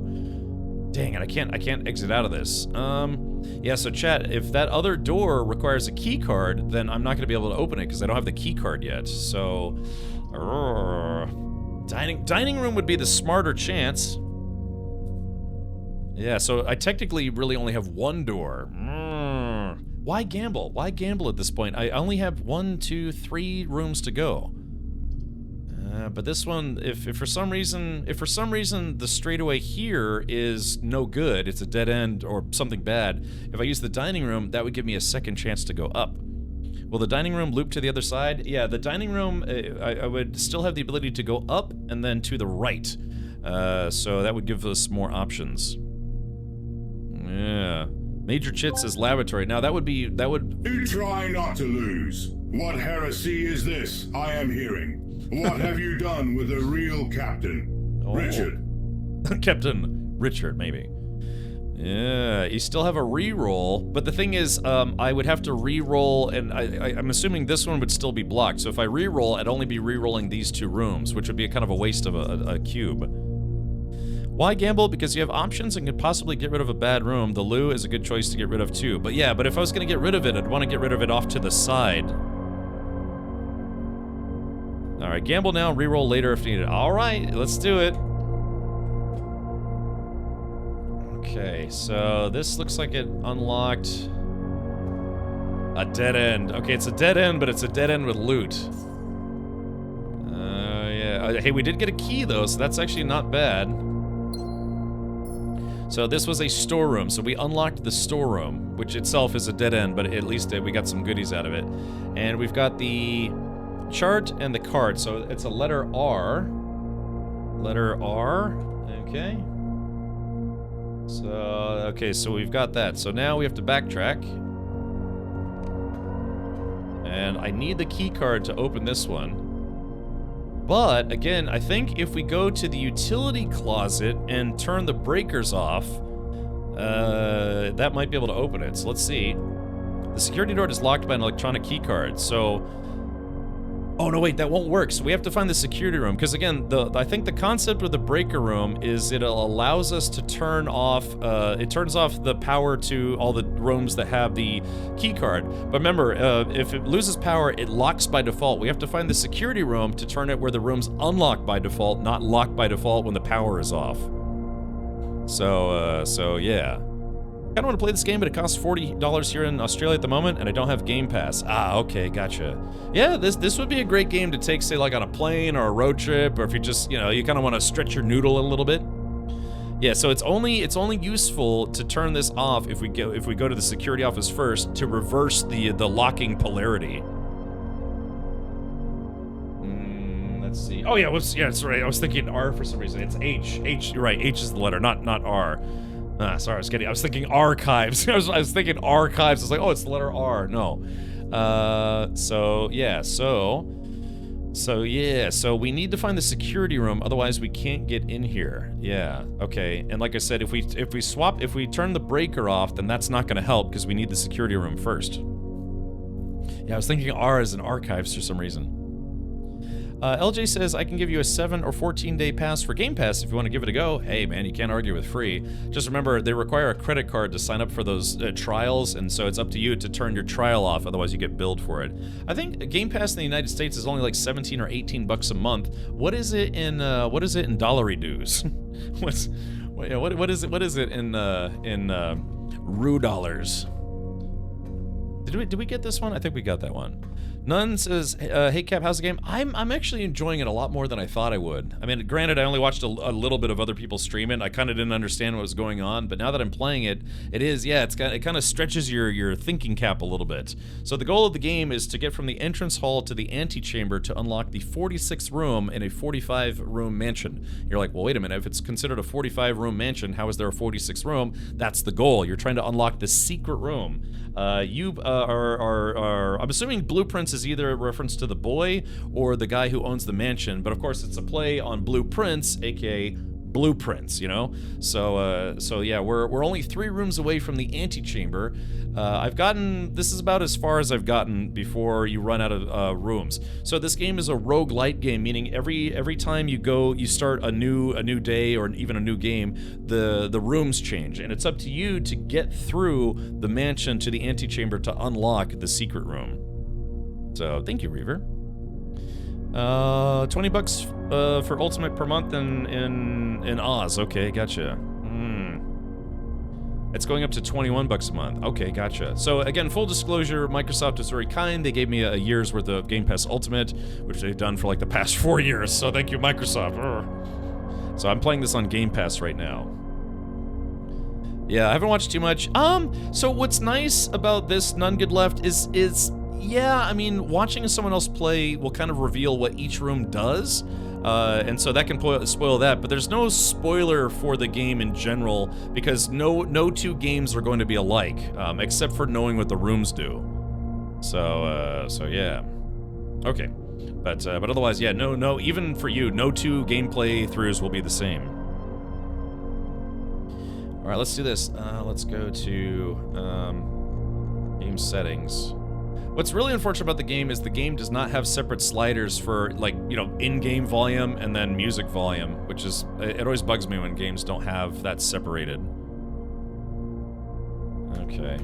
Alright, so let's do, we're only 3 rooms away from the antechamber. We're almost there. I just need 3 good rooms. Yeah. So, yeah, so even like right now, the music's still a little too loud. At least for me. Volume. Okay, there we go. Alright, let's see what we get. And boop. Okay, coat check. Check one item and retrieve it on another day. Well, we can't use that. No! No! Oh, wait, walk-in closet, walk-in closet. Oh, gosh. Hold on, please, please, please. Alright, so coat check is a dead end. Archive floor plan, we don't know what that is. And then walk-in closet. No, it's chat, we have 2 dead ends. Oh gosh, oh no. Oh no. Oh man, I hate this archives room, are you kidding me? So, we do have an option to go back to the drawing room and try to go up that way. Coat check is a dead end and walk-in closet is a dead end, but it has 4 items. But we could do this room and see if it has a way to go straight. Oh gosh. I can re-roll, you're right, I can re-roll. Oh, but or do we gamble? Do we gamble? Do we redraw? Or I guess we should, huh? Let's do it. Let's re-roll. Okay. Walk-in closet with 4 items. That would actually be pretty good. All right, let's redraw.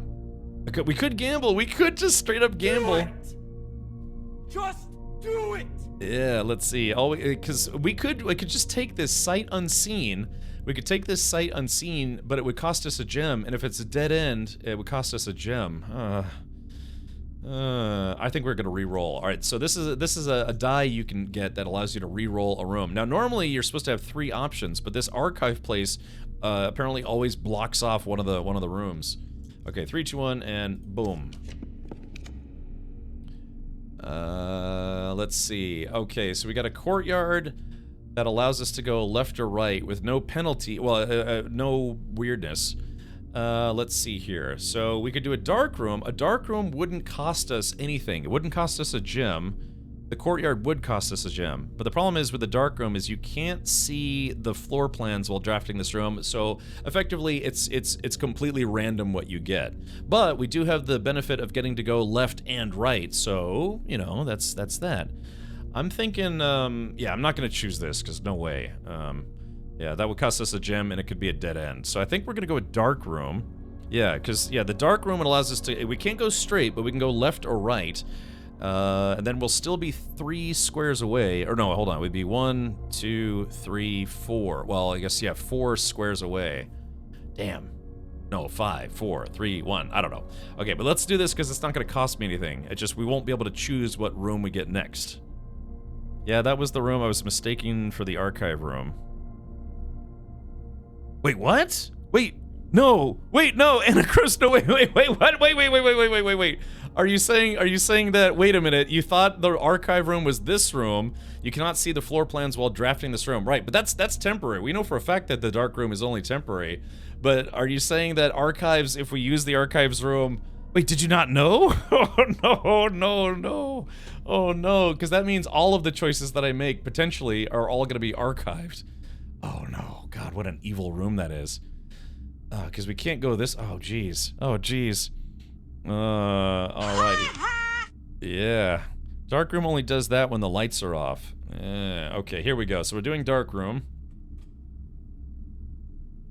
Goodfellow Gamer says archive is perma for the rest of the room. I know, yeah, because BDSM says it was permanent, but Anarcho says that it wasn't. So chat goaded me into choosing the archives room, and no, it is permanent. Ugh. Okay, so. Alright, let's just check this room for a little. Oh no! Oh no! This room also, security doors locked by electronic keycard. Oh no! Oh no! Oh man, we were getting so close, but yeah, jeez. Okay. Oh no. Okay, so now that's a painful lesson to learn, and let Anarchist, no worries, buddy, but yeah, let my misery be your education. Because, yeah, that is apparently permanent. If you have a control panel, you could switch the power back on. You mean like a breaker? Oh, you mean like the utility closet? I thought this was for turning power off, not on. If a control panel. So, Flexinut, you saying if I turn the power back on, I actually will be able to see which rooms I get? And it could. The problem is if I go back to the utility closet... Oh, really? I thought this was to turn power off, not turn power back on. Yeah, so we have 1, 2, 3, 4. So instead of being 3 rooms away from the antechamber, we're now 4 rooms away from the antechamber. But the problem is if I go to the archives, I lose a step. If I go to the chapel, I lose a step and a coin. Then I go to the utility closet. So that's 1, 2, 3... 4, 5, 6. I'm going to lose 6 steps just to turn the power back on, just to be able to see which rooms I'm going to get. Yeah, so I think, well, we've been kind of gambling this whole time, so I think we're just going to gamble instead.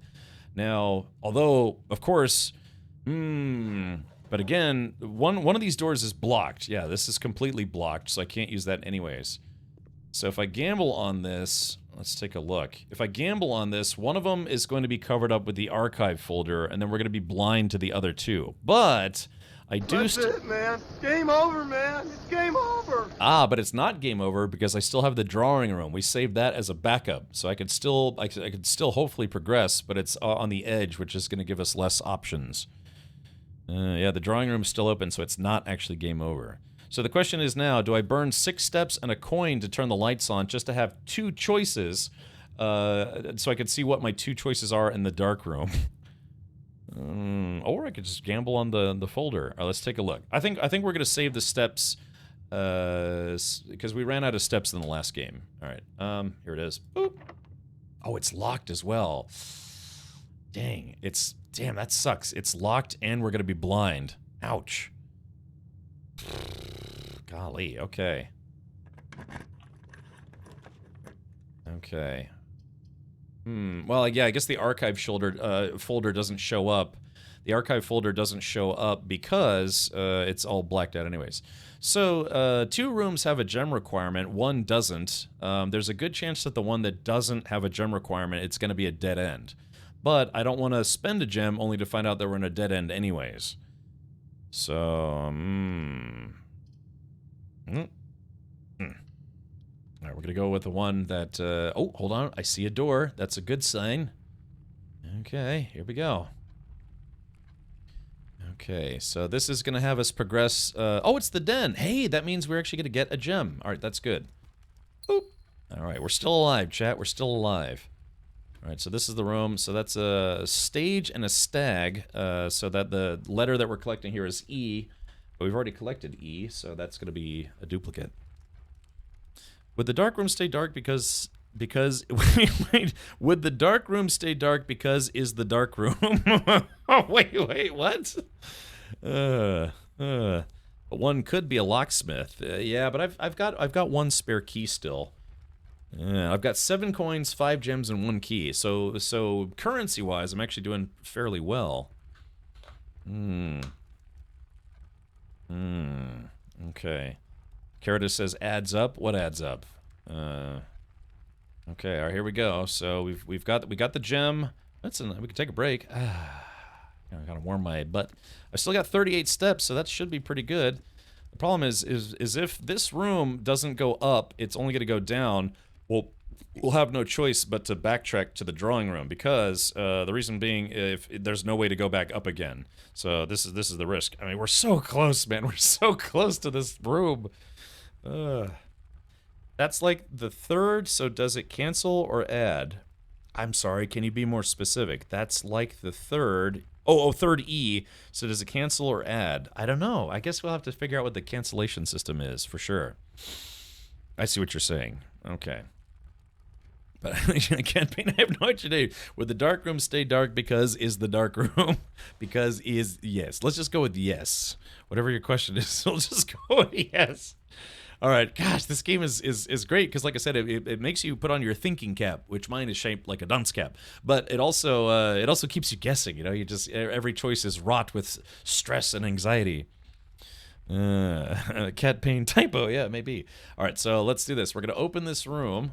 Hopefully it's not locked. Please don't be locked. Damn it! Ow! Golly! Crap sandwiches. Okay. So what happens in the dark room stays in the dark. Yeah, stinky. Dang. Okay, so this room is locked. Oh, so chat, I don't remember. Was the north room in the drawing room also locked or was it open? Dang, I don't remember if that room was locked or not. Because if we have a locked room here, I might as well unlock this door because we're closer to the end. This is 1, 2, 3. What's it? 1, 2, 3, 4, 5 rooms away. Yeah. Or if we go back here, it's 1, 2, 3, 4, 5, 6 rooms away. So it'd be a gamble. It would be a gamble. Don't think you checked, but I could be wrong. Yeah, I probably. So this is where I should probably be taking better notes. Unlock the den room. Yeah, okay. More like the damn room. Whoops. Yeah, this archives room really screwed us. It's 5 steps and a coin to go back. Right, but if this ends up being a dead end, we'll have no choice. And so, but I'd be spending my only key, and if this room also requires a key, then we're hosed. All right, I guess, well, let's just go for it. All right, 3, 2, 1, and boom. That's my last key.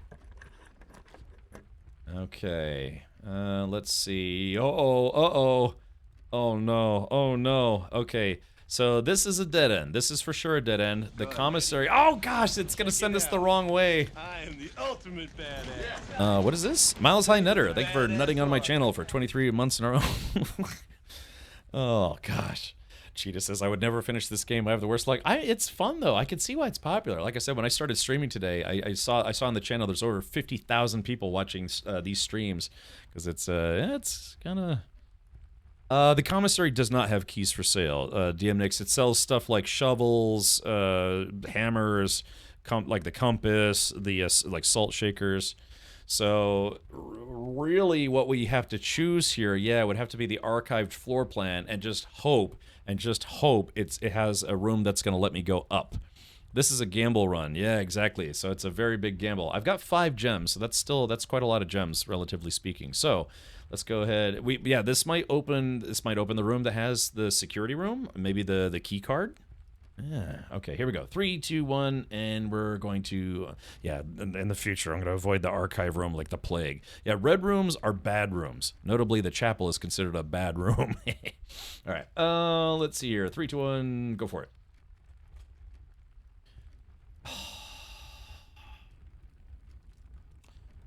Well, at least we're gonna get to discover the observatory. This is a dead end. Shit. Oh wait, no, it's not. Oh wait, I thought it was a dead end. Oh no, Chad, we gambled and won. We won. Okay, that's good. For some reason, I thought because I think on a previous playthrough, the observatory didn't have a second door, so that's weird. But this time it does. Okay. All right, we're still alive. We're still in the game. We're still in the game. Okay. Yeah, +1 star for each time you've drafted an observatory. Okay. It costs a gem to get into it. Housing an impressively large telescope, Mount Holly's observatory is a window to the world above and beyond the clouds and sky. Through its mirrored lens, even a novice stargazer will be able to distinctly appreciate the wonder, signs, and constellations that punctuate the tapestry of night. Okay, alright, well, at least we discovered it, and I thought, yeah, I guess this does actually have a door. I thought it was it didn't have a door. Oh, what's this? What is this? Hype train incoming.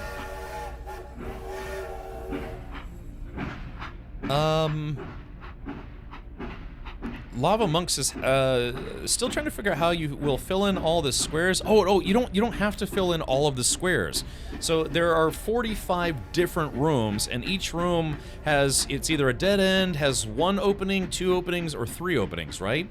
So you don't have to fill in all these rooms unless you're extremely lucky and somehow pull that off. The number 1 goal is just to get to the antechamber so you can hopefully unlock the secret room. So yeah, I'm definitely going to have squares that are unfilled, if that makes sense. So yeah, the goal isn't to fill every square, the goal is to get to the antechamber.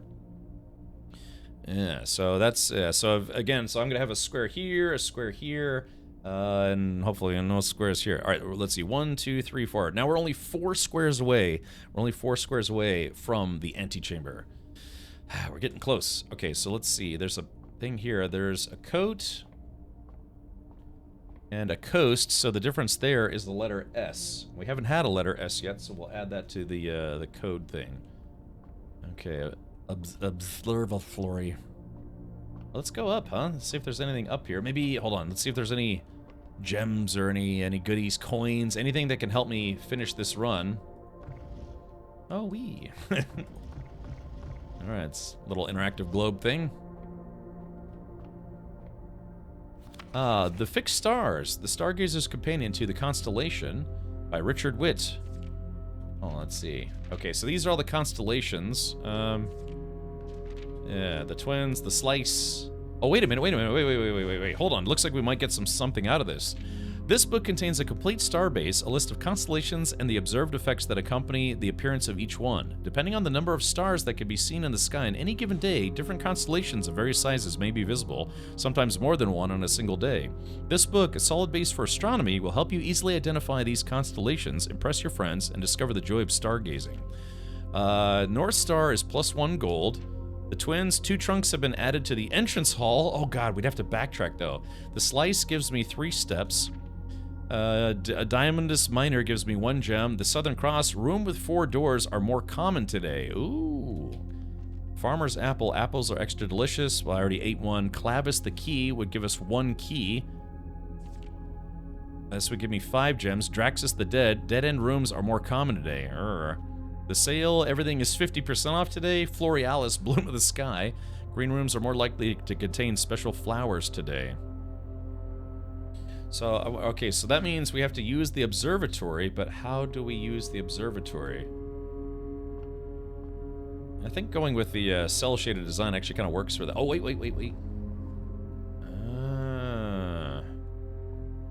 So we can turn this.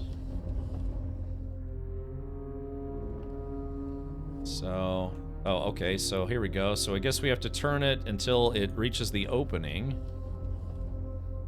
Yeah? No? Or maybe not. Oh,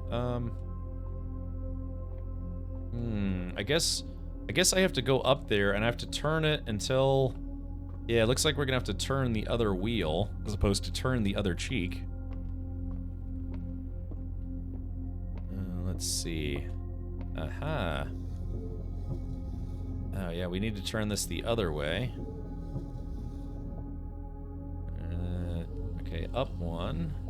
Now I guess I'm assuming that, yeah, we're gonna get a different constellation. So I guess we have to see what constellation we get today. Right, Meat Shield? Maybe.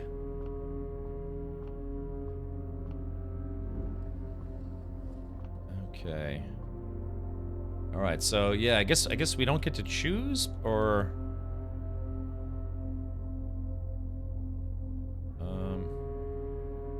So how do we... So that's exit, or... Observatory. So do we... Can I move the screen? North Star, gain 1 coin? Do I... Is it like kind of random what you get? Gain 1 doot. Okay, so... Alright, so let's see if I can maybe raise it a little higher? Wanna get high? You get +1 star for as many times you've built this place. Oh, I see. Okay, so... Is there... Nope, that's it. Okay, so, yeah. So I guess, yeah, the book is based on how many times I've gotten this room. So I wonder if that's... I mean, obviously, we're not going to have, like, 8 of these in one run. So I'm assuming it's based on how many times I've gotten that room, period. Observatory, yeah, I drafted 1 time, so that probably... You're right, it probably corresponds with the book. So I've found it once, that's 1 gold. Twice would be 2 trunks have been added to the entrance hall, 3, and so on. So, dang, it makes me wish I'd chosen that on the last run. What can you do? Alright, well, hey, you know, I got 1 extra coin. It's different, yeah, it did say that it could potentially unlock multiple times in 1 day. Okay, please don't be locked. Please don't be locked. Please don't be locked. Whew. Okay, oh, the boudoir, or the commissary. Ooh. Okay, so both of these are good, because both of these will turn left, which is what we want. I don't know what this is. I'm not choosing this. So the boudoir won't cost us anything, but we've got 4 gems, and there's items for sale. So, so chat, do we spend our coins? Or do we save our coins for the chance that we might find no, LJ, absolutely not. Do we save our coins in case we find a locksmith room? Because if we get the commissary, we're only 3 rooms away from the antechamber. So do we do it the safe bet, which is the boudoir, which doesn't cost us anything and it goes in the direction that we need? Or do we go to the commissary? But the thing is, it's like, there's nothing that I want to buy right now. Because what was it? The sledgehammer breaks open trunk locks. The salt adds +1 to any food that you eat, but then there's also the compass and the shovel. I don't think we're going to need a shovel inside. Boudoir. Yeah, we've already unlocked the commissary. I'm thinking boudoir. Let's do boudoir. Okay, here we go. Alright, there it is. We're inside. LJ's like, gamble, and get a... Okay. Oh, there's a safe. Wait a minute. Ooh. So this is it's a holiday scene, but yeah. So there's a safe with a keypad. So shop for the salt shaker. You've only picked up one food so far, right? And I think the game said that there's something like 5 fruits and vegetables that you can save steps for store in future. Yes. Okay. So there's a safe somewhere that we might run into. It looks like the safe was in here, but it's since been removed. No, wait. Hold on. Wait a minute. I see it. Oh, plane and what is that? Plane and pane. So the difference would be L. So plane and pane of glass. So that would be L. All right, there we go. So we're adding L to our list of letters, which we still haven't really figured out what we're supposed to use that on. Oh, I got the magnifying glass. Inspect documents of the estate more closely. Ooh, hey, so this problem. Hey, Wood. This inspect documents of the estate more closely. This will probably negate. The archive folders. Yes. Okay. Good. Woohoo. Whew. All right. Very good. All right, man. I'm glad I clicked on that. Okay, so here it is. Cinca Co. 1, 2, 3, 4, 5. Enter. So how do you think we find the numbers for this? Let's see if there are any clues. Are you getting a clue? I'm getting a clue. Okay, so let's see. Yeah, we got a safe. Oh, hold on. Let's see. Magnifying glass. Okay, so maybe this isn't for the folders, but this allows us to inspect photos a little closer. Okay, so there should be maybe some hidden numbers in here. So this thing is a way to inspect photographs a little closer. So, yeah, so there is a safe, but hold on, maybe it's like hidden in the wrapping paper. Cinca was mentioned in paper's archive. Okay, gotcha. Your luck, it is probably the windows in the chapel. It was Christmas in the picture, but right, your luck is probably, so there were 7 angels, but we would have to know the order of the angels. So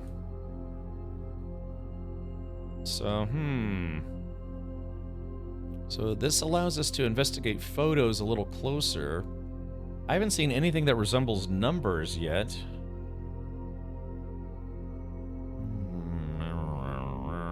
Yeah, nothing seems hidden so far. Number of red LEDs? Yeah, I mean that would be a lot of them. Not a bad thought, but so photographs. All right, let's think about what other things we have that we've picked up that we could examine. There's the postcard from Reddington. Yeah, so the postcard was in, what room was that in? I think the postcard was in the bedroom? Yeah, I think the postcard was in the bedroom. So we'd have to go all the way back to look at that.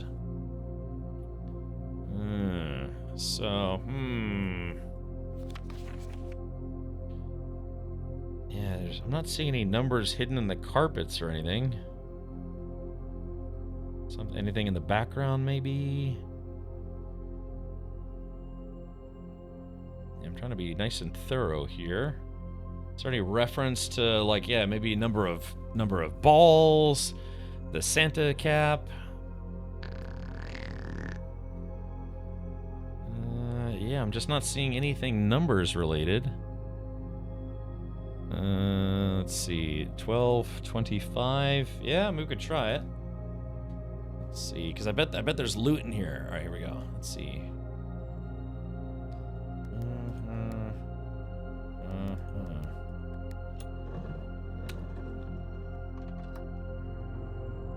Wow. Wow. Oh, look at that. We got a gem and we got a note. The number 4. Okay. So the number 4. Best bet is archive. Lots of newspaper clips in there. One mentioning a name on the save. Oh yeah, well yeah, no, it was the date. Yeah, December 25th. Okay. Look, it could have very well been some kind of pagan holiday as well. Okay, so we got a big old number 4 here. Not sure what that's supposed to signify. I guess maybe, I don't know, 4, like maybe the angel, like the number 4 angel in the chapel. Okay. All right, Herbert, I was distraught to learn that you have chosen to omit the details of our dear Marion's disappearance from the public record. It is no surprise to me that the royal court would want this embarrassment kept as quiet as possible, but I'm shocked that you have so little regard for your niece that you would play the king's scullion and stoop to kissing the foot that treads upon her memory. She gave up her family, her fortune, and her life, and all you can do is think of your name. Having never had a family name nor fortune of my own, I cannot personally condemn you for faltering in your commitment to make the same sacrifice as she did. But for the love of God, do not by that same display of weakness clutch your petty assets so tightly that you undermine the cause that she forfeited everything to further. Our countrymen must be made aware of the price she paid, and must be made to see the color of the flag she flew as she rode into the darkness of 100 nights. To deny her story is to deny her life. It is through your silence you bless this betrayal. Our son Simon, your heir, will inherit a fortune of lies and will spit upon your grave when he learns of your accursed foolishness. Needless to say, we will not be coming for Christmas this year. So it sounds like this, yeah. Simon, your heir. Yeah, so Daniel's son is the guy who's investigating the mansion right now.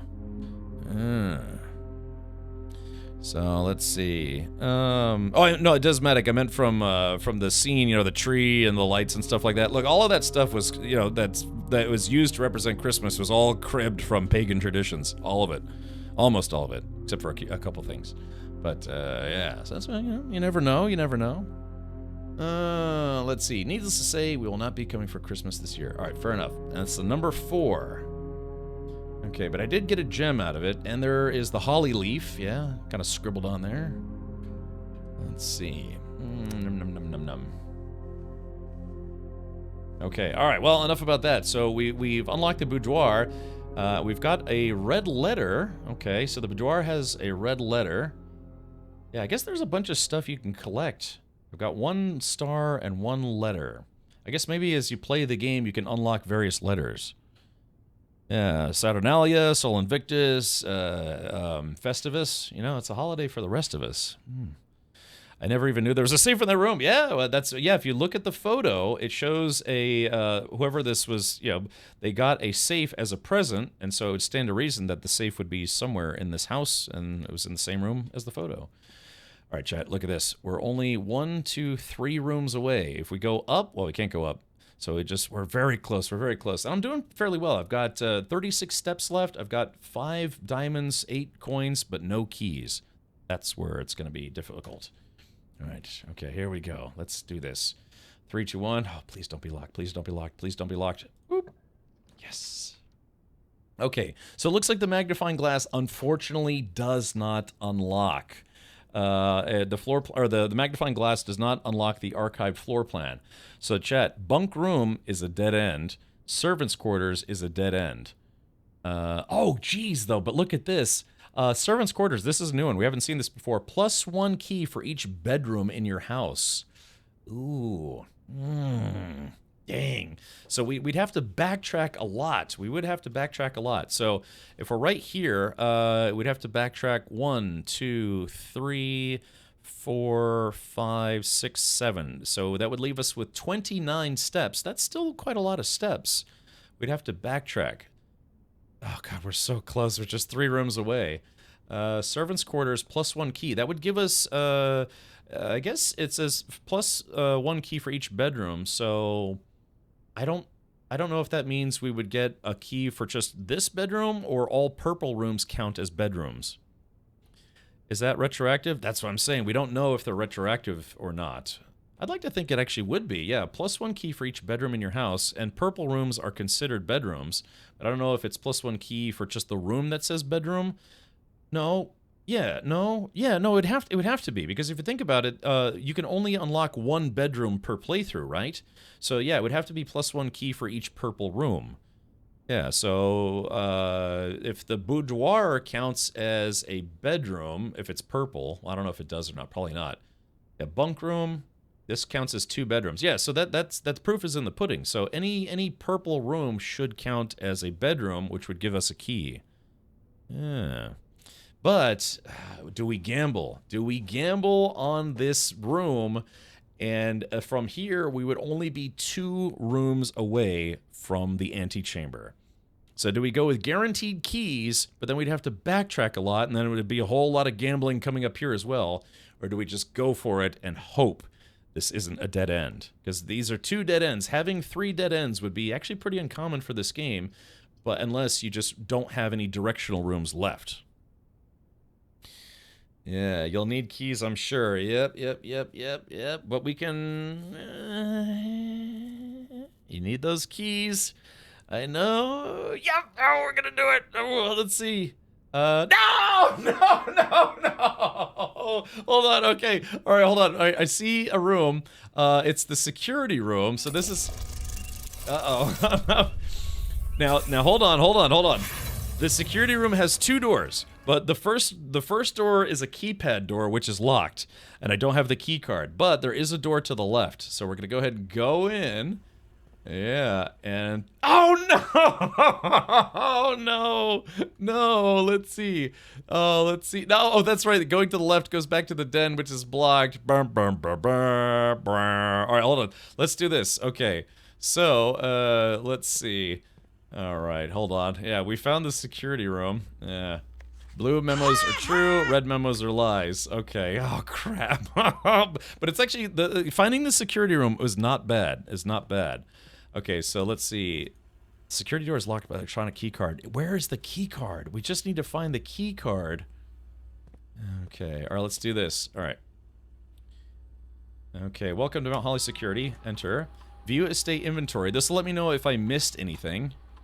No, I've missed nothing. Okay, so yeah, that doesn't count to let me know if I've missed anything in any of the rooms. All right, let's see. Keycard system.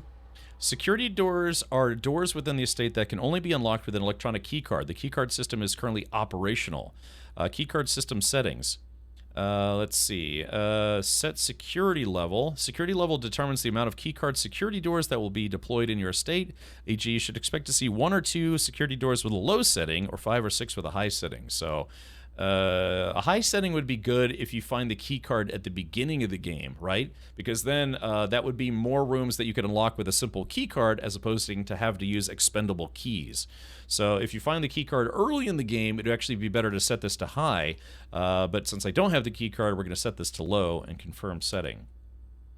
And then it says change offline mode. This mode determines the default setting the security doors will be set to if power is lost, e.g. during a blackout, for example. As a general safety rule, offline mode should be set to unlocked if any staff are working on the estate. So we're going to set that to unlocked if we can shut the power off. Boom, confirmed setting. Okay, and then it's back. And then it says, let's see, keycard system settings, back.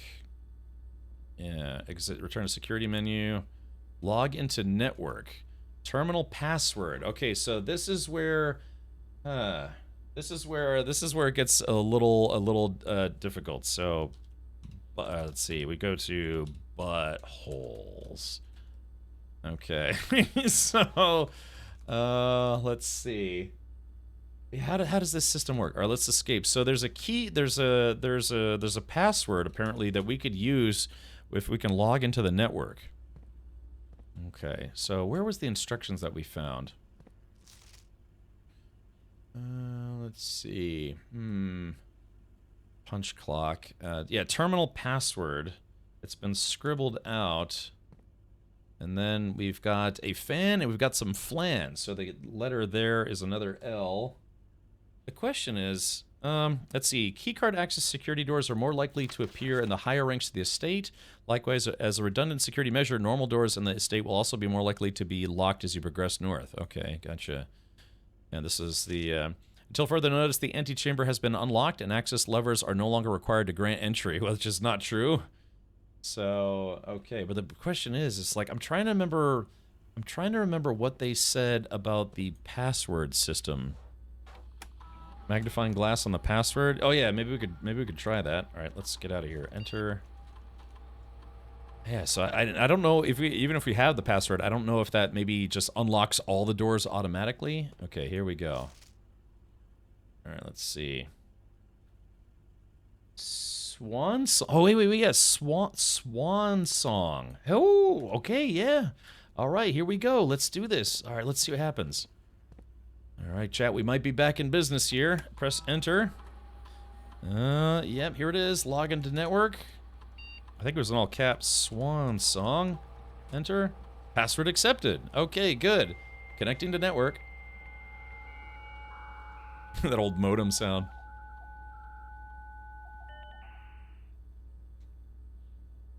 Oh, wow. Oh, crap. We got a lot of stuff here.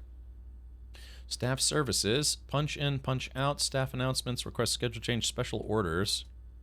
If you would like to get a specific brand of gum or your favorite fruit, the commissary is now taking special orders for all members of the staff. Place a special order. Oh, it takes 1 to 3 days. Okay.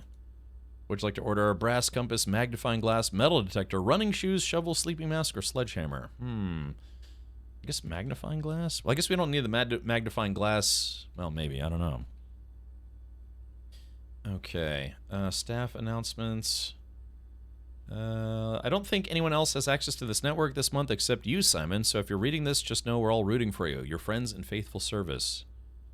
Okay, request schedule change. This service has been temporarily disabled. As of November 4th, all work has been suspended at Mount Holly, and all domestic staff has been placed on extended paid leave in accordance with the instructions left by the old man himself. Yeah, no, I get no help from the staff.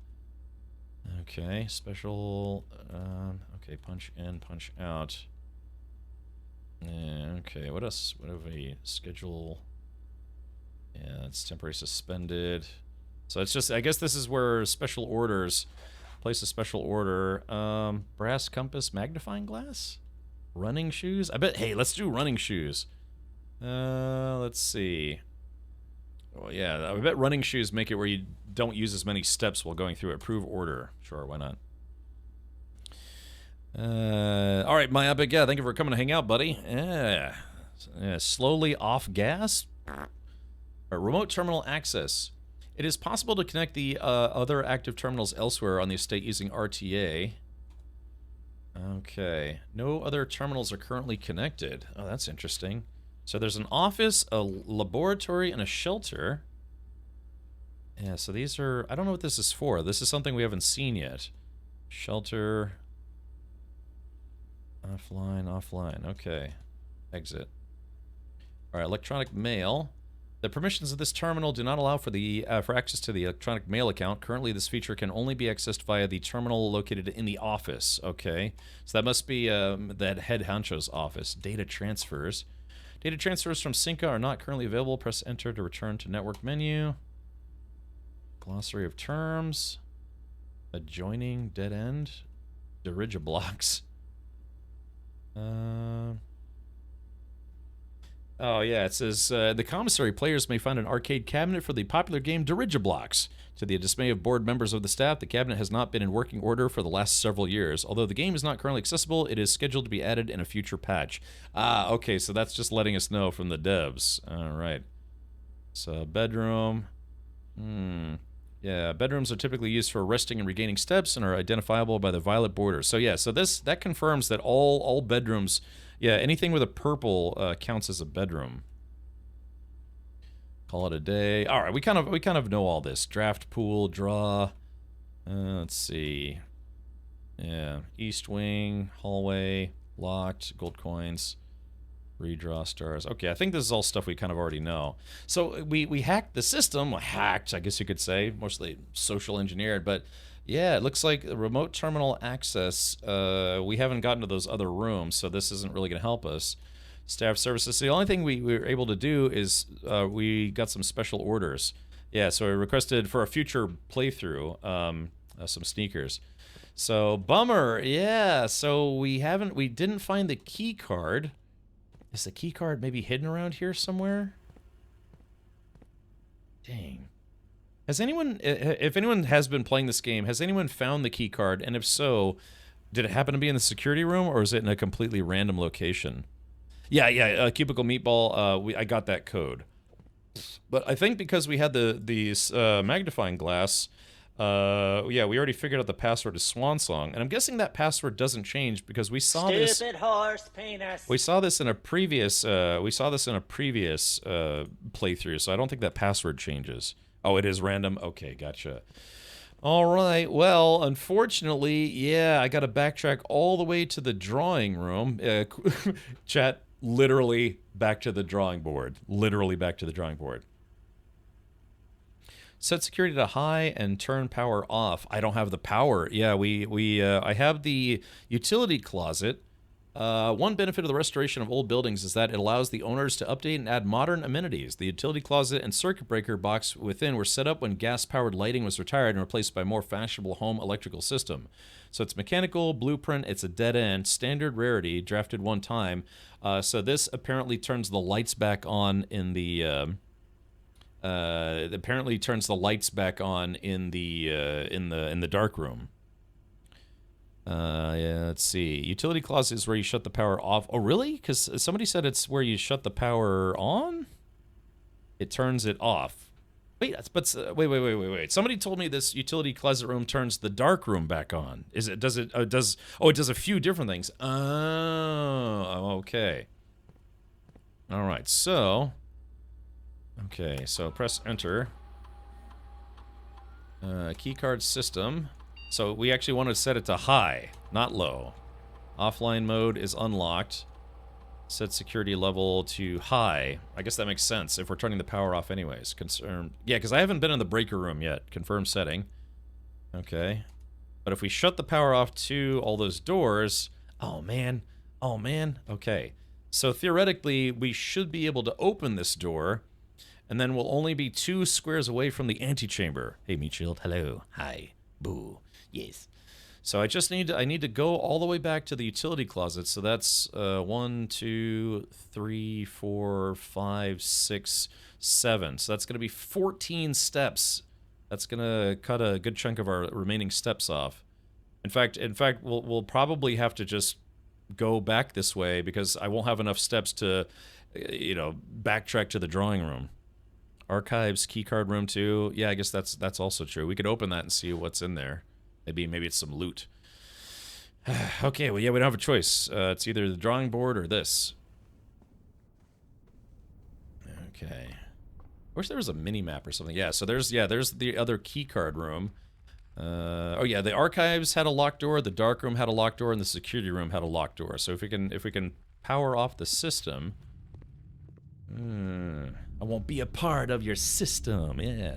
We're going to lose 2 coins, by the way. 1 coin going into the chapel and 1 coin going back through the chapel. Okay, here we go. All right, there we go. So we paid our penance. And here is, I've never been in here before, the breaker room.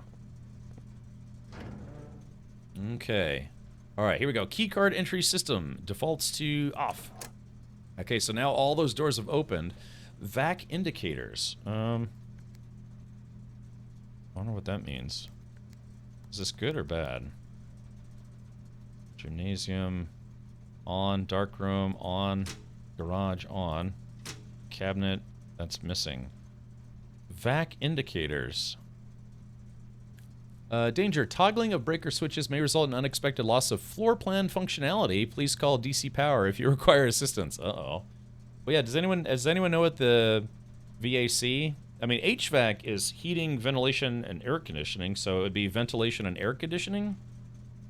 Of course, if I need to climb through a tunnel, having these on would be probably bad.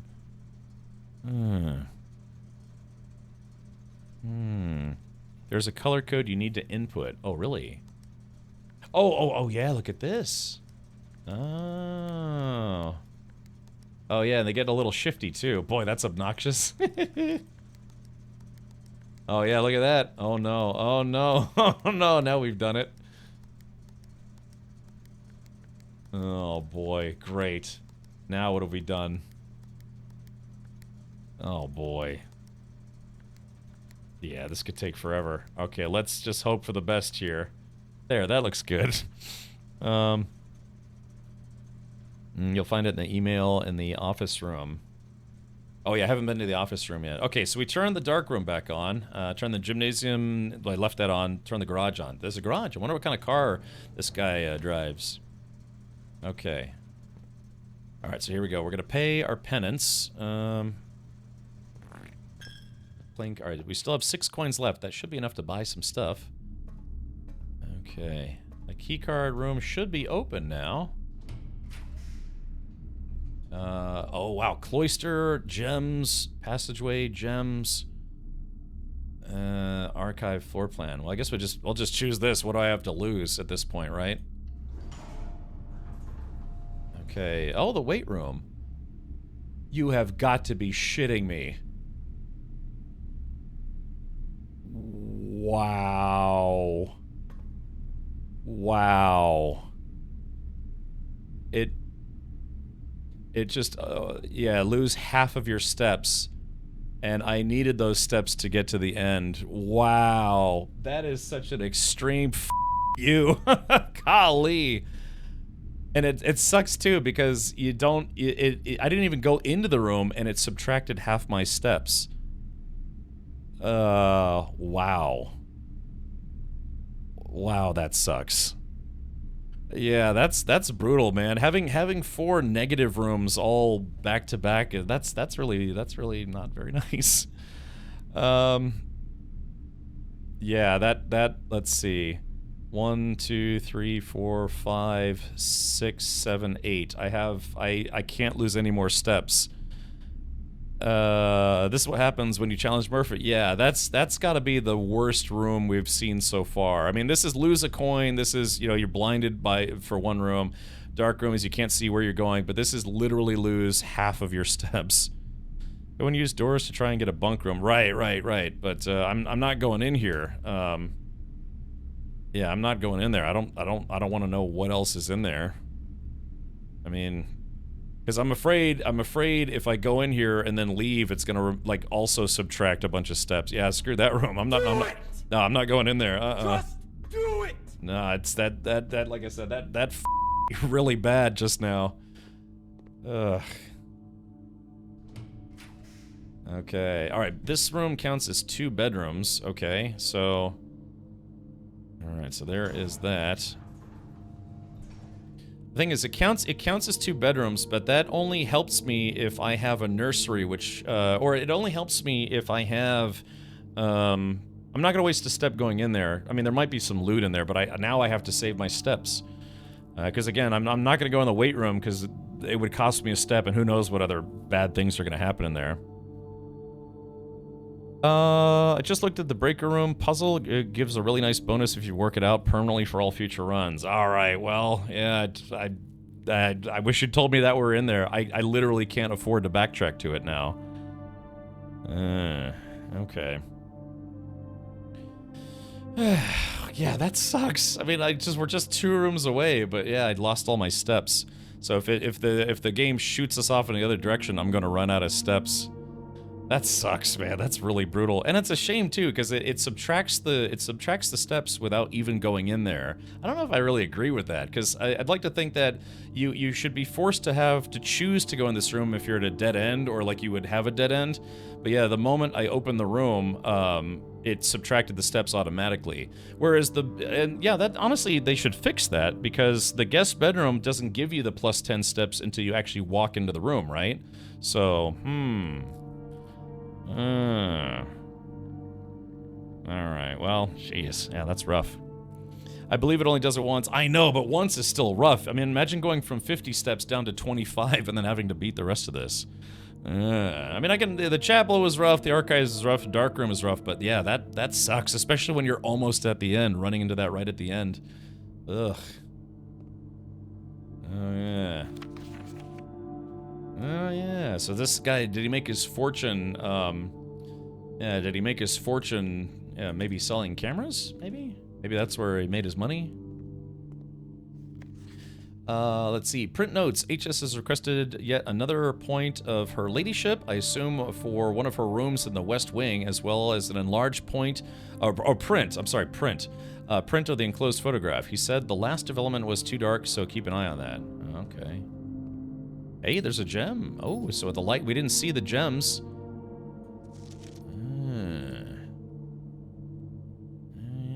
Secrets. So there's a lady here, and if you'll notice, I think that's a queen piece from a chessboard. So that must mean that she is her queen. Or she is his queen, something like that. Okay. Alrighty. Okay, well, yeah, let's see. Like I said, I have no reason to go in there. It would just count as 2 bedrooms if I can find her. All right, let's just peel the band-aid off and just go back to the security room. Because yeah, I'm now like, as you can see, I'm gonna run out of steps if I'm not careful. He made his money from being a voyeur. Hello, nurse. All right, we got the safe open. Okay, yeah. See, I would have. God, man, that sucks. Golly. Wow.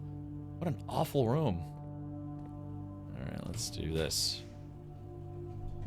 Okay, dining room. So that's going to... Oh, no! No, see, this is what I'm talking about. So there's the dining room. The dining room, because of the way it's situated, yeah, we're going into the dining room, and we're gonna have to go again to the left. So unfortunately, that's gonna put us... yeah, I'm not taking the lavatory. If I take this could also be a dead end. I don't know if we're gonna have the steps for this. Yeah, so it's gonna be 7, 6. As long as I don't get shoved all the way to the left, I will have just enough steps to get to the antechamber.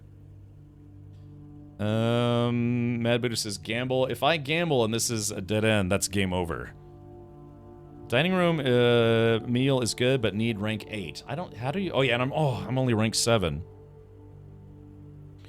Yeah, everyone who wants me to gamble, screwed either way. Well, how am I screwed? Because, again, I have 8 steps left. Remember, it's 1 step per room. So I go into this room, that's 1 step. I have to... If I choose the dining room, so it's 1 step here, 1 step here. And if I get lucky and there's an up and up, or an up and a right and an up, I would still have enough steps. But if this is a dead end, it's game over. Do it! Just do it! Dining room gives food. I guess, yeah, each day a meal is served in the dining room after rank 8 has been reached. I'm rank 7. So yeah, there's not going to be any food in there. Yeah. Minimum steps is 4 to end. Right, but if this is a dead end... I mean, it shouldn't be a dead end. I don't think dead ends cost 2 gems unless it's like, I don't know, maybe a loot room or something. Yeah.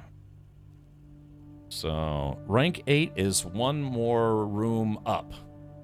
Oh, is it rank 8? Oh, I guess that would make sense, right? Yeah, so if I can go up 1 level, then I would get some chow. And I could feasibly, yeah, so if I go through the dining room and then get to the next room, as long as that room is not locked, then I could come back to this room and I could get some more steps. So maybe that would offset the loss of the weight room. Yeah, I mean, I know you guys want me to gamble, but I have too much to lose at this point to gamble. If the dining room is locked, then that's also game over. All right, you know what, fine. Okay, all right, fine.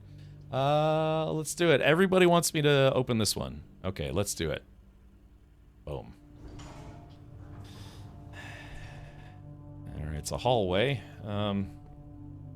Okay, let's see. Oh, it's a passageway. Oh, it does lead up. It does lead up. Uh-oh. Well, chat, I knew it all along. You get nothing. You lose. Good day, sir. Okay, here it is. All right, so there's that. I knew all along it was worth taking. Yes. No, thank you, chat. I was gonna go with the dining room. Okay, so that's a passageway. No pros, no cons. And then let's see, keycard entry.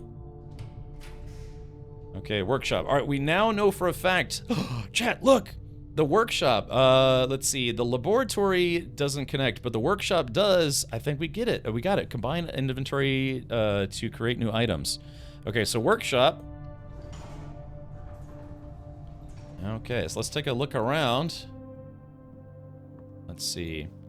Stones cut by hand and letters wrought do spell our secrets carved from thought. A message read is of 10 lost among the bold words spoken soft. The note is read, the letter is not. Okay, so there's the sledgehammer. So instead of buying a sledgehammer, I got a sledgehammer for free. I still haven't found any of those locked trunks. There's the letter U. Okay, so there's the letter U. Let's see. Workshop. Combine inventory to create new items. I have a sledgehammer and a magnifying glass, which doesn't make anything. Okay, so exit. So yeah, we don't have anything to combine. Alright, exit. Alright, can't use the saw. There's a gear there. The true box does not always contain the prize. Uh-oh, the true box. I wonder what that means. Okay, well, oh, wait, hold on. We've got, I wonder what this is supposed to signify. Hold on. Mansion and hose? Hose and house? I guess, yeah, hose and house. Yeah, so it's the letter U. All right, boom. Alrighty, so let's do this. That's the antechamber. Okay, and nothing? Antechamber. The doors are locked?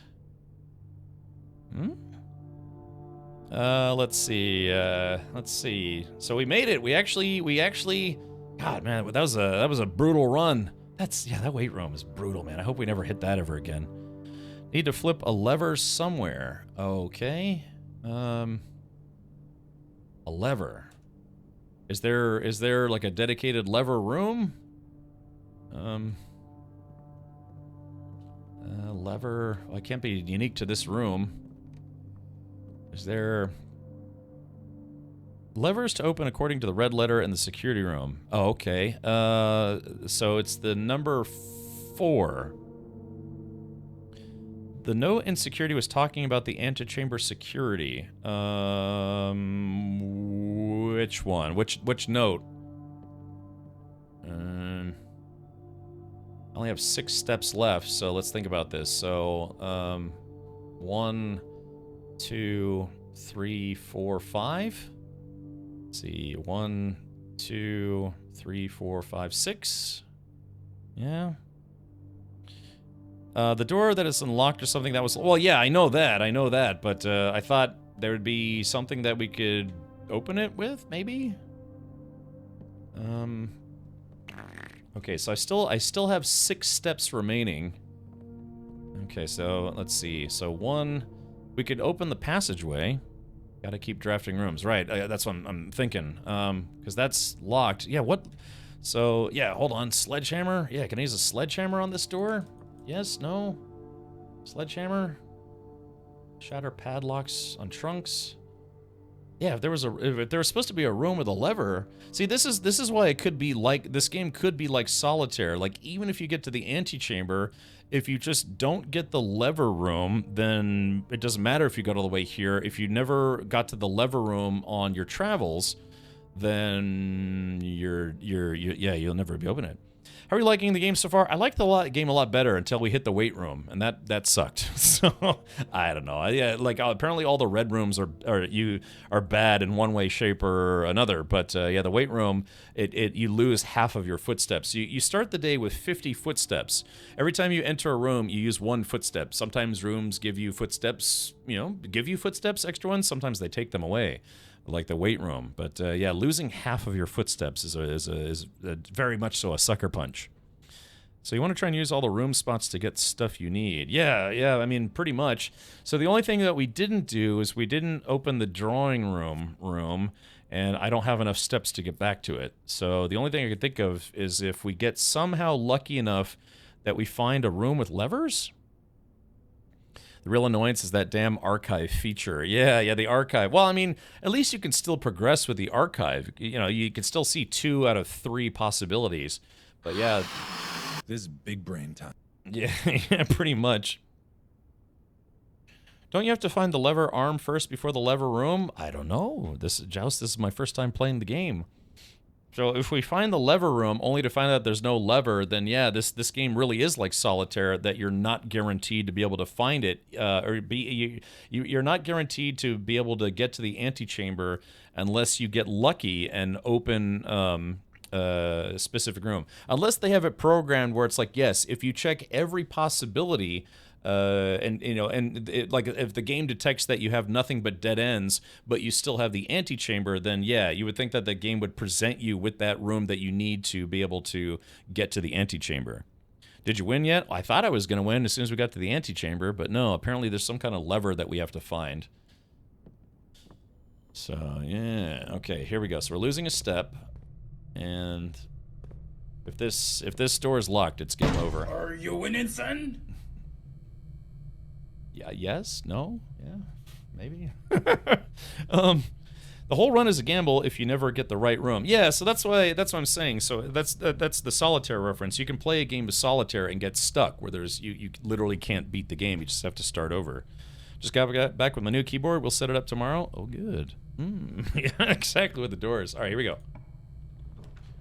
Coat check, mailroom. Oh no, yeah, so this is a dead end. A package will be delivered here the day after drafting this room. Code check one item and retrieve it another day. So I could drop off, say, a sledgehammer, and next time we get to a coat room, I'd get the sledgehammer for free. Let's see, $300 here normally, on sale for $215, but I got it for $185 because I know one of the staff members. Nice. 43 total squares, so to open every room, that means you'd have to not screw up with any placement if going for that. Yeah, right? Okay, well, let's try this archived room, because yeah, these are both dead ends, and I'm assuming they're not going to give me what I need, so, let's do it. I think we just opened a commissary. Yep, so that's a commissary. Items for sale. Okay, so that's 4 steps. Let's see, can I buy a lever? Ooh, I could buy a gem, a salt shaker, or a shovel.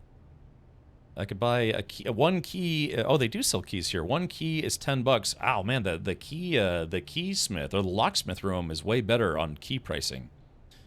I could buy 2 gems for no good reason. Or I could buy a shovel. Let's buy. All right, there we go. I bought 2. At least I can die rich. Okay, so here we go. Yeah, keycard doors. All right, open. Alright. Oh, shit! It's the office! Okay, hold on. The office. Alright, let's do this. Gem requirement 2. Okay, so this is the office. Yeah! Alright, let's do that. Maybe the lever that we need is in here? Okay, so this is the head dude's office. I have 3 steps left. Okay, so that way is blocked. Alright, 1, 2... Oh, no! Oh, no! Yeah, we ran out of steps. We're going to run out of steps. Shit. That's it, man. Game over, man. It's game over. Yep, that was that. And boat and bat. So the key letter is O there. I still don't know what I still don't know what the whole point of the pictures. Is it supposed to help you figure out the password if you never find the magnifying glass? Okay, let's see. What is this? Uh-oh. Bridget, please check if any books matching these titles are available for purchase in Reddington. Flight of the Queen, March of the Count, Fall of the Lord, Passing of the Barons, Herrings of the Major. Had a little trouble reading the Baron's writing, so I'm not sure if the last title is intended to be Hearings or Herrings. But knowing Herbert, I suspect either would be suitable. I guess this is that room where if you choose which book you choose. Upgrade disc. Insert into one of the estate terminals to permanently upgrade one of your floor plans. Oh, okay. Well, that's not going to help me now, but that's okay. The antechamber lever is in the... Oh, wait. Here it is. The antechamber lever in the greenhouse is broken again. I don't think there's enough time to put in another work order before Simon arrives, so just make sure the west and east levers are operational. Oh, yeah. So, huh. So we can find a lever. Well, no, I guess the greenhouse. So I guess there's a greenhouse room, and there's potentially a lever in there, but it's broken.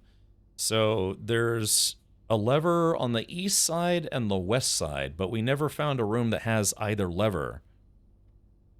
Disc equals permanent upgrade for other runs. Oh, really? Okay. Let's see. So what does this do? Oh, there's a safe. Ah. Okay. All right, so let's see here. Insert disk. Home office. Run payroll. Spread gold in estates. Okay, what does this do? Spread gold. The office can facilitate a modest distribution of coins withdrawn from staff incentive program. These coins are distributed in a number of rooms currently active throughout the estate. Spread gold now. Okay, well, that doesn't really help me. I'm out of steps. Return to main menu. Run payroll. After running this process, checks will be placed in each staff member's room. This includes each servant's quarters and maid's chamber currently on the estate. Okay, that doesn't help me now. Let's see. Log into network. Okay, I think the password was Swan Song. Password accepted. So we know the password for future runs. Again, a lot of roguelike games are like that, where even if you don't succeed on your current run, it'll give you help for your next run. Okay, staff services, electronic mail, glossary terms. Yeah, same stuff as previous. Insert disk. Floor plan upgrade. Okay. Scanning disk. Okay, so the courtyard has been upgraded. Courtyard data has been found on this upgrade disk. You will now have the chance to permanently enhance this room to one of 3 different upgraded floor plans. Select a floor plan. +2 diamonds, or gems, 5 dig spots. Oh, really? So a shovel would come in handy. Courtyard. Courtyard is always left unlocked. Ah. Okay, so gems, 5 dig spots where you can dig for probably coins and gems. But the courtyard is always left unlocked, so that means we would never have to worry about locked doors. I think we're going to go with that one. Yes. So we're now guaranteed that this courtyard place will never have locked doors. Yeah, that's the difference between roguelike and roguelite. Ah, okay, gotcha. Couldn't the mail only be accessed from that room? Oh yeah, I guess let's take a look here. What about you, Guahir? This kind of seems like the kind of game that you would be into. Let me know how this goes, Captain. I think I'll play this one. Yeah, I mean, it's wait, where the... Oh, no, yeah, you're the one... Yeah, you're the one who told me about the... Well, mentioned it in Mod... How could I forget? Yeah. I was about to say, I think this would be the kind of game that you would like. Let's log in a network. All right, Swan Song. This is a huge spoiler for you, though, Guahir, by the way, because we didn't know this password until we found the magnifying glass. Just try to forget it. Selective lobotomy. Yeah, I got you, Guire. Yeah, I was I'm playing on Game Pass, so electronic mail. Ah, okay, so yeah, we can from Ann Babbage. Let's go back in time. Let's see. The VSC indicator lights installed per instructions have been turned on. However, it should be noted that the white indicator is only displayed after syncing all 6 indicators to purple. Oh, so we have to get all the lights to purple. If this is not the desired functionality, let us know and we'll fix it in our regular service visit next week. Okay, so the next time we get a breaker box, the goal is to get all of those lights purple. Okay. And then let's see here. They should have a mark as red button. Changes to the estate. Just want to let you know that the changes you requested to your will have been implemented and notarized. If your premonition, God forbid, should bear fruit, this guy dies, rest assured that your plans will be executed down to the last detail. Okay. Alright, fuse box repair again. Gabe, yes, that is the correct functionality. Also, when you're out here next week, please test that the correct sequence is off, blue, green, white, red, purple. Thanks for the diligence on this project. Wait a minute, so all purple does something, and then we have this. Oh, somebody, hold on, let's take a screenshot here. So the key is, hold on, I'm taking some notes. The key is off, blue, green, white, red, purple. So I guess that's supposed to be, I don't know, because the first mail said it was supposed to be all purple. Yeah. That the white indicator is only displayed after syncing all 6 indicators to purple. Okay. I don't know, I guess we could try both of those.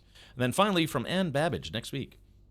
Sir, you have not left me any instructions for the following week, and you know how much I hate leaving critical plans up until the last minute. As soon as you decide on definite plans for the holidays, please pass the message on to me, either through Hartley, who is valeting for you this weekend, or if you absolutely insist, through this confounded electronic typewriter, Ann Babbage.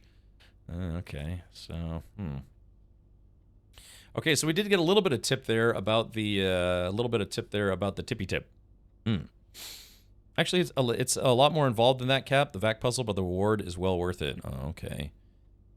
You need to get them all purple before you can make any of them white. Oh, I see. Oh, okay, so that makes sense. All right, well, there is that. Okay, log out. Flog out.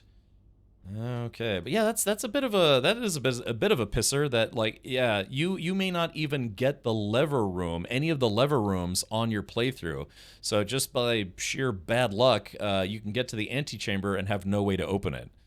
So it's almost like, I guess you could argue that's forced replayability, but I don't know. Some people like roguelike games don't mind that. Okay, well, let's see. Here's a question. Can we figure out the numbers on the safe? 1, 2, That's 3, it, man. 4. It's game over, man. It's game over. So are there any kind of clues that might let us know what the code is for the safe? I have a sledgehammer, but I don't, it was for locked trunks.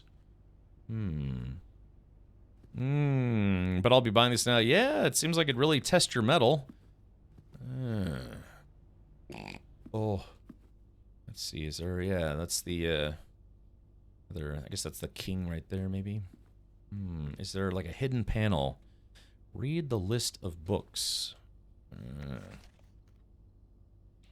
Flight of the Queen, March of the Count, Fall of the Lord, Passing of the Barons, Herrings of the Major. So again, I wonder.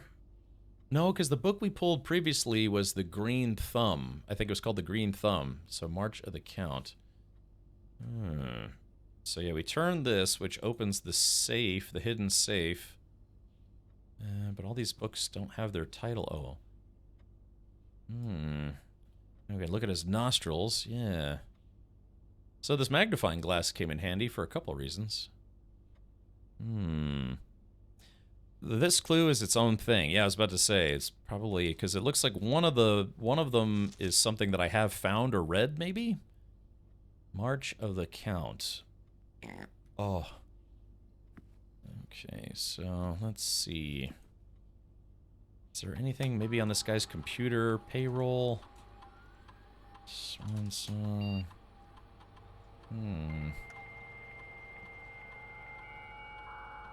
I like that. The 4-letter code earlier was 1225, 1225. Glossary of terms, staff services. There's nothing like personal here. That's the same menu that we had in the security office, except that we were able to read that guy's email. So where would the code for the safe be? Oh, what were the 4-letter code earlier? Let's see. It was R, but these are numbers though. So, yeah, the letters were RLCF, but yeah,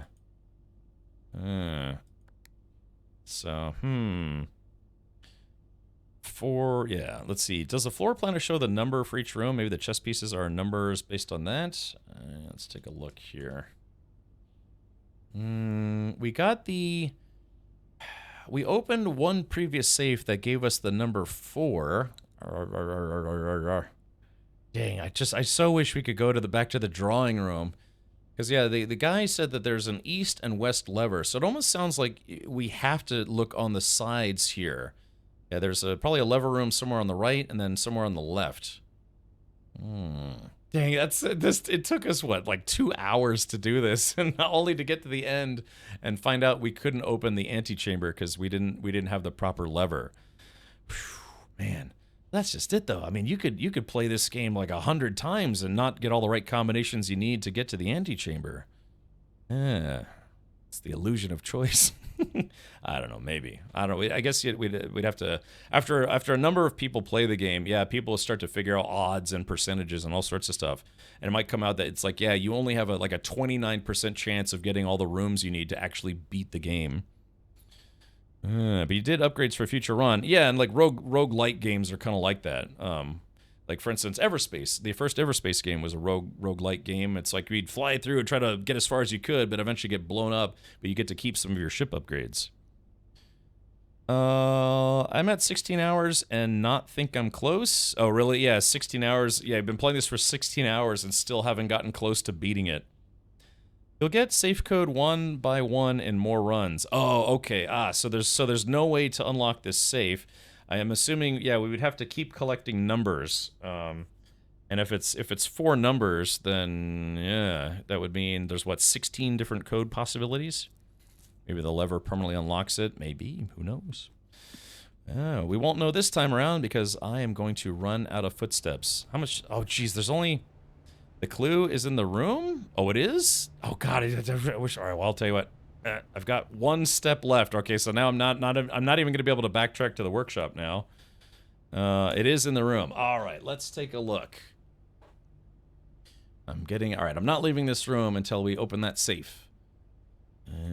Clue is in the room. Okay, so let's rub the cursor on all the books and see if any of them are interactive. It's like playing Myst. Okay, nothing's interactive there. Maybe the camera. The guy liked his cameras. Nope, nothing there. And now I do see a little box up there, but there's no jumping in the game. So I don't know if there's a way to get that box down somehow. Okay, nothing's interactive. A little origami swan-looking thing. Let's see. Yeah, I'm just looking to see if anything on these shelves is interactive. I can't get to those up there. Now, there's a finger pointing here. We saw a finger in another room. It was pointing down. Yeah, I'm down to my last step, so I might as well just keep scanning this place. Joaquin Garcia Delgado says, I know the numbers. All right, well, let's see if we can figure this out, huh? I mean, is it maybe the dates? It was said 1993 on the computer. Enter. Nope, that's not it. Clear. Let's see. So it's got to be, if nothing is interactive, touching all the things, maybe. Yeah, I'm trying to click on just about everything. Oh yeah, his queen right there. Maybe that's his daughter. I can't remember. Nothing interactive. Nothing behind the bat. Alright, so it's got to be something in his email, maybe. Let's see, maybe on the photos. I guess I'm assuming these are his parents. Is it maybe hidden, like, along the photos somewhere?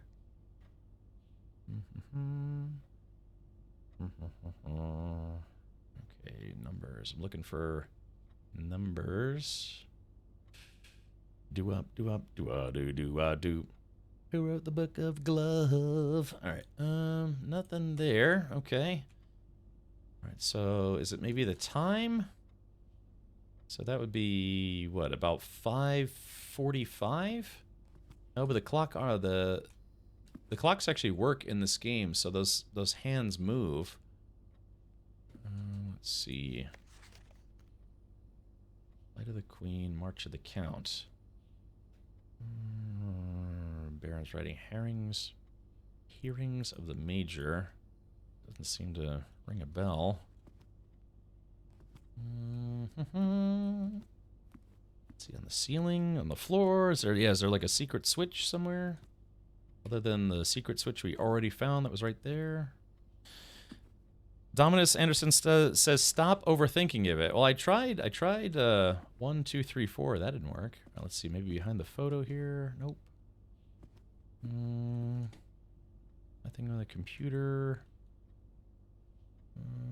Let's see. It's got like half of a numpad there. Note on top of the desk. Let's see. Press enter.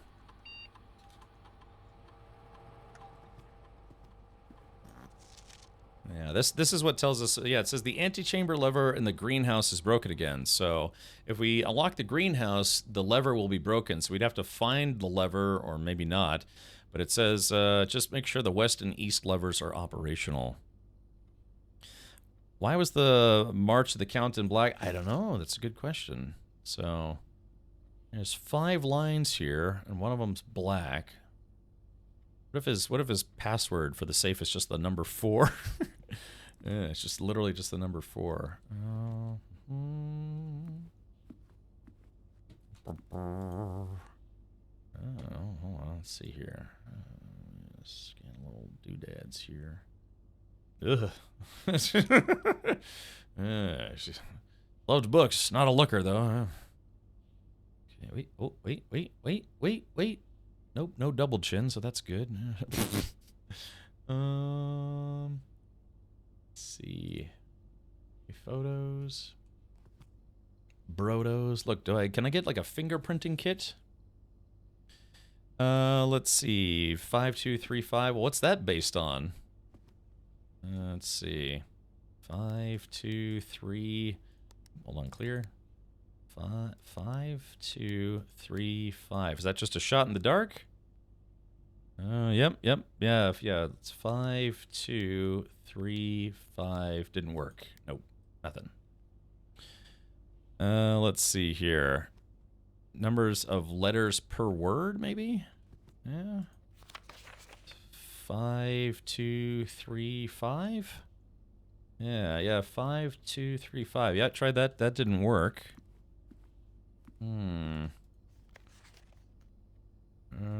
Let's see.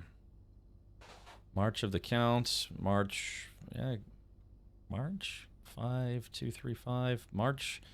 I guess March is what the third month, but let's see. March of the Count.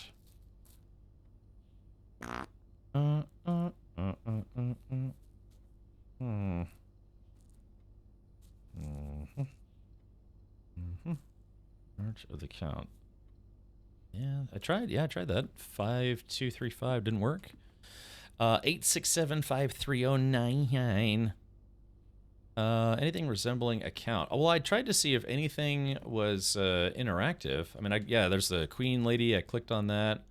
I was looking for any kind of books. I mean, I rubbed my cursor. It's kind of brute forcing it, but I rubbed my cursor over anything that I thought might be interactive.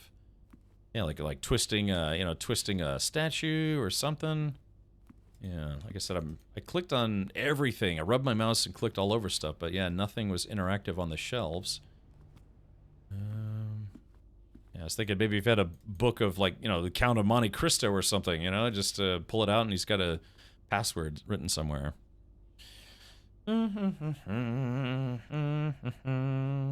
Dominus says stop overthinking it. Oh well.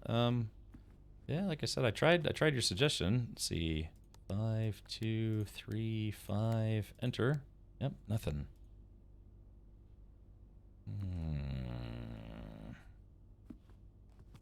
I also rub my cursor over lots of things. Yeah, dude nudes.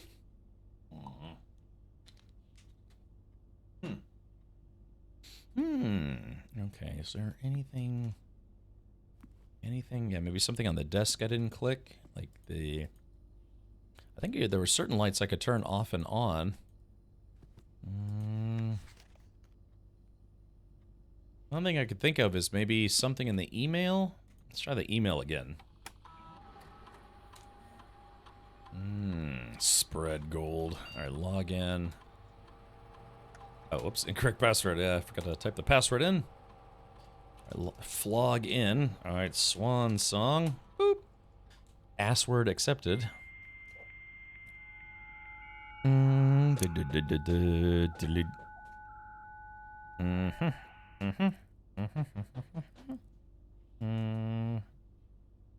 see.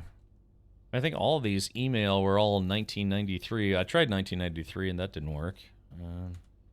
One time I was in networking class, and for whatever reason, a system had gotten locked out by a user, and because for I'm trying to remember how exactly it happened, but yeah, there was a system that had been locked out by somebody, and God, what was it? I was trying to remember what it was, but yeah, there's a system that was locked out. So the teacher said, if anyone can get into this system, I'll give you like a free 100% on your next test. And so people were trying all these various tricks to break into the system, and one guy actually got it. He was able to.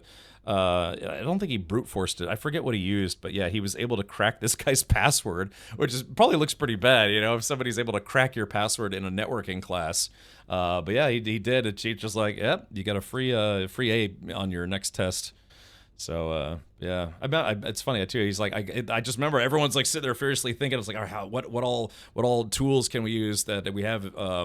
I don't know if it was just a test, but yeah, the teacher said it was a student, I think, that locked out the system. Yeah, one guy was able to, I don't know, brute force it or something. And yeah, surprising. Yeah, smart kids.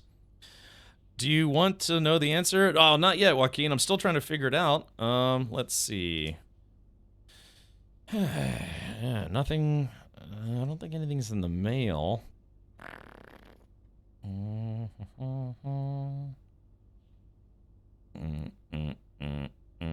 Yeah, because all the four numbers, the 1993. All right, let's return the network menu. Glossary of sperms. Golly. All right, so I'm trying to think of anything that would give us the code. Has the clock moved at all? Yeah, I think the clock has moved. Yeah. Wait a minute. Hold on. What are these? Wait a minute. Do these sculptures potentially like read out numbers? Wait, 9? Wait, is that a 6? Wait a minute. Is that a 6 and a 9 maybe? Oh, wait a minute. Hold on. Yeah, wait just a minute. Wait a minute. I think I might be onto something here. Yeah, I was looking at it for a second, then from this angle it doesn't look like anything, but I noticed it from this angle. Yeah, 6. That looks like a 6, and that looks like a 9.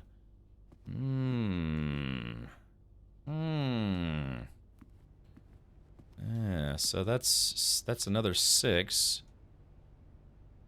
Okay, are there any more of those figures?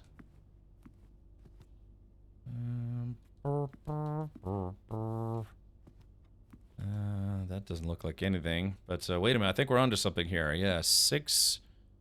Is it 669 or 6969? 69? Zyphon says 6290. 69. Yeah, that's what I'm saying. But this one, so that looks like 69. That looks like a. Was that a 5? No, it looks like a 6 to me. 69. Where are any more of those? 69. Is that one up there? No. It looks like there's 3 of them. So 6. I don't know. Maybe 696. Let's try this. Hold on. Let's see. 696. Enter. No. 669. Enter. No. 9. Oh, hold on. Crap. 966. Enter. No, it must be. There must be. It's got to be one more number, possibly. Okay, so 6. Maybe a 0? Is that supposed to be like a 0 on the back? Yeah, because I'm pretty sure those are supposed to be numbers.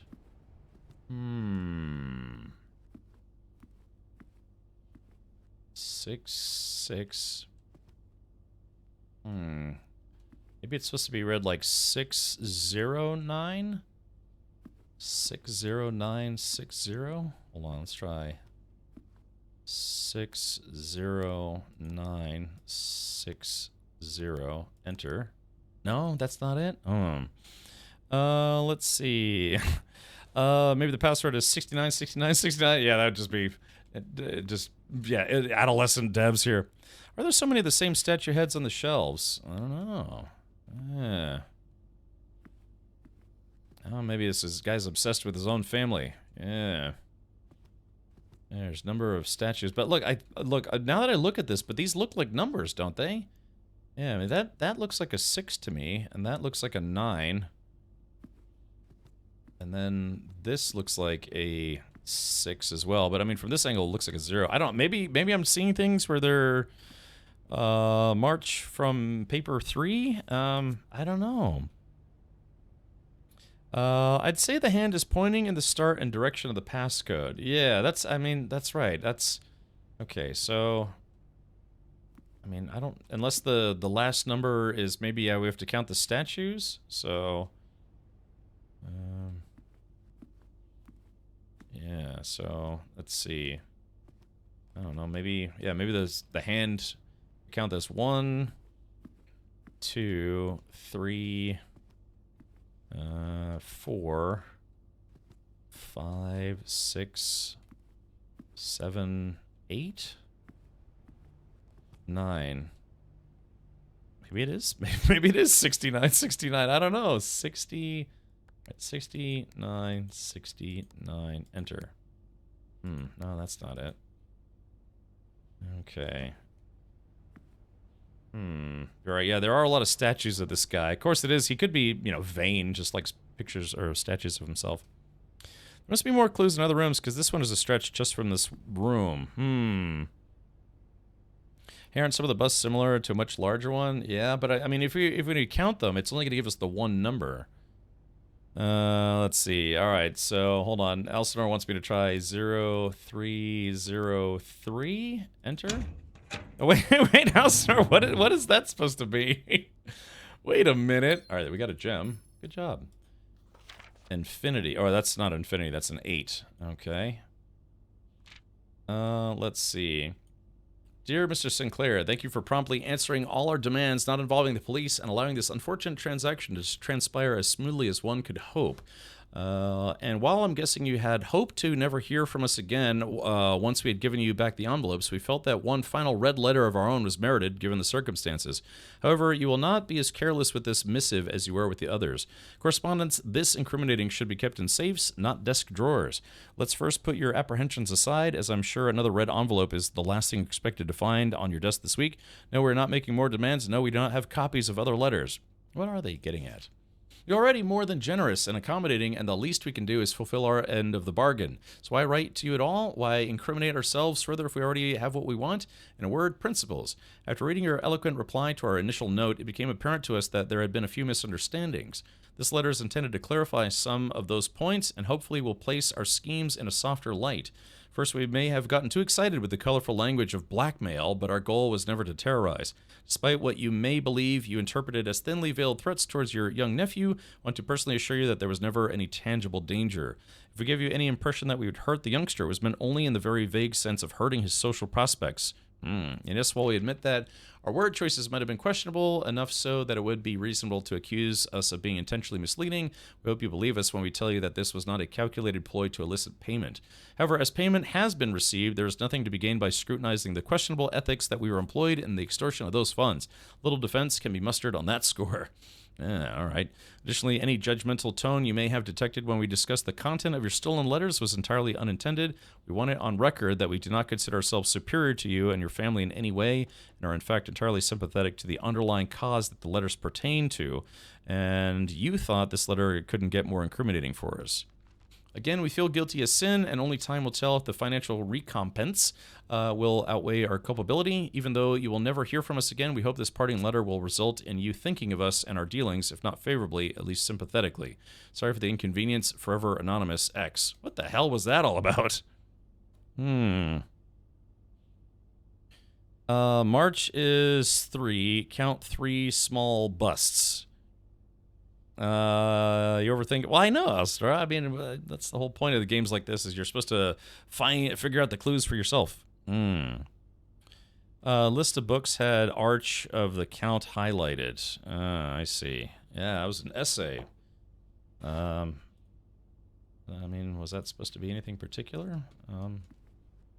So, okay, so these weren't actual numbers here. So it was supposed to be... What? Count busts. Yeah, I'm just trying to see how we were supposed to figure this out. March of the Count. So it's supposed to be March is the 3rd month of the year. So 3 counts. So I guess we were supposed to... So counts. I'm assuming this guy's the count. 1, 2, and 3. So yeah, there's all these different busts or whatever. But how did you get the 0303? March is 03, and then count 3 small busts. Oh, okay, so it's supposed to be 03 the month, and then 03 the number of busts of the count that were on the safe itself. Ah, I see. Okay, gotcha. Yeah, count the smaller versions of the busts on top of the safe. All right, well, I think I was kind of on my way there. Yeah, because I was starting to look at the sculptures, but yeah. To be fair, that does actually kind of look like a 6, and that kind of looks like a 9, but... Yeah, a different note must tell you that the bald guy is the count. Right, exactly. But I guess the concept there is that if it would be, yeah, it's you count the ones that are specifically on the safe. The one that's on the safe would have been the clue. So you count this guy 1, and then then the 2, and then 3. So yeah, March of the count. Yeah, so 03. I would have, the sad thing is I probably would have kept typing in 3333 and wondering why it didn't work, but it was 0303.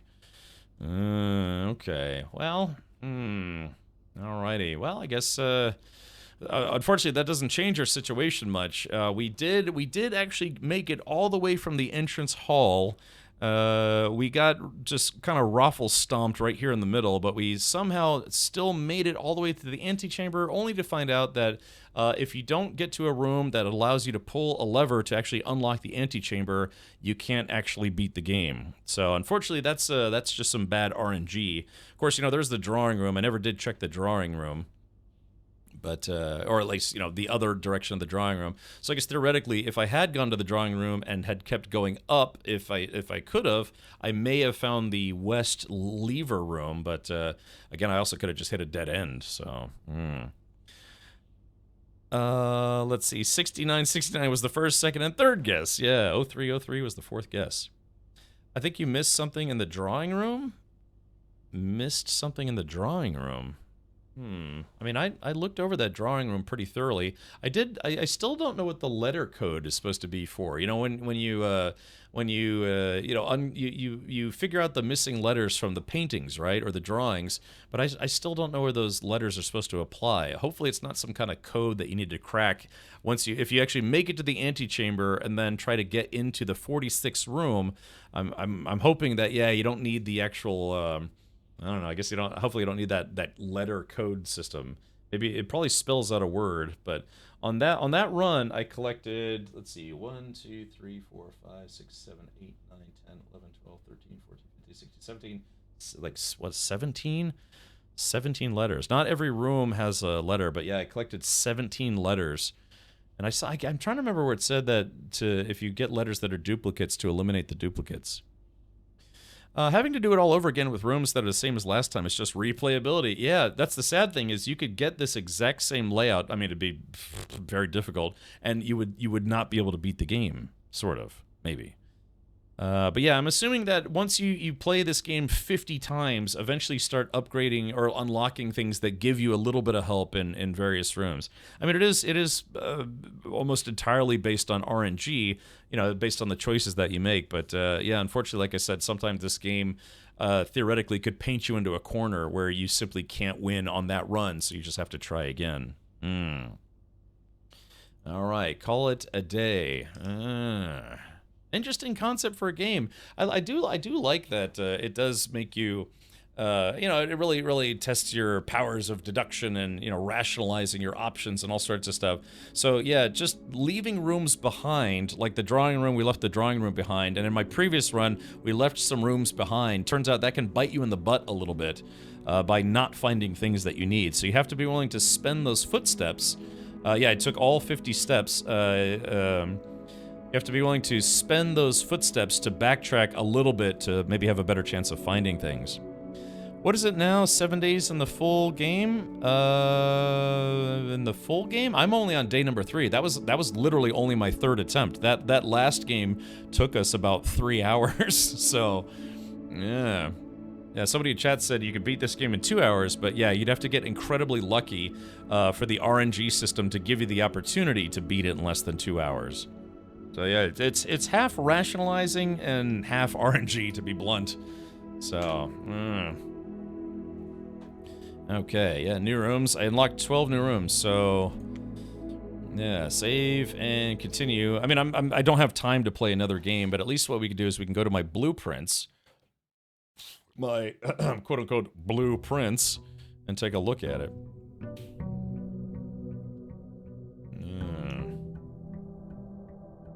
So that's interesting, though. So if we unlock the observatory one more time, it'll unlock trunks that we would get at the beginning of the game. So let's do this. Open this room. Spare room. Ah, you could do a den. Yeah. So there we go. Give you some options.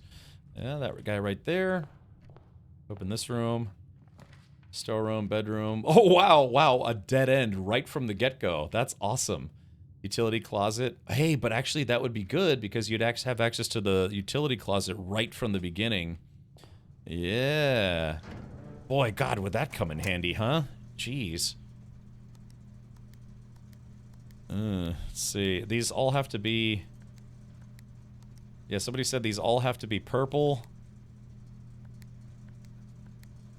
Oh, what an obnoxious puzzle this has got to be, right? Hold on. Let's see. Red... let's see. Oh no, yeah, exactly. Hold on, wait a minute. Yeah, God, this would probably take forever. Blue. There's got to be a system to it. Yeah.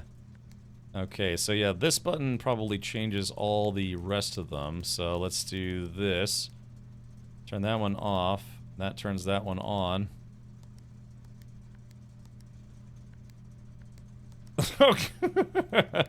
Okay, there's that guy. We have to get them all purple before we can turn them white. Yeah, I'm good on that. Yeah, no thank you.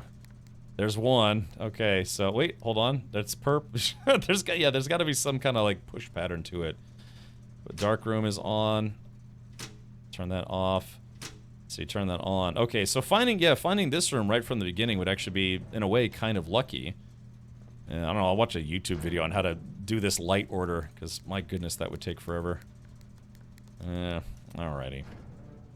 The demo was 3 days per run, I think. Oh, okay, gotcha. So, alright, so there is that. And what's behind door number 3? A bedroom, a closet, and a lavatory. Yeah, I guess let's do a lavatory, because why not, man? Yeah, so this is just it's a dead end, and I don't think there's anything in the bathroom that helps you. Yeah, there's nothing, except for, I guess, maybe this letter code, something or other, but yeah, it's a red room, and red rooms are apparently bad. They impede your progress. There is Cap. Well, I didn't post the order you need to do it. I posted the reward and a message to you and a spoiler. Oh, okay. Let's see. Let's see. The room is green. Let's see. What is that reward? Oh, you're right. That is kind of a nice bonus. Oh, yeah. Well, I'm not going to say what that is because I don't want to spoil it for everyone. But yeah, that actually does. That actually would be kind of a nice perk. All right. Well, chat, unfortunately, I don't have time to do another run. I wonder if you start the game with a shovel, if there's something that, yeah, you can, like, dig up outside. In fact, there is one thing we could do. Let's see. Can we open this door? Oh, nope, that door is locked. So it looks like, I wonder if at some point, yeah, you actually have to leave the mansion to find stuff outside. Yeah, because why? I mean, if the whole point is finding the 46th room, maybe there is something that you have to find outside. Now this leaves. So watch my footstep meter. Yeah, see how it's like going, even leaving and coming and going, and the fountain or the mansion area costs you footsteps. So I wonder, yeah, why would they make all of this area if there wasn't something to this, right? Yeah, okay, so that's blocked off. And then here is the camp area. Oh, yeah, we never did actually come over here, so there's got to be something to this. Alright, so there's the campsite. Due to the rules set forth in your great uncle's will, you are not allowed to stay in the estate overnight. Luckily, however, your scouting skills have been put to good use to fabricate a very respectable off-site sleeping quarters. You may call it a day anytime from the blueprint menu to return to the campsite for the night. Ah, I see. So I guess that didn't really necessarily unlock anything. It's just like, yeah, if you wanted to go see where you're staying every night. See if there's any... If there are any hidden secrets. Oh, wait a minute. Oh, wait, there is something out here. The greenhouse. Oh, yeah, wait. Yeah, the guy's office said that there's a lever in the greenhouse, and the lever in the greenhouse is broken. Oh, man, I wonder what this code is. Yeah, so we can figure out, I wonder, yeah, there's got to be stuff you have to read to be able to find the code for this. And then, yeah, presumably one of the levers, I mean, I guess, I don't know if that's considered a greenhouse or what, but, yeah, you see how there's, like, smoke and stuff coming out of here? The boiler room might be connected to this. Yeah, you can see all the exhaust fumes. Yeah, this is not your standard apple orchard. There's something to this. Ooh, sneaky. Yeah, so I wonder, yeah, there's got to be something to this. Yeah, maybe the red notes. Yeah, 4 and 8. Yeah, maybe that's the secret, right? Once you get all the numbers off the letters, it gives you maybe the code to unlock this thing to get here. Because, yeah, obviously there's something in here. Yeah, in fact, I think I see a sundial all the way at the end.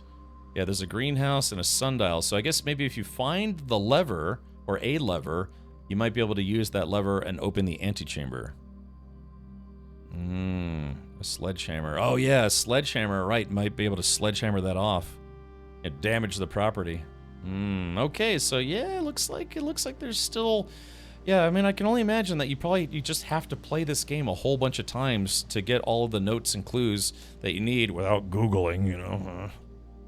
But, yeah, and I'm assuming there's also probably a story that you unlock over time. Oh yeah, what is this? Yeah, so I'm assuming...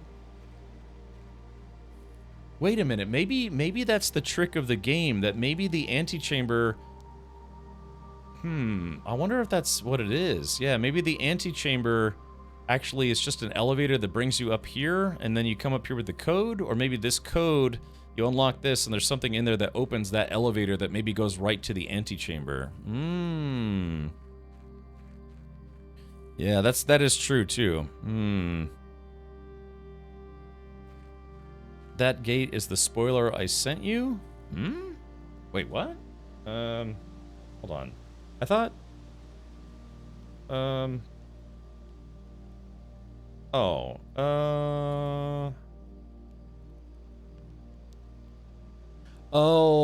I see. Oh, okay, gotcha. Okay, so...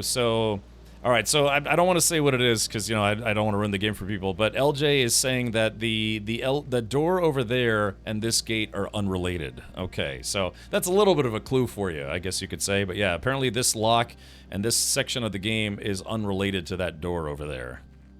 Okay, I see how it is. Alrighty, so... Alright, well, if you do decide to play this game, let me know if you beat it and how many days it took you. Because, yeah, something tells me, because, I mean, they had stuff in there, it's like, oh, yeah, all things in the commissary half price on day 20 and 21. And it's like, look, man, I'm on day 4. So I guess the devs of this game don't expect you to beat this game quickly at all. Yeah. Joaquin, out of curiosity, have you beaten this game yet? Or have you just acquired a great many clues? Because, yeah, it would probably take me a good long while to beat this one. All right. Well, anyways, unfortunately, I have to call it a day in-game, and I also have to call it a day here. Let's see. Not yet. I need to save and quit. Call it. Boom shakalaka. And we're going to get out of here for now.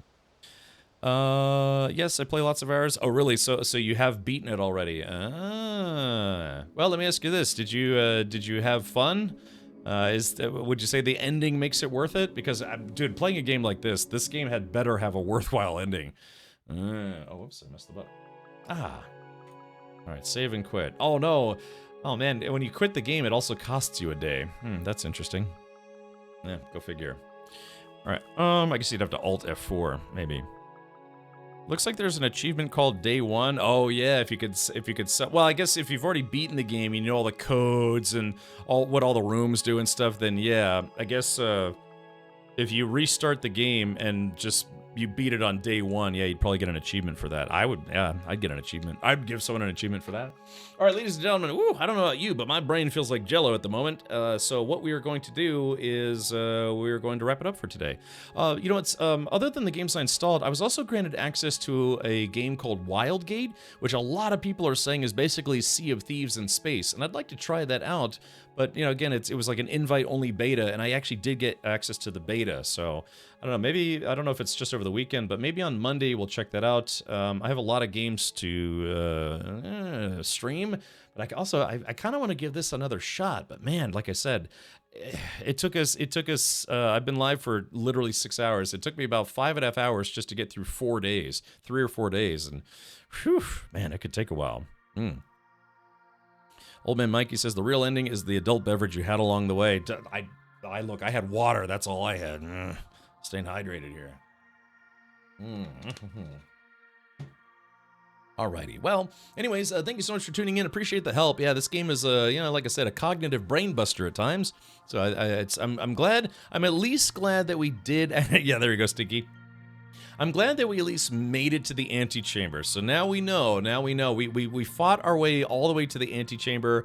I listened to a chat a few times and it didn't work. I listened to a chat a few times and it actually did work. So especially that last run, yeah. If I didn't listen to chat, I would have never gotten to the antechamber. Period. So thank you for that. But yeah, I could see that. I could see that would chew up a lot of your free time. Yeah, like I said, keep the old gray matter stewing. All right, well, let's do this. We are going to say goodnight for tonight, but let's see if we can find someone to raid. Maybe we can raid someone who's streaming this game, and yeah, maybe pick up a few more clues. Let's see. Who could we raid? Yeah, we could watch as someone struggles to try to get to the antechamber, and maybe they'll get lucky. Maybe they'll get lucky, and they will find the lever room that they need, because I certainly did not. Okay. All right. Yeah, let's do this. Who can we raid? Let's see. None Good Left is actually streaming this game right now. We could see how far he gets. I think he was here early in the stream, so yeah, maybe he decided to pick it up, or maybe he's playing on Game Pass. But yeah, why don't we do this? Let's see. Bum. Yeah, there's a lot of people playing this game right now, interestingly enough. You're still here. I am. Stupid horse painter. It's over. Go home. I'll try, but I'm already home. All right, so yeah, let's do this. We're going to raid None. None Good Left is also doing this. I'm not sure what day he's on. He's only been live for an hour, so he might still be on day 1, maybe day 2. But yeah, let's go see how far he gets in the game. And ladies and gentlemen, again, I will not be streaming tomorrow because it's the last weekend my father's here, so we're going to do some fun stuff. We're going to go to the beach. We may go streaking. That'd be weird, but yeah, we'll plan on meeting up for Sunday movie night. We're probably going to watch a couple newer movies. I've got my eye on a couple newer movies, and then I'll be back on Monday for more streams, of course. None Good Left. Alrighty, well, yeah, like I said, this was fun. I may take a crack at this again off stream. We'll have to see, but they call him The Streak, yes. Thank you for the stream. My brain is nuts, and I was just watching. Yeah, I mean, it's really, like I said. Oh, look what he got. Look, he got The Office super early in the game. Come on now. All right, hey, let's see if he figures out the the safe stuff and all that other stuff. But hey, we almost have 150 people in the raid. Look, we need 1 or 2 more raiders to jump in there and really cause a ruckus. If you are a subscriber, please do your rad raid emote and go blow up his chat with that. And yeah, I want to warn him. I want to warn him about the weight room, but I don't know. Maybe you just have to find out the hard way. That I'd say out of all the trick rooms and things that we got to, that was the only one that really felt like a pretty solid kick in the teeth, because it ruins all of your progress. Or not, it doesn't ruin your progress. It just means you can no longer backtrack. Depending on where you are. You know, if you only have 5 moves left, you know, cutting that in half isn't going to kill you. But imagine if you're starting off, you get the weight room, you have 50 moves, and it gets whittled down to 25 moves instantly. That's rough. They should make it where you don't lose the steps unless you actually enter the weight room. That's just my opinion. All right, many thanks to you all. Have a great weekend. I'll see you either on Sunday or Monday, depending on if you want to hang out for movie night or not. Take care. Up next is None Good Left, streaming this game, Blueprints.